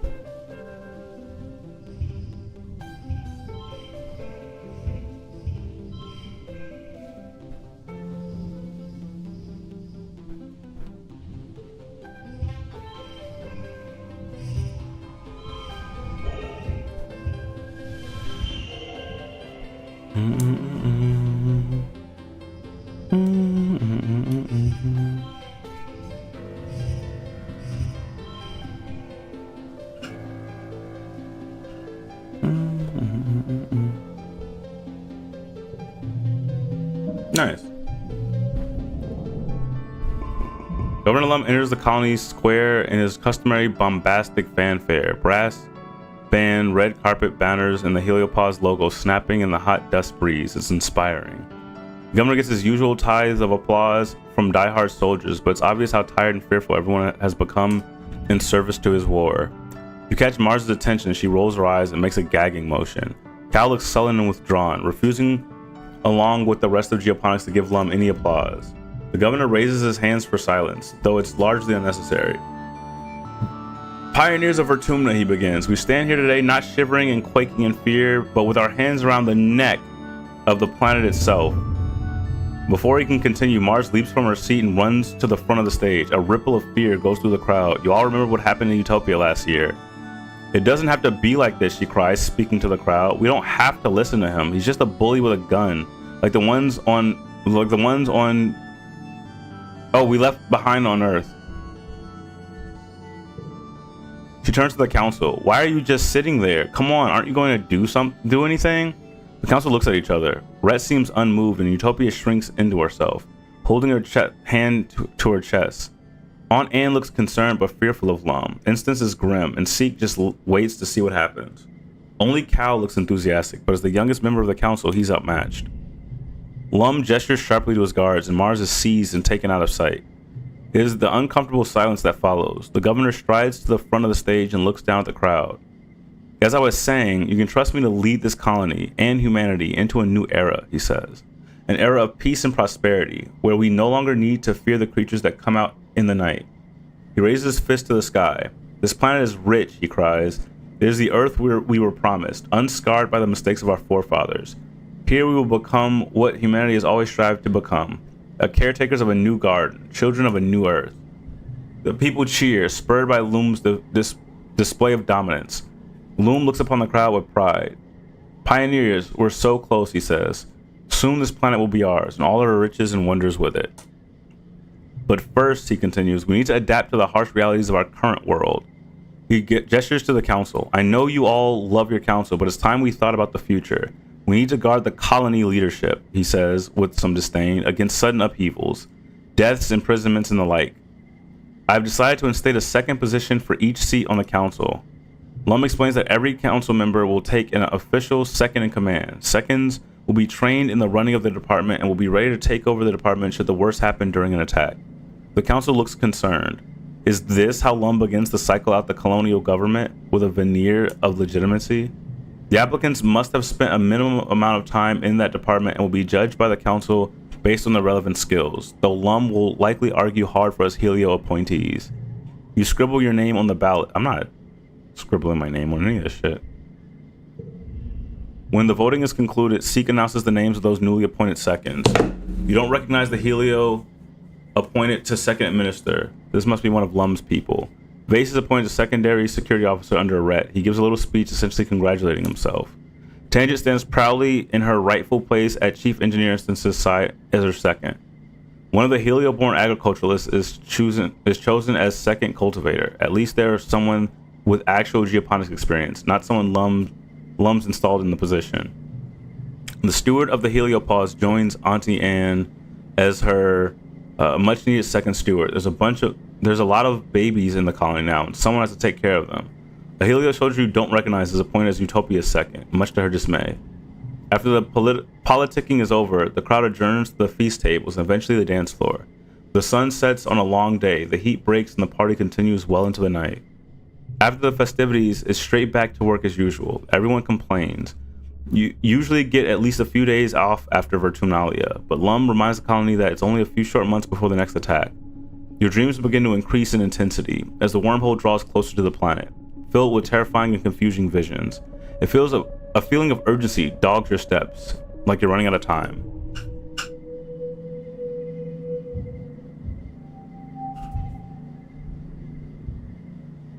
Just to clarify, that event doesn't have the ramifications you were thinking about. I wasn't sure, so I just didn't want to.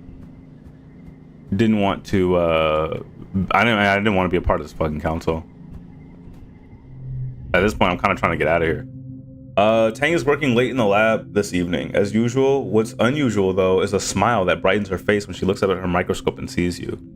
Oh, Sizer, I'm glad you're here. No, actually, why don't you come over and see for yourself? You take a look at her through her microscope. Look at the shape of the spores, Tang says. I've only seen this once before when we were studying the shimmer fungus, but this fungus isn't any of the ones we identified as capable of spreading the shimmer. She pushes you aside and looks through the microscope again, then makes more notes in her HoloLens. Just when I think we're getting an understanding of something, Sizer, this could change everything. If more species are capable of spreading the spores, then the shimmer response is more widespread than we previously thought, possibly even a planet-wide phenomenon. Tang looks positively energized. Because it's a new species, I get to submit a suggestion for the name. What do you think? Should I name it after you? You should name it after yourself. Don't be ridiculous, Tang laughs as she inputs your name into her hollow eye. I've already named 6 things after myself. That's what scientists do when they discover things. With a slight gesture of her hand, Tang's hollow eye turns off. She sighs, then rubs her thumb and index finger over her eyes. It's even later than usual for me, isn't it? Time to pack up and get going before the sanitation team arrives in the morning. She yawns and then blinks rapidly in surprise. It seems that I'm tired. You help her pack her workstation. She turns off the lights with one last fond look at her lab. You and Tang take the long way through the colony, walking in companionable silence towards the general direction of the living quarters. You've come to enjoy these walks with Tang, moving like twin spirits through the sleeping world. Tang stops you before you head into the living quarters. Actually, let's not go straight back, she says. I want to stay out a little longer. You and Tang climb up onto the walls where the wind coming from the forest is stronger and keep walking. The wilderness is dark and impenetrable past the defensive perimeter. Tang keeps you on the outer edge, subconsciously, or possibly consciously, putting you between her and it. I hate thinking about what's out there, she says quietly. Predators, danger, diseases, all the monsters that have terrified humanity since the dawn of time, and they're right outside the walls. Boop. Oh, Pookie Party, thank you for the follow. It's not so bad out there. She links her finger behind her back as she walks. All the same, I finally come to appreciate it for what it is. Opportunity. How many scientists have truly been afforded this freedom of discovery? A seemingly limitless buffet of knowledge. Tang looks towards the wilderness and smiles wistfully. Vertumna is full of dangers, yes, but I find myself feeling a curious sense of wonder. Awe, perhaps. You walk a little further before Tang, seemingly in the middle of some deep thought, stops and turns to you. Sizer, are you happy here? She winces, then bites her lip. No, I don't mean happy precisely. Happiness is irrelevant in the survival situation. What I mean is, do you imagine a future here, one that you would have chosen for yourself? Should you have been given the option? Are you fulfilled? I'm just existing day by day. Tang agrees. What a miserable existence we lead. Honestly, Tang continues, I despise the physical realities of living here. The smell, the cramped quarters, the constant threat of attack of disease, everyone's meaningless interpersonal squabbles, amplified by proximity and stress. I can feel them weighing me down. She laughs humorlessly. But we don't have a choice, do we? Therefore, the only rational decision is to make the best of what we have. To accept otherwise is to accept misery and death. That's the tangent you know so well. You can trust her to stay logical and focused no matter what chaos tomorrow may bring. You walk until the chill of the night settles into your skin, then descend from the walls and walk back to the living quarters. Tang hesitates at the threshold. Anyone else might not have noticed, but you know Tang, probably better than anyone else in the colony does. What's wrong? Tang sighs deeply. I don't like being in my quarters. It reminds me that my brother is gone and that we never... She turns away from you and you hear her sniff once. Wait, did Dice actually die? No, he disappeared. Okay, he's not. I'm sorry. Thank you, she murmurs. I know we didn't get along, but was my brother, my twin. I don't know if I'm grieving him or the relationship that we lost years ago. She looks down at her feet and for a moment reminds you of Dice. I just keep thinking about him. I hope he's alive and I hope he's happy. Tang huffs, self-deprecation dripping from her tone. Or fulfilled, I suppose, whatever that means. Tang straightens her coat. I'm aware that I'm not the easiest person to befriend, she admits. Among my many admirable qualities, I'm also often cold, brusque, and tactless. I owe you my thanks for taking the time to see through that. I don't know why you would have bothered, but I'm grateful. You don't have to be alone tonight. An interesting proposition, Tang replies. What precisely do you mean? We can keep each other company. Tang scrutinizes your face for any hint of ulterior motive. Convinced that you have none, her shoulders drop. I'd like that, thank you, she says, defeated. You retire back to Tang's quarters, a largely sterile sleeping room with few human touches, save for a few neglected plants and a ratty blanket that you recognize as the kind Chief Steward Anne used to knit by hand for every kid.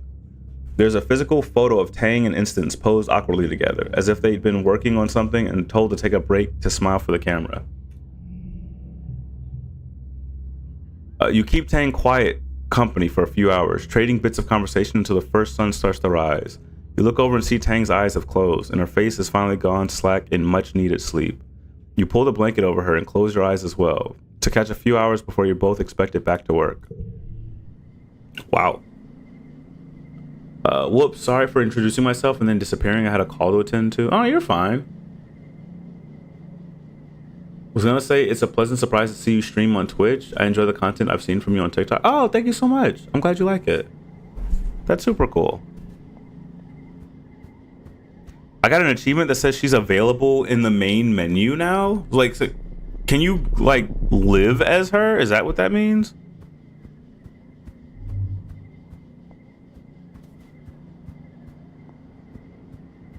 So every run isn't just... Yo, where the hell is that guy? I figured I would have found him if he was out here. Maybe he's... I don't know. I have no idea where Dice is.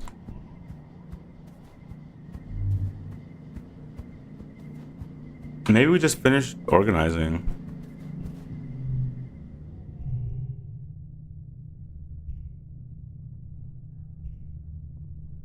Engineering and toughness. If we work construction a little bit more, we'll get more toughness. And we'll get another thing off of it.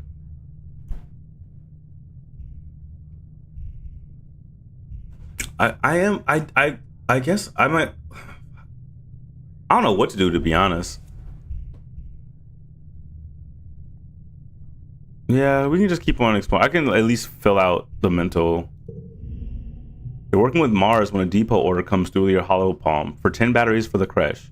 You're busy packaging up another order, so you send it over to her hollow palm. Despite her constant complaining about how boring and beneath her this job is, Mars is very good at it.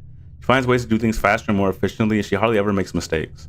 Which is why you're surprised when you get the order from the nanoprinter and find 15 batteries. You check the requisition again. Wait, it says 15 batteries now. You swear it said 10 before. Mars scoops up the extra 5 batteries, giving you a wink as she hides them in her bag. Oh, shit. Okay. Somehow Seek figures out that the nanoprinter logged more batteries than Auntie Anne asked for.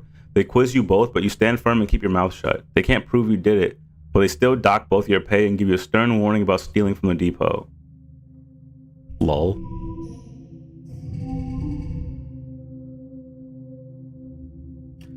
I know nothing about the game, but I gotta know, has it addressed why the game is titled I Was a Teenage Exocolonist? I think it's because you grow up and then you're no longer a teenager. I think that's the... I legitimately think that's the reason.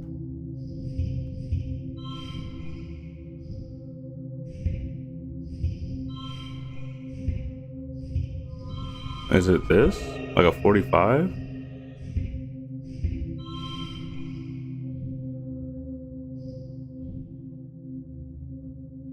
Is there a better... Is this it? That's a 37. That's a 44. Yeah, 45? No? Whatever. I haven't left the colony. I haven't found an opportunity to leave the colony. I kind of don't like it here anymore because the leadership is tripping. But yeah, you start the game at 10 years old and then you play until you're 20. So I'm almost 20. I've got 3 more turns until I'm 20. And so I assume that the reason why it's called I Was a Teenage Exocolonist is because you live out your entire teenage years and then the game's over. Like I don't know what happens when the game's over. There's very clearly some sort of restarting mechanic where you play the game again with something new or different happening, but I don't know the details of that. You approach Mars, who is deep in negotiations with some kind with Tangent. When Tang sees you over Mars's shoulder, she points and says your name. Thank you, forces of chance and chaos, Tang mutters, slipping away as Mars's attention turns to you. She's your problem now, Sizer. Mars pretends not to hear her. Sizer, she exclaims, you're looking hideous today, darling. Luckily, I'm doing makeovers and fashion advice, free of charge. What's the catch? Mars smiles. No catch, she says smoothly. You just have to try on my new line of clothing and give me your honest opinion. Come with me, Mars says, directing you to her room. I've been working on these designs for weeks. They're fresh off the printer and I'm dying to see how they look on a regular person like yourself. Mars's room is a riot of sparkling fabric. My first fashion line is all about dressing for the seasons of Vertumna, Mars says as she ushers you inside. Yellow and angular for dust, airy and pink for pollen, stuff like that. If we ever make it back to Earth, I want to be known as the visionary who brought Vertumna home. That's a great idea. Mars shrugs. I know. Mars indicates the pile of outfits on her bed. Well, what are you waiting for? Chop chop. You try on outfit after outfit, letting Mars scrutinize your silhouette and bearing. She seems genuinely focused on how the clothing performs. Finally, you finish trying on all the outfits. I think the glow jumpsuit is the winner. Go ahead and put it back on. Mars instructs. Then we'll do your hair and makeup. You sit on her bed as Mars pulls out a box of cosmetics. A day look, she asks, or something more bold for the nighttime. Something subtle. Mars sighs. Boring. Mars does your makeup efficiently. Then pulls out a bottle of bright blue nail polish. One more thing and the look is complete.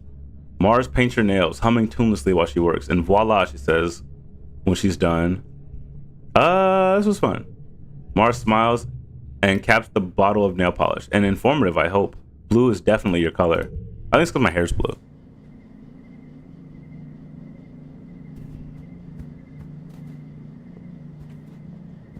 Your favorite don't need to have time allotment to count as favorite. I fell in love with Chance of Sinar. Made my top 5 favorite game. I probably only got 20 hours in it. It's a short game relative to my repertoire. Oh, really? I think my favorite game currently is still Expedition 33, and I've only done one playthrough of that. But that one playthrough was like 60 hours, though. I think it might be time to rest.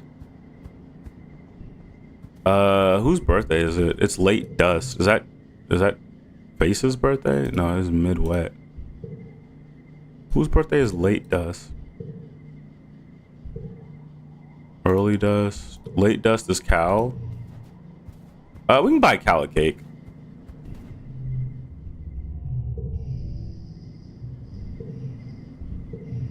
Oh, we should have bought Sim a birthday cake. He died. Well, we don't know when his birthday is.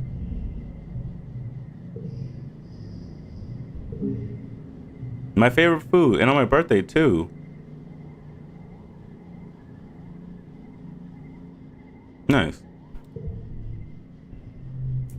You're looking around for Cal when you overhear him just around the other side of the geoponics dome. For the last time, leave me alone. That doesn't sound good. You get closer to find Cal facing down Rhett and Vase. They've cornered him, their body language calm and relaxed, while Cal's so angry he's almost shaking. Cal, please listen to us, Rhett says, spreading his hands. We're not here to conscript you. I can't force you to join the army.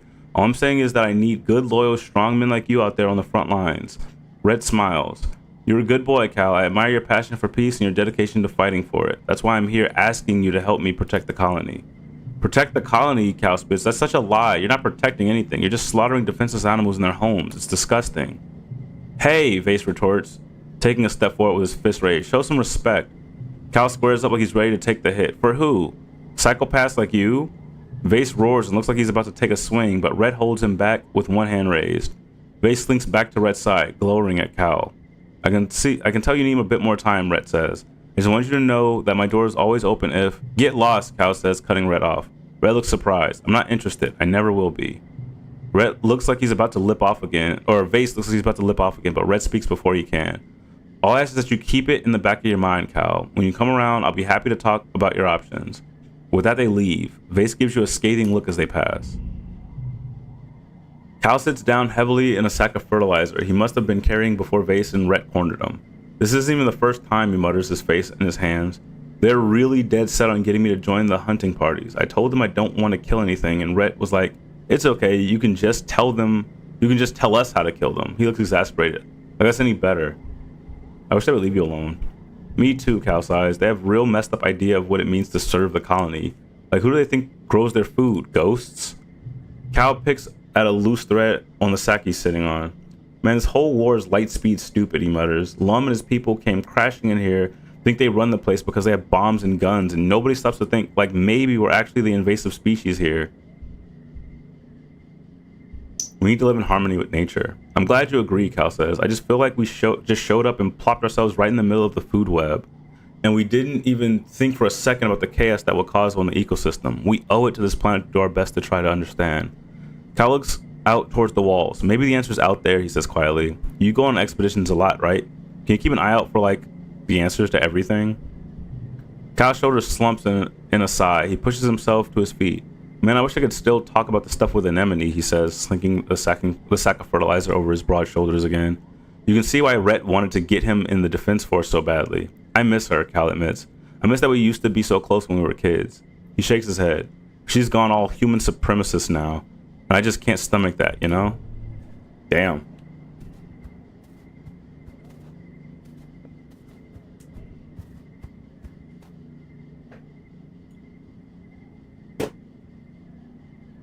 Let's see. To be fair, my previous favorite was Dark Cloud 2. I've done about 25 playthroughs, spending at least 100 hours per run. What the fuck? What game is that? Chance is an interesting gamification of language learning. It takes the concept of the Tower of Babel, and you play a character who is meant to learn the language of the factions of people and locations and bring understanding between them all. Oh. Not to mention all the incomplete ones or ones I might be forgetting. I played it from when I was 4 to now. It was a JRPG from early 2000s that was way ahead of its time. Wow. That's insane. That's a lot of time spent on the game.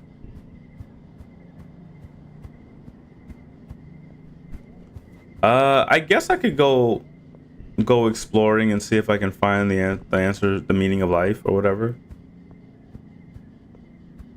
We're almost, I mean, the run's almost over. We can go see what we find. Here, let's do a rest.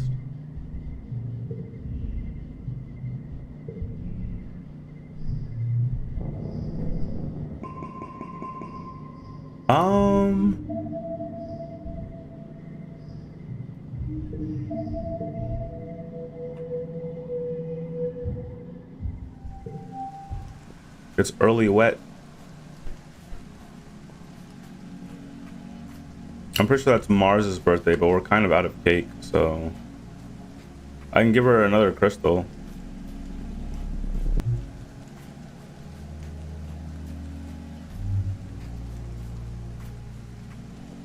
We'll go exploring again, see what we can see.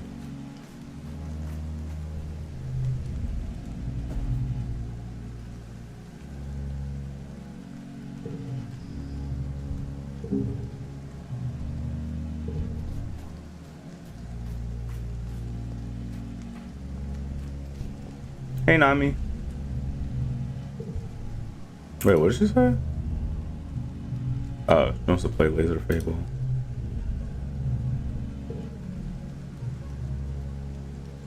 I still haven't been to the subaqueous swamp. I'm guessing this was just because it's really hostile there. So you have to be like on the hunting party.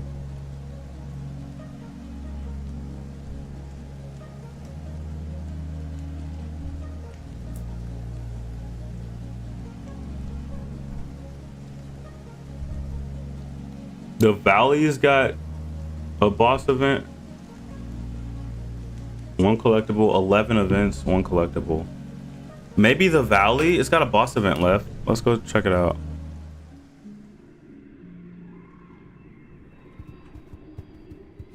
This is where, what's his name died? Where fucking Symbiosis died.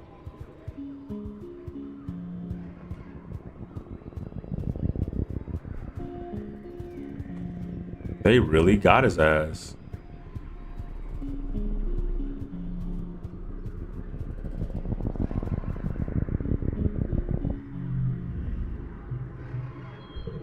Have we done this one before? Go up to the tree and put your hand on it. The baby Vricky swarm around the tree trunk, very upset with you. But they calm down when they see you aren't doing anything. There's an unmistakable thrum of life under your hand, not just from the proximity of the baby Vricky, but from the tree itself. It's warm and leathery. You can feel something like a pulse. It's alive. It seems like as if this tree itself is a Vricky, just in a different phase of its life cycle. Does that mean that the little clusters of fruit on its branches are Vricky eggs or maybe cocoons? There's so much you don't know. But you do know that this nursery tree is a special place. There's nothing to forage here though. These ravenous youngsters have stripped everything edible. You move on.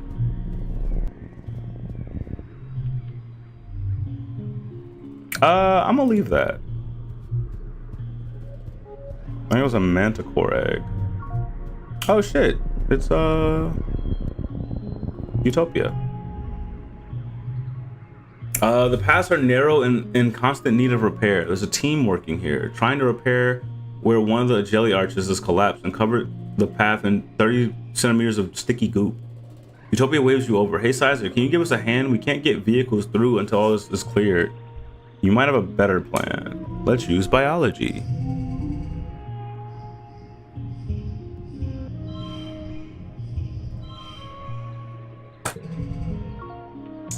Doom doom da da da.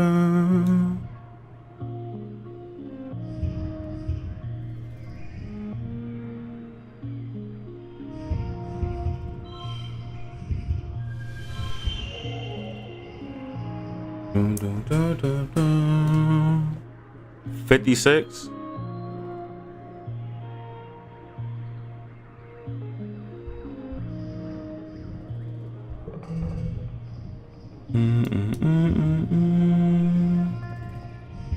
Wait, is it ever just twos? 2 2 2 2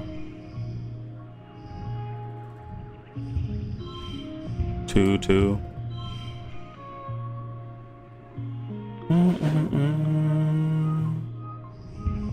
No, because 39 is higher.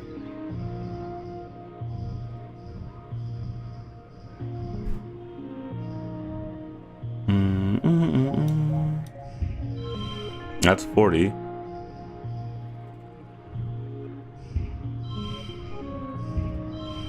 No.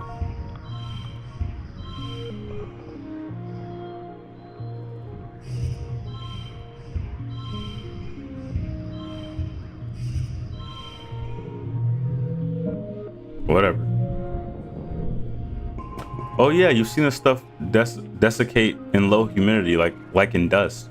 You throw powdered desiccant all over it and let the physics do its work. It's easier to plow through a bunch of plumped up granules of desiccant gel Then there's to shovel all the slimy muck. You save a few hours. Okay, that's cool, I suppose.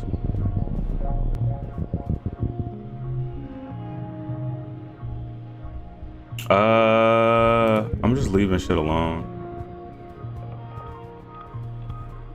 Most of the stuff we've already done before.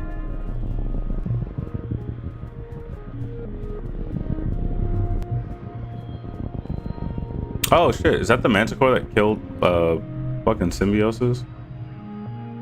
Curious Ricky Boxer Path is acting strange. It keeps scurrying up a tree and hanging down and getting a different angle to look at you.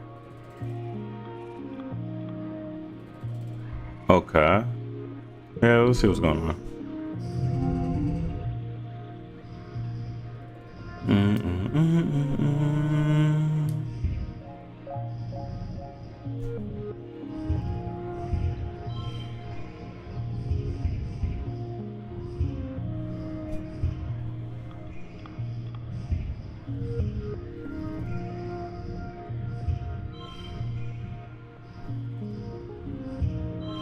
No.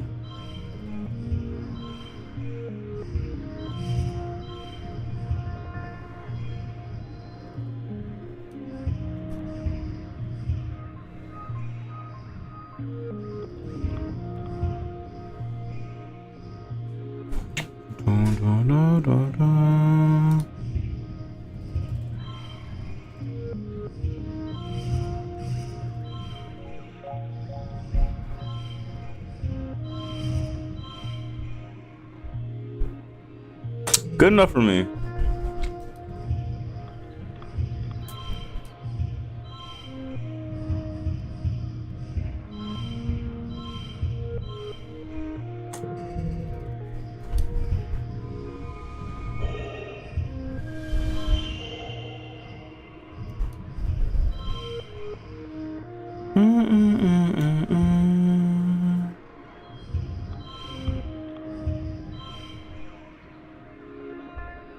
Yeah, good enough for me. Ricky runs up your leg. Okay, takes you with his tentacles and scurries off. Okay, yeah, we did that one before. Okay, so a lot of these end up being like the same one that we've already done previously. The Valley of Vertical spans a huge and relatively safe area, so it's rare to see other foragers out here. Surprising then to come across Utopia and two other foragers crouching in the underbrush. Psst, Sizers, Utopia hisses, beckoning you over. Get over here. You slink over to the other foragers. Through a gap in the underbrush, you spot a terrific sight. A fully grown manticore has fallen into a nest of at least 20 snap bladders. They're engaged in what looks like a battle to the death. I've got 10 kudos on the snap bladder, she says. I fell into a nest once. I was laid up in med bed for a week. Poor manticore, one of the foragers says. What a way to go. The last forager snorts. Who cares? After what they did to Hal, every manticore can rot for all I care. The manticore roars in pain as it's torn apart by whip-fast, hungry snap bladders. Should we help the manticore?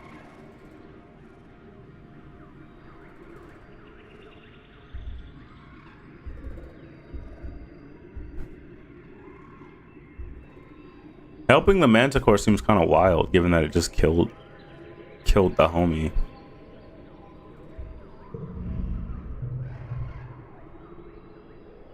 Manticore roars get weaker as it's poisoned and slowly torn apart.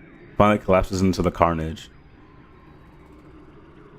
The snapbladder's nest is ravaged, but a few lizard-like heads continue to tear into the manticore's carcass. Yes, they won. You collect your winnings. Okay, good enough for me. Damn. Yeah, I don't know where Dice is. And also, I didn't find the meaning of life out there. We've got... It's mid-wet. We've got one more thing of wet, and then we're at glow. I'm gonna go back out one last time, and then we'll rest, I guess, with the last day. I don't know. Let's go out one last time and see if we can find Dice. Maybe bro is legitimately gone. We're gonna look for Dice, but we're also gonna see if we can find the meaning of life or whatever the fuck bro asked us to go look for.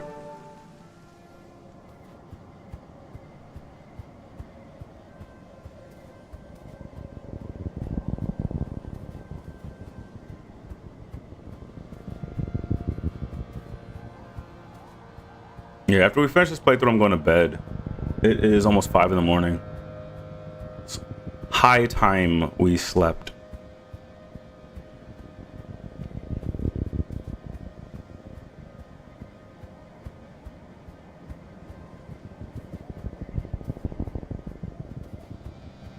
What the fuck?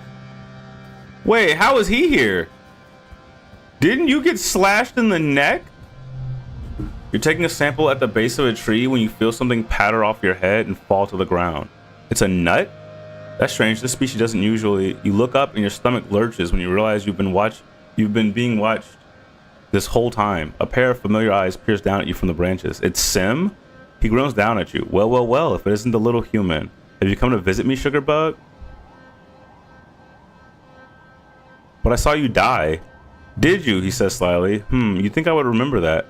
If you did witness my death, I apologize, Sim continues. He leans down from his branch, his long hair dangling just out of reach.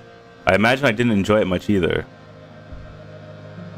How can you just die and come back? It's a gardener thing, he replies dismissively. He's so casual about it. I make regular backups just in case. What? Sim gives you a little smile. Surely by now you know I can't divulge the specifics of my role here. It doesn't stop you from hinting. Sim's smiles grow wider and he thrills with laughter. I know. Oh, having a secret is much more gratifying than I would expect it to be. I guess I'm happy you're alive? Sim sighs gratuitously. I wish everyone felt that way, he mutters. One of my associates seems to feel otherwise. At your confused look, he waves his hand. One of the other gardeners, Noctilucent. They really don't care for you humans, I'm afraid. They're aware I've taken an interest in you. With a soft whoomp, Sim drops gracefully out of the trees and dusts himself off. He claps you on the shoulder. I'd watch out for them if I were you. They're quite dangerous. He turns to leave, but you sputter and grab his sleeve. You can't, after all that. You deserve some answers. Real ones. He owes you that. He turns to you, one arched eyebrow raised. What is it, Sizer? Are you really Sim? What do you really do here? I actually want to know both of these things.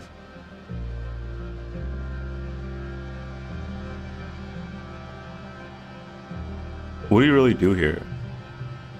Sim gives you a blank smile. I'm a gardener, he says simply. I was created to be a gardener, and I imagine I will be one until my services are no longer required.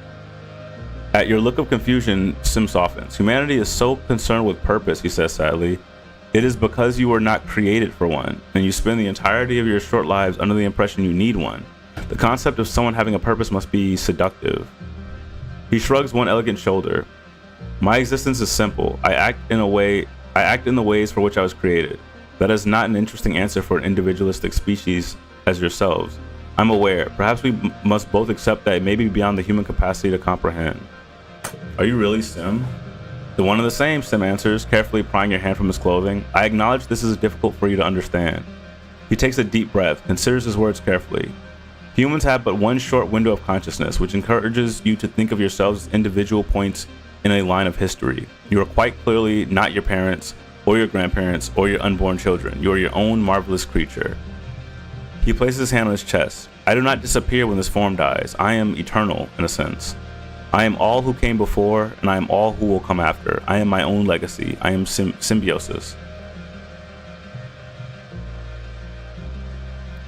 He tilts his eyes to the side as if listening to something and squeezing your hand. I fear I've said too much. I hope I can see you again soon and that all this may be revealed to you.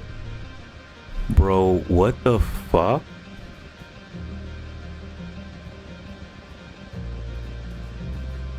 Could save and run through the dialogue again? No, I think I got it. What, do you think I missed something?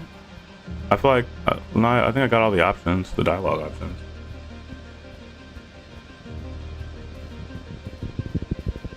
Oh, was that your suggestion before I clicked on them?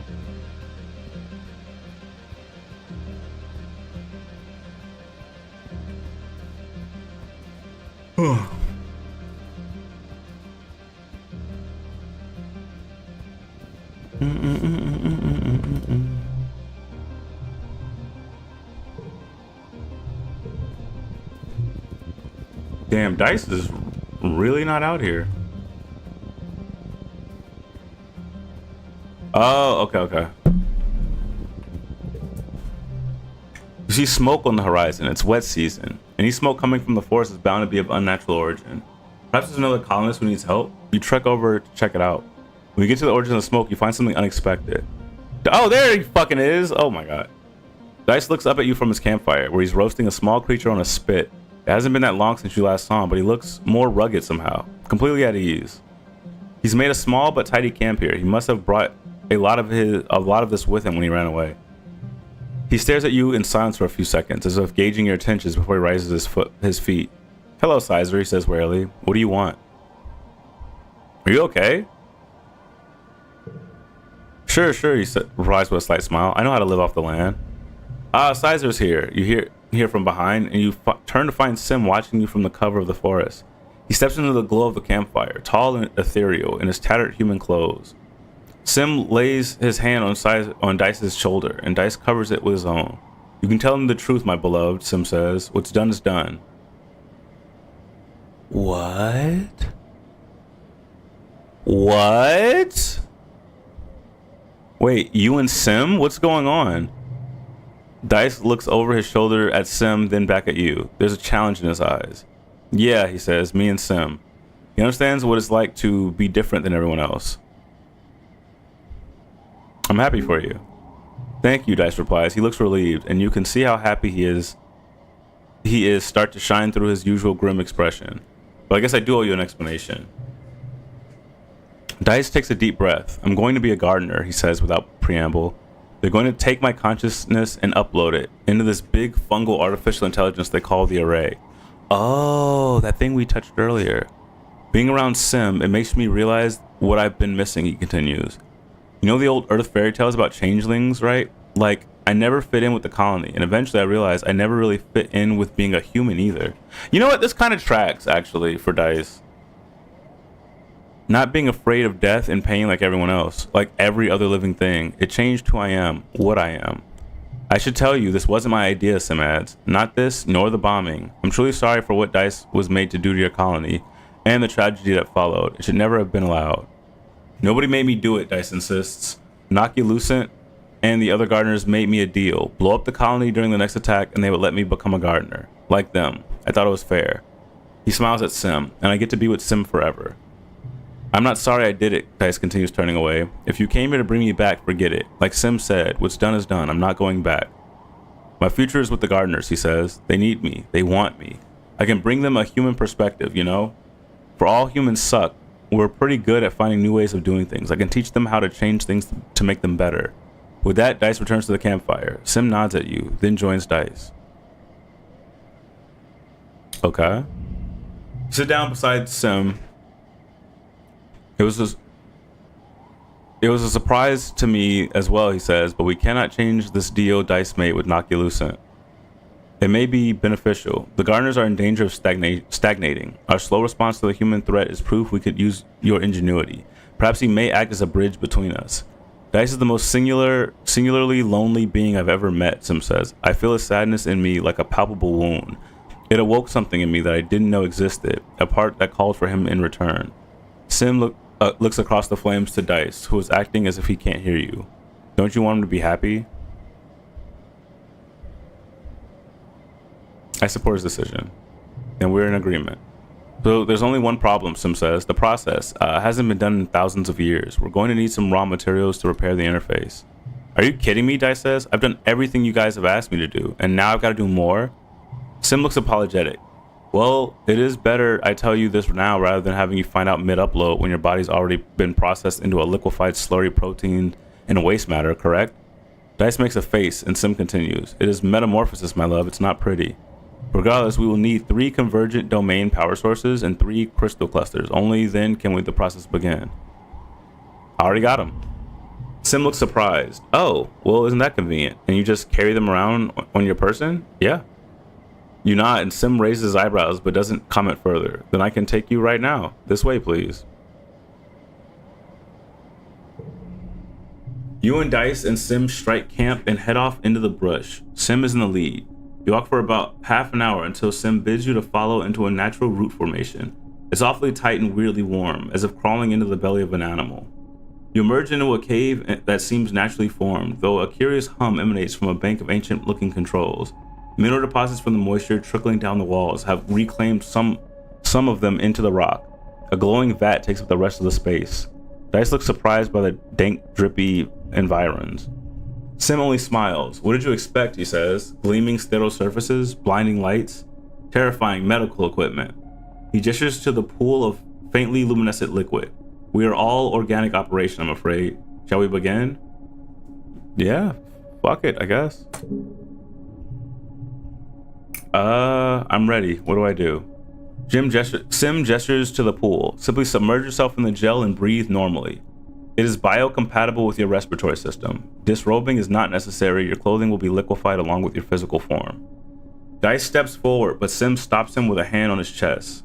My love, I beg you to give this full consideration before you pass the point of no return. Once you lie down in that pool, your life as an organic being will be over. There is no rush. I am eternal, as is our love, no matter the form you inhabit. Dice places his hand on top of Sim's. I'm ready, he answers softly. I don't want to wait. Don't worry, Sim says. The process only takes approximately 3 weeks. He'll be back before you know it. Sim smiles and tilts his head, though you might not recognize him at first, he continues. His body will be liquefied and his DNA will be merged with ancient convergent domain DNA. Simulacrum? How do you say that word? I've seen it before.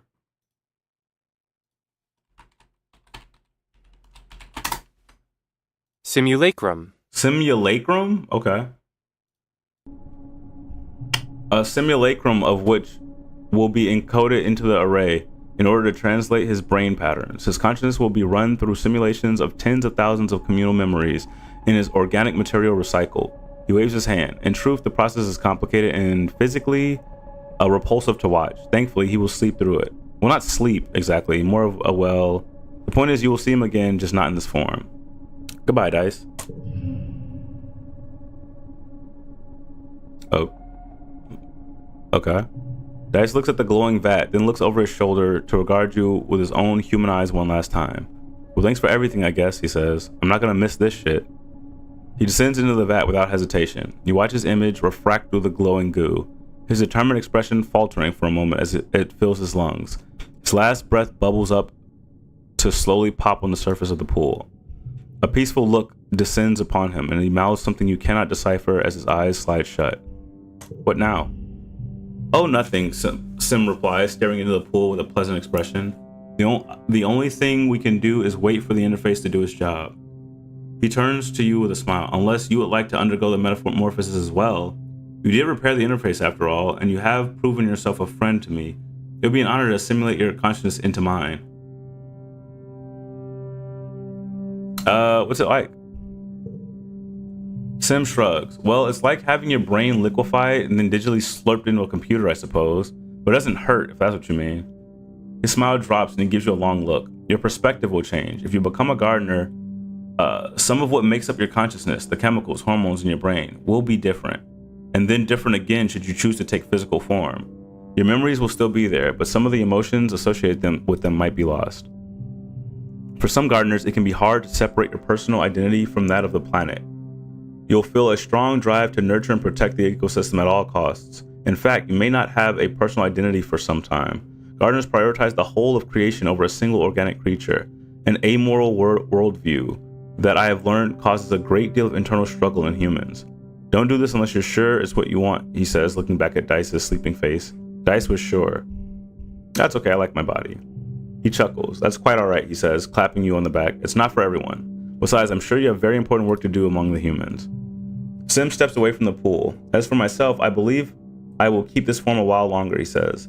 There will be some benefits to it, particularly while the humans wage war on the planet. He laughs, shaking his head. When this is all over, I think I will spend some time as a lichen, he murmurs to himself as he walks out of the cave. It'll be a pleasing change of pace. Okay. Well, there goes Dice. I guess we know what happened to him. He liquefied his body to become part of the a hive mind kind of deal.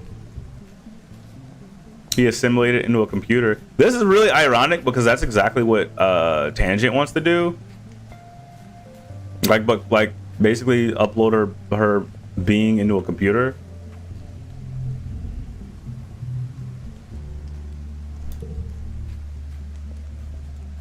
I guess we're gonna rest now. Oh, wait, it's Tangent's birthday. We can give her one last gift. It's also Dice's birthday.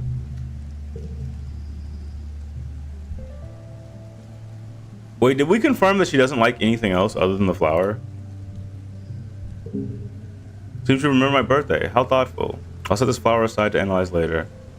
Oh, we could have given her the other thing.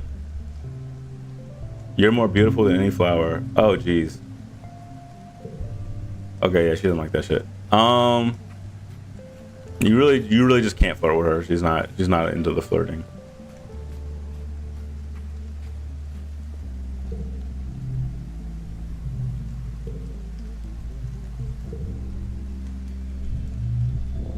Okie dokie.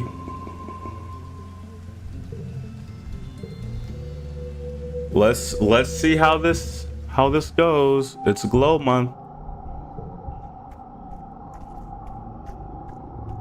So at this point, Dice should be a gardener, or at least he should have been uploaded into he should be completely liquefied by now, at least. Let's go ahead and sneak on out.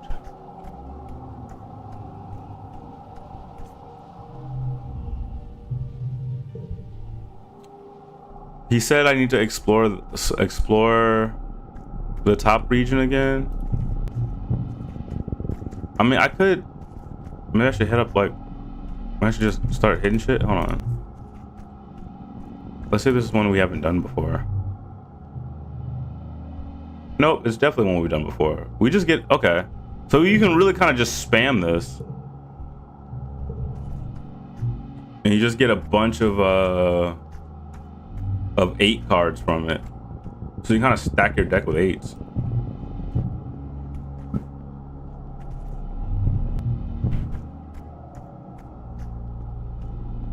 Oh, Sim's here. What's up? Oh, nothing to say? Okay.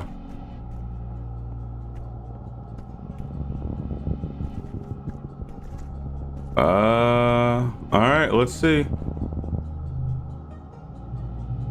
I took samples the last time. Maybe take some photographs?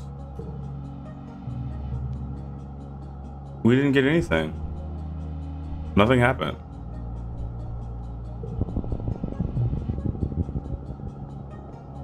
Okay.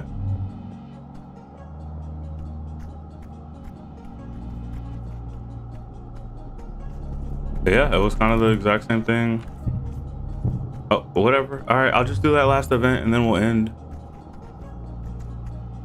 You're doing so much more in your first run than I did. What did you do in your first run? Yeah, we already did this. Okay, I think that's it. Yeah, that's it. Okay, we'll just call it. We'll see what happens next.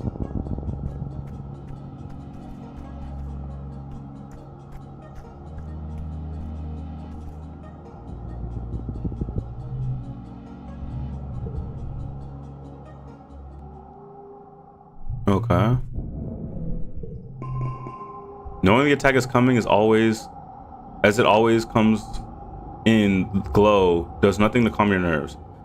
There's only so long you can handle sheltering in your quarters. As the month draws longer, you find yourself almost compulsively walking to the walls when you're not working, scanning the tree line for the first sign of trouble. You're there when you see them, dark on dark shapes coming out of the forest, perfectly silent. You watch with the lookouts as more and more figures amass in the forest. Minutes pass as the horde pushes into the fire banks, numbering at least it must be in the thousands. More animals than you've ever seen in one place. The ground is choked with a teeming carpet of smaller creatures, darting in and out of the legs of... No. Oh no. The forest bends as a faceless emerges from its depths, followed by 2 more. 3 faceless? Fuck.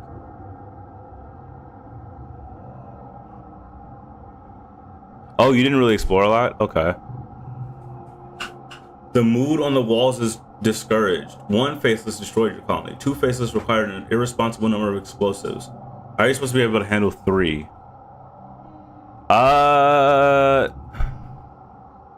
Do we run? No, we run, everyone dies. We've been fighting this whole time. We'll keep fighting. Survival is your only goal. It's what all living creatures do. The wave of attackers rolls over the fire break, crashing against the walls. Flying creatures scream overhead, and sounds of plasma rifles fire fills the air. You rush towards the garrison to join the squads. As you run, you notice, oh, we are not well defended. We're mediocre defense? Damn. As you run, you notice the colony seems to be holding its own. Nothing has breached the walls yet. It seems like the tide of monsters emerging from the trees is slowed. The colony looks evenly matched. The battle is not in the bag so long as the defenses hold. Things look hopeful. You're just sitting from the walls when you're thrown to the ground by a tremendous rumble. A few meters in front of you, something tunnels towards you through the mud. You have the impression of something long and dark that cuts through the ground like a shark through water. You scramble to your feet, but it cuts off your path, forcing you towards the geoponics outbuilding. It's a storage shed, mostly empty besides the bales of hay used as float cow feed. It's dimly lit, but you see another door at the far end. The creature advances, throwing up rocks and chunks of dirt as it tunnels closer. Run it. 102? Bet.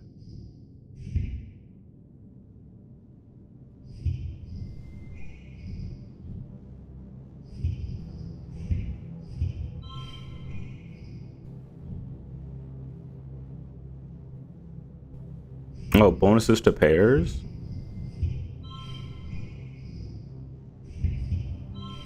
Oh, this isn't pairs. Both of these are 4s.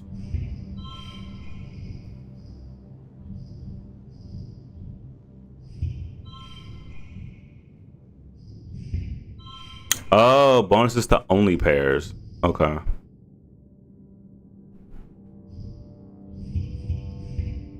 We'll have to come back for that, actually. I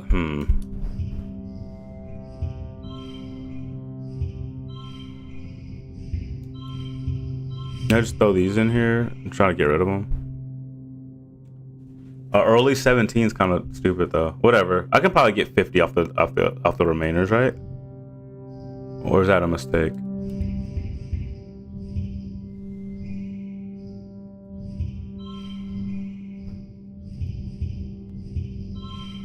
Okay, I'll take it. 31.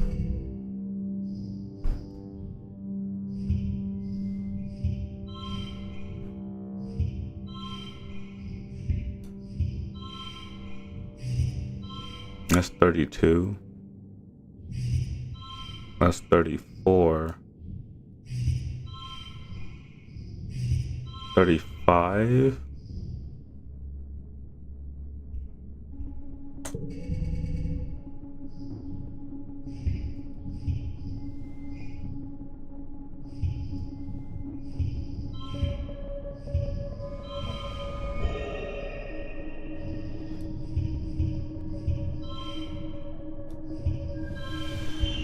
$54.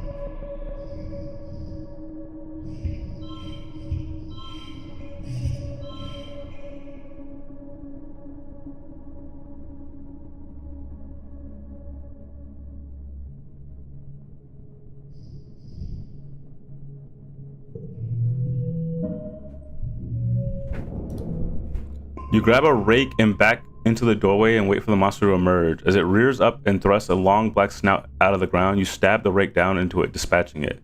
Before you even have time to be relieved, you spot a second one tunneling towards you. You take another step back into the storehouse and feel heat. The building's on fire. The dry thatch roof quickly ignites and rains flaming debris down on your head, filling the room with toxic smoke. The ashy heat is intense. You can feel it ripping the moisture from your lungs with every breath.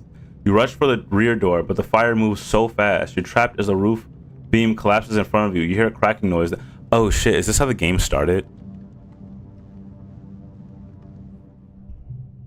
Just pain and noise like a bell. The world goes dark. You wake to chaos and a confusion of light and heat and smoke. Fire.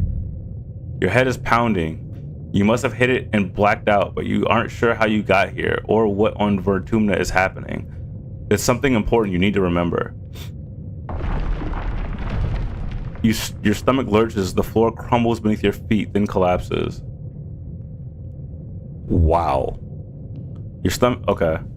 Your body arches and your eyes burn from the smoke. A figure appears through the flames. It's your friend. Your friend? Wait, you can't remember her name. She's gesturing and shouts at you, but all you hear is ringing in your ears. You try to stand up, but one of your legs folds uselessly under you. It won't hold your weight. Your friend pulls you out of the rubble. She throws your arm over her shoulder and half drags you towards the door. Through it, you see a deep, eerie twilight. Wow. Glowing eyes. You shake your head and clear your vision. Is that some kind of dog, like from Earth? Wait, hold on. You remember this from another life. Not a dog, a monster. It is about to end your life. Probably Shinran's too. She tightens her grip on you. I would need 100 bravery to fight it. You prepared for this earlier. Dodge and fight. Wow. You've remembered this day for many years. The choking heat of the fire. This dog creature's dead yellow eyes haunting your dreams. You've prepared for it. Specifically, you've installed an armed freeze trap right where you knew the animal would be standing when it transformed into a towering terror. As it does, you trigger the detonator. The trap sucks inward, drawing all the heat from its surroundings. The monster's feet are frozen to the floor as it instantly crystallizes, becoming an ice statue.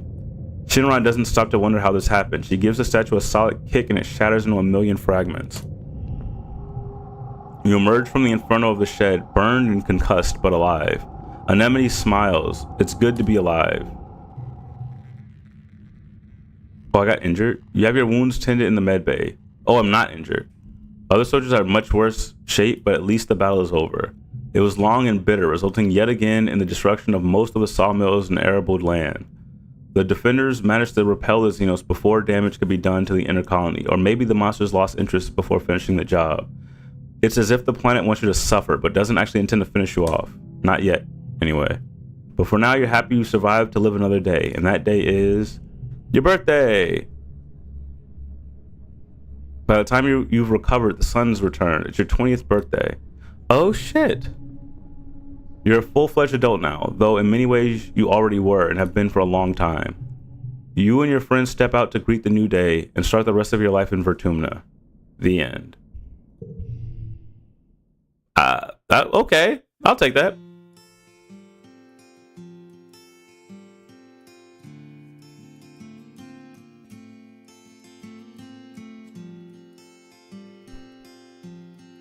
Roboticist? Oh, I'm a roboticist?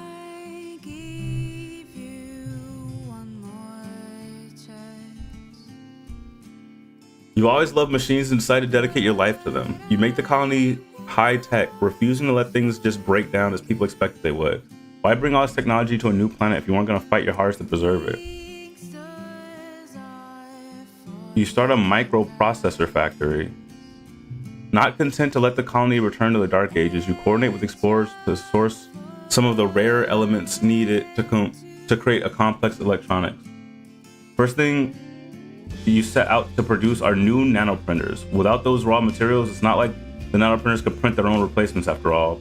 Your new nanoprinters have an even longer lifespan and they're locally sourced. Tangent becomes chief engineer when Instance retires to focus on her research. She isn't a very communicative boss, but she keeps the engineering wing ship-shape. You live the life of a tinkerer, never too far from your beloved bots. But what about...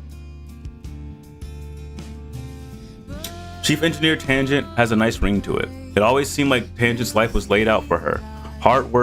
Work hard, discover amazing things, and eventually replace Instance as Chief Engineer. However, after only a year on the council, Tangent surprises everyone by stepping down. At first, she's happy tinkering with her own research, passion projects that she put aside when she was working in the lab under Instance, things of little interest to the colony. Gradually, though, you notice that something is wrong. Her quarters, once so pristine due to lack of use, are jammed full of experiments. She takes her meals in her room and often disappears from the laboratory for days at a time. Any polite questions about her independent research are met with either wild-eyed silence or an incomprehensible jumble of half-formed hypotheses and streams of consciousness. Even Instance finds her bizarre enthusiasm impenetrable. She spends more and more time alone with her experiments. People begin to worry. And then she just stops. Everything. Her experiments languish. Tangent languishes. As a partner, you're allowed to access her inner sanctum, her quarters, now completely in disarray and reeking of rotten organics, where you find her still in bed more often than not. Sometimes she's sleeping, but most often she just lies there, trapped in a nightmarish waking state by her hypercharged metabolism. You lie with her and talk about nothing, slowly uncovering her obsession with Dice's fate. Oh, we told her what happened to Dice? Unable to see her in pain, you tell her everything you know, that you saw Dice become one with the planet and that he's happy with his chosen life as a gardener. It's hard for her to hear. She's angry at you for keeping this from her, but it's an important first step to accepting that her brother's gone for good. You're there to support her as she grieves her broken family, and when she's ready to return to work in the laboratory. You and Tangent continue to date for a while, but ultimately your partnership fizzles out. A dramatic breakup isn't Tangent's style, but she does dump you pretty unceremoniously, claiming that she simply does not have the attention span to spare romantic entanglements. Yeah, I guess I kind of figured that would happen. Her love life remains fairly private, though she's not as frigid as she once claimed. You hear from the colony gossip that she carries on with a string of casual relationships, mostly with other scientists, mostly women. Oh wow. She donates genetic material to a number of children, but doesn't choose to raise any of her own. She's quite picky about her genetic enhancements, obsessing over any markers of anxiety or depression that run in her family. But ultimately, her children grow up healthy and in loving families far removed from Tang's own childhood. It's a bittersweet reminder for her. That's bittersweet, I guess. Tangent lives and dies in the shadows of what she almost caused to happen to Vertumna. Knowing that she almost killed every living thing on the planet weighs heavily on her for the rest of her days. Unfortunately, even with the genetic alterations, the human body was not made to withstand long periods without sleep, and Tangent's willful negligence in taking care of herself ultimately doesn't help. She develops a heart condition in her early 60s that outpaces the healing capacity of the med beds, and it eventually takes her life. Damn.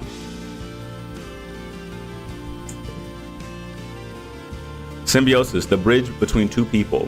Undying, never aging, ever-present, Sim becomes as much of a mystery as the rest of the planet.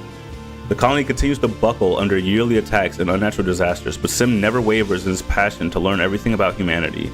Though he remains as cryptic as always, his affection for your species only deepens. In your grief and demoralizing fatigue, you sometimes turn to blaming Sim. Why can't he stop these attacks? Why can't he argue with the gardeners to leave humanity alone? He never holds it against you, no matter how cruel your words. Every time you calm down, he patiently reminds you that his dissenting voice is one of the only reasons humanity hasn't been destroyed outright. Meeting Sim in secret makes you feel horrible sometimes, like you're being torn apart in the middle of this war. You love your friend, but the war takes its toll on your friendship, just like it wears down the colony. As the years go on, you venture out less and less often. It's dangerous out there, and your work keeps you inside the colony. Eventually, you stop seeing him at all. You think he might have taken another form. Maybe he's moved on from humans to study some other animal. Or maybe the gardeners have given up on understanding humans. The attacks only go stronger every year. Your parents never got to see their colony through, but you live on in their stead. They'll always be with you, in the ground you walk on, in the trees that give you shade, and in the cycle of life that sustains you. Your Hopeye is a good companion, but you're no replacement for its own species. When a herd of Hopeye roam close enough to the colony, you release it back into the wild, and a few years later, you're greeted one morning by a whole litter of Hopeye kittens outside your door, and IHOP proudly showing off their family. Aww. Your Ricky grows from the size of a small dog to the size of a bear, becoming more and more unwieldy and more terrifying to small children. Before the council can force you to do anything with your arachnid octopus friend, Squid just disappears. You look everywhere in the colony for it, but your answer comes from outside the wall, a new Vricky nursery tree. Soon the colony is host to many curious Vricky pups who call your Squid home. And in my later years, the days turn to months, eventually becoming years, then decades. Before you know it, you're old. Life is tough but rewarding. Vertumna continues to challenge you and your loved ones. The attacks continue every year, getting harder and harder to withstand. And not just that, but droughts, earthquakes, disease, storm, pestilence, and more. Some years you worry about the colony. You worry that the colony and humanity will be wiped off the map for good, but humans are good at surviving, and adversity strengthens your resolve. You mourn your dead, celebrate your births, and keep adapting to whatever the planet throws at you. This is your home for better or worse. You do what you can to make it a good one. Eventually death comes to you, as it does everyone. In the moment of your death, as your brain cells fizzle out one by one and shut down forever, a vision swims to your mind's eye. Is that a person? What is that? They seem so. Is this me? There's not. I'm the only blue heart person here, right? I feel like you know them well. Oh, it's you. Only ancient. His arms are covered with so many data bands, so many lifetimes of knowledge. The ancient you speaks without moving his mouth, not in words, but in something like pictures. Still, you understand. He smiles. We had a good life, don't you think? But there are so many possibilities, and this was only one of them. I could have done better. There was a girl. We were young together, Tammy, with cotton candy hair. Such a shame to see life snuffed out so young. He gives you a look as if you were to say you were somehow responsible. Wait, were you? Could you have saved her? Wait, I was wondering about that. How could I have saved her?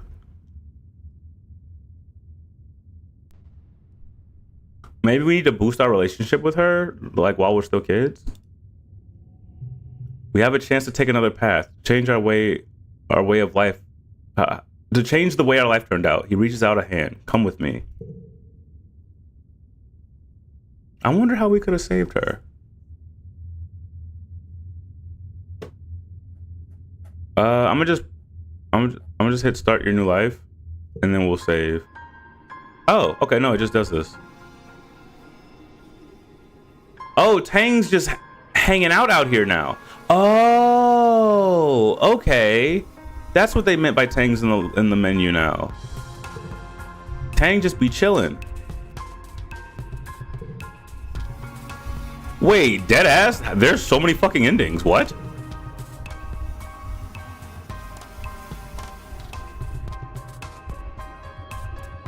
Oh, there's a couple of areas we never went to. There's not that many though. There's hella cards we didn't get. Fuck is Chivos?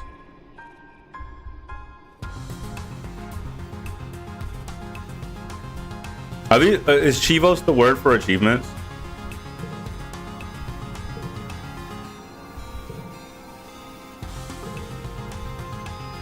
Huh.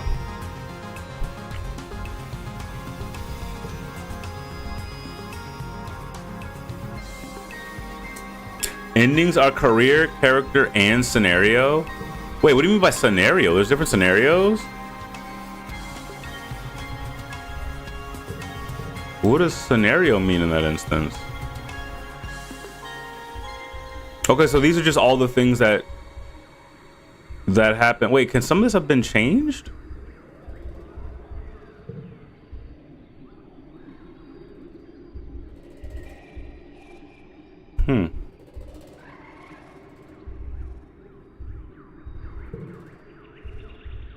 We were roboticists? I guess I did spend a lot of time doing robotics. Huh.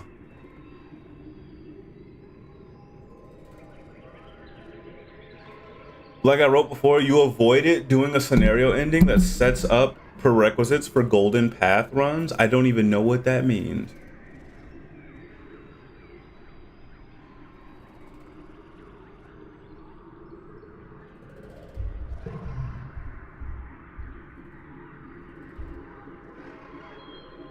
Oh, you can just, okay. Wow. It'll just tell you who dies. You can just spoil it to yourself.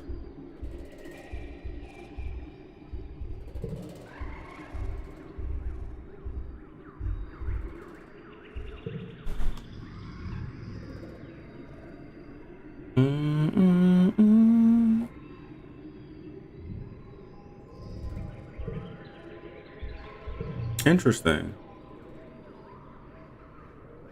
Okay, well, it is 5:22 in the morning. That means it is time for me to go to sleep. Actually, it was time for me to go to sleep like 3 or 4 hours ago. But you know, we chilling. I'm gonna go ahead and get some sleep though. I appreciate you guys for hanging out. That was my playthrough of I Was a Teenage Exocolonist. We'll probably do another one, not immediately, but we'll probably almost definitely do another one because this was really fun. I'm very interested in seeing what the alternative paths paths you can take are in this game. We'll hopefully make them way faster.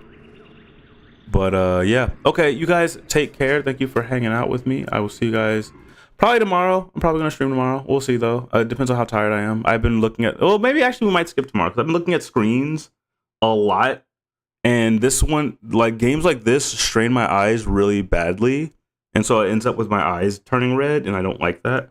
So we might not stream tomorrow. We'll see though. We'll see. But yeah, you guys take care. All right. Have a great rest of your night. Bye.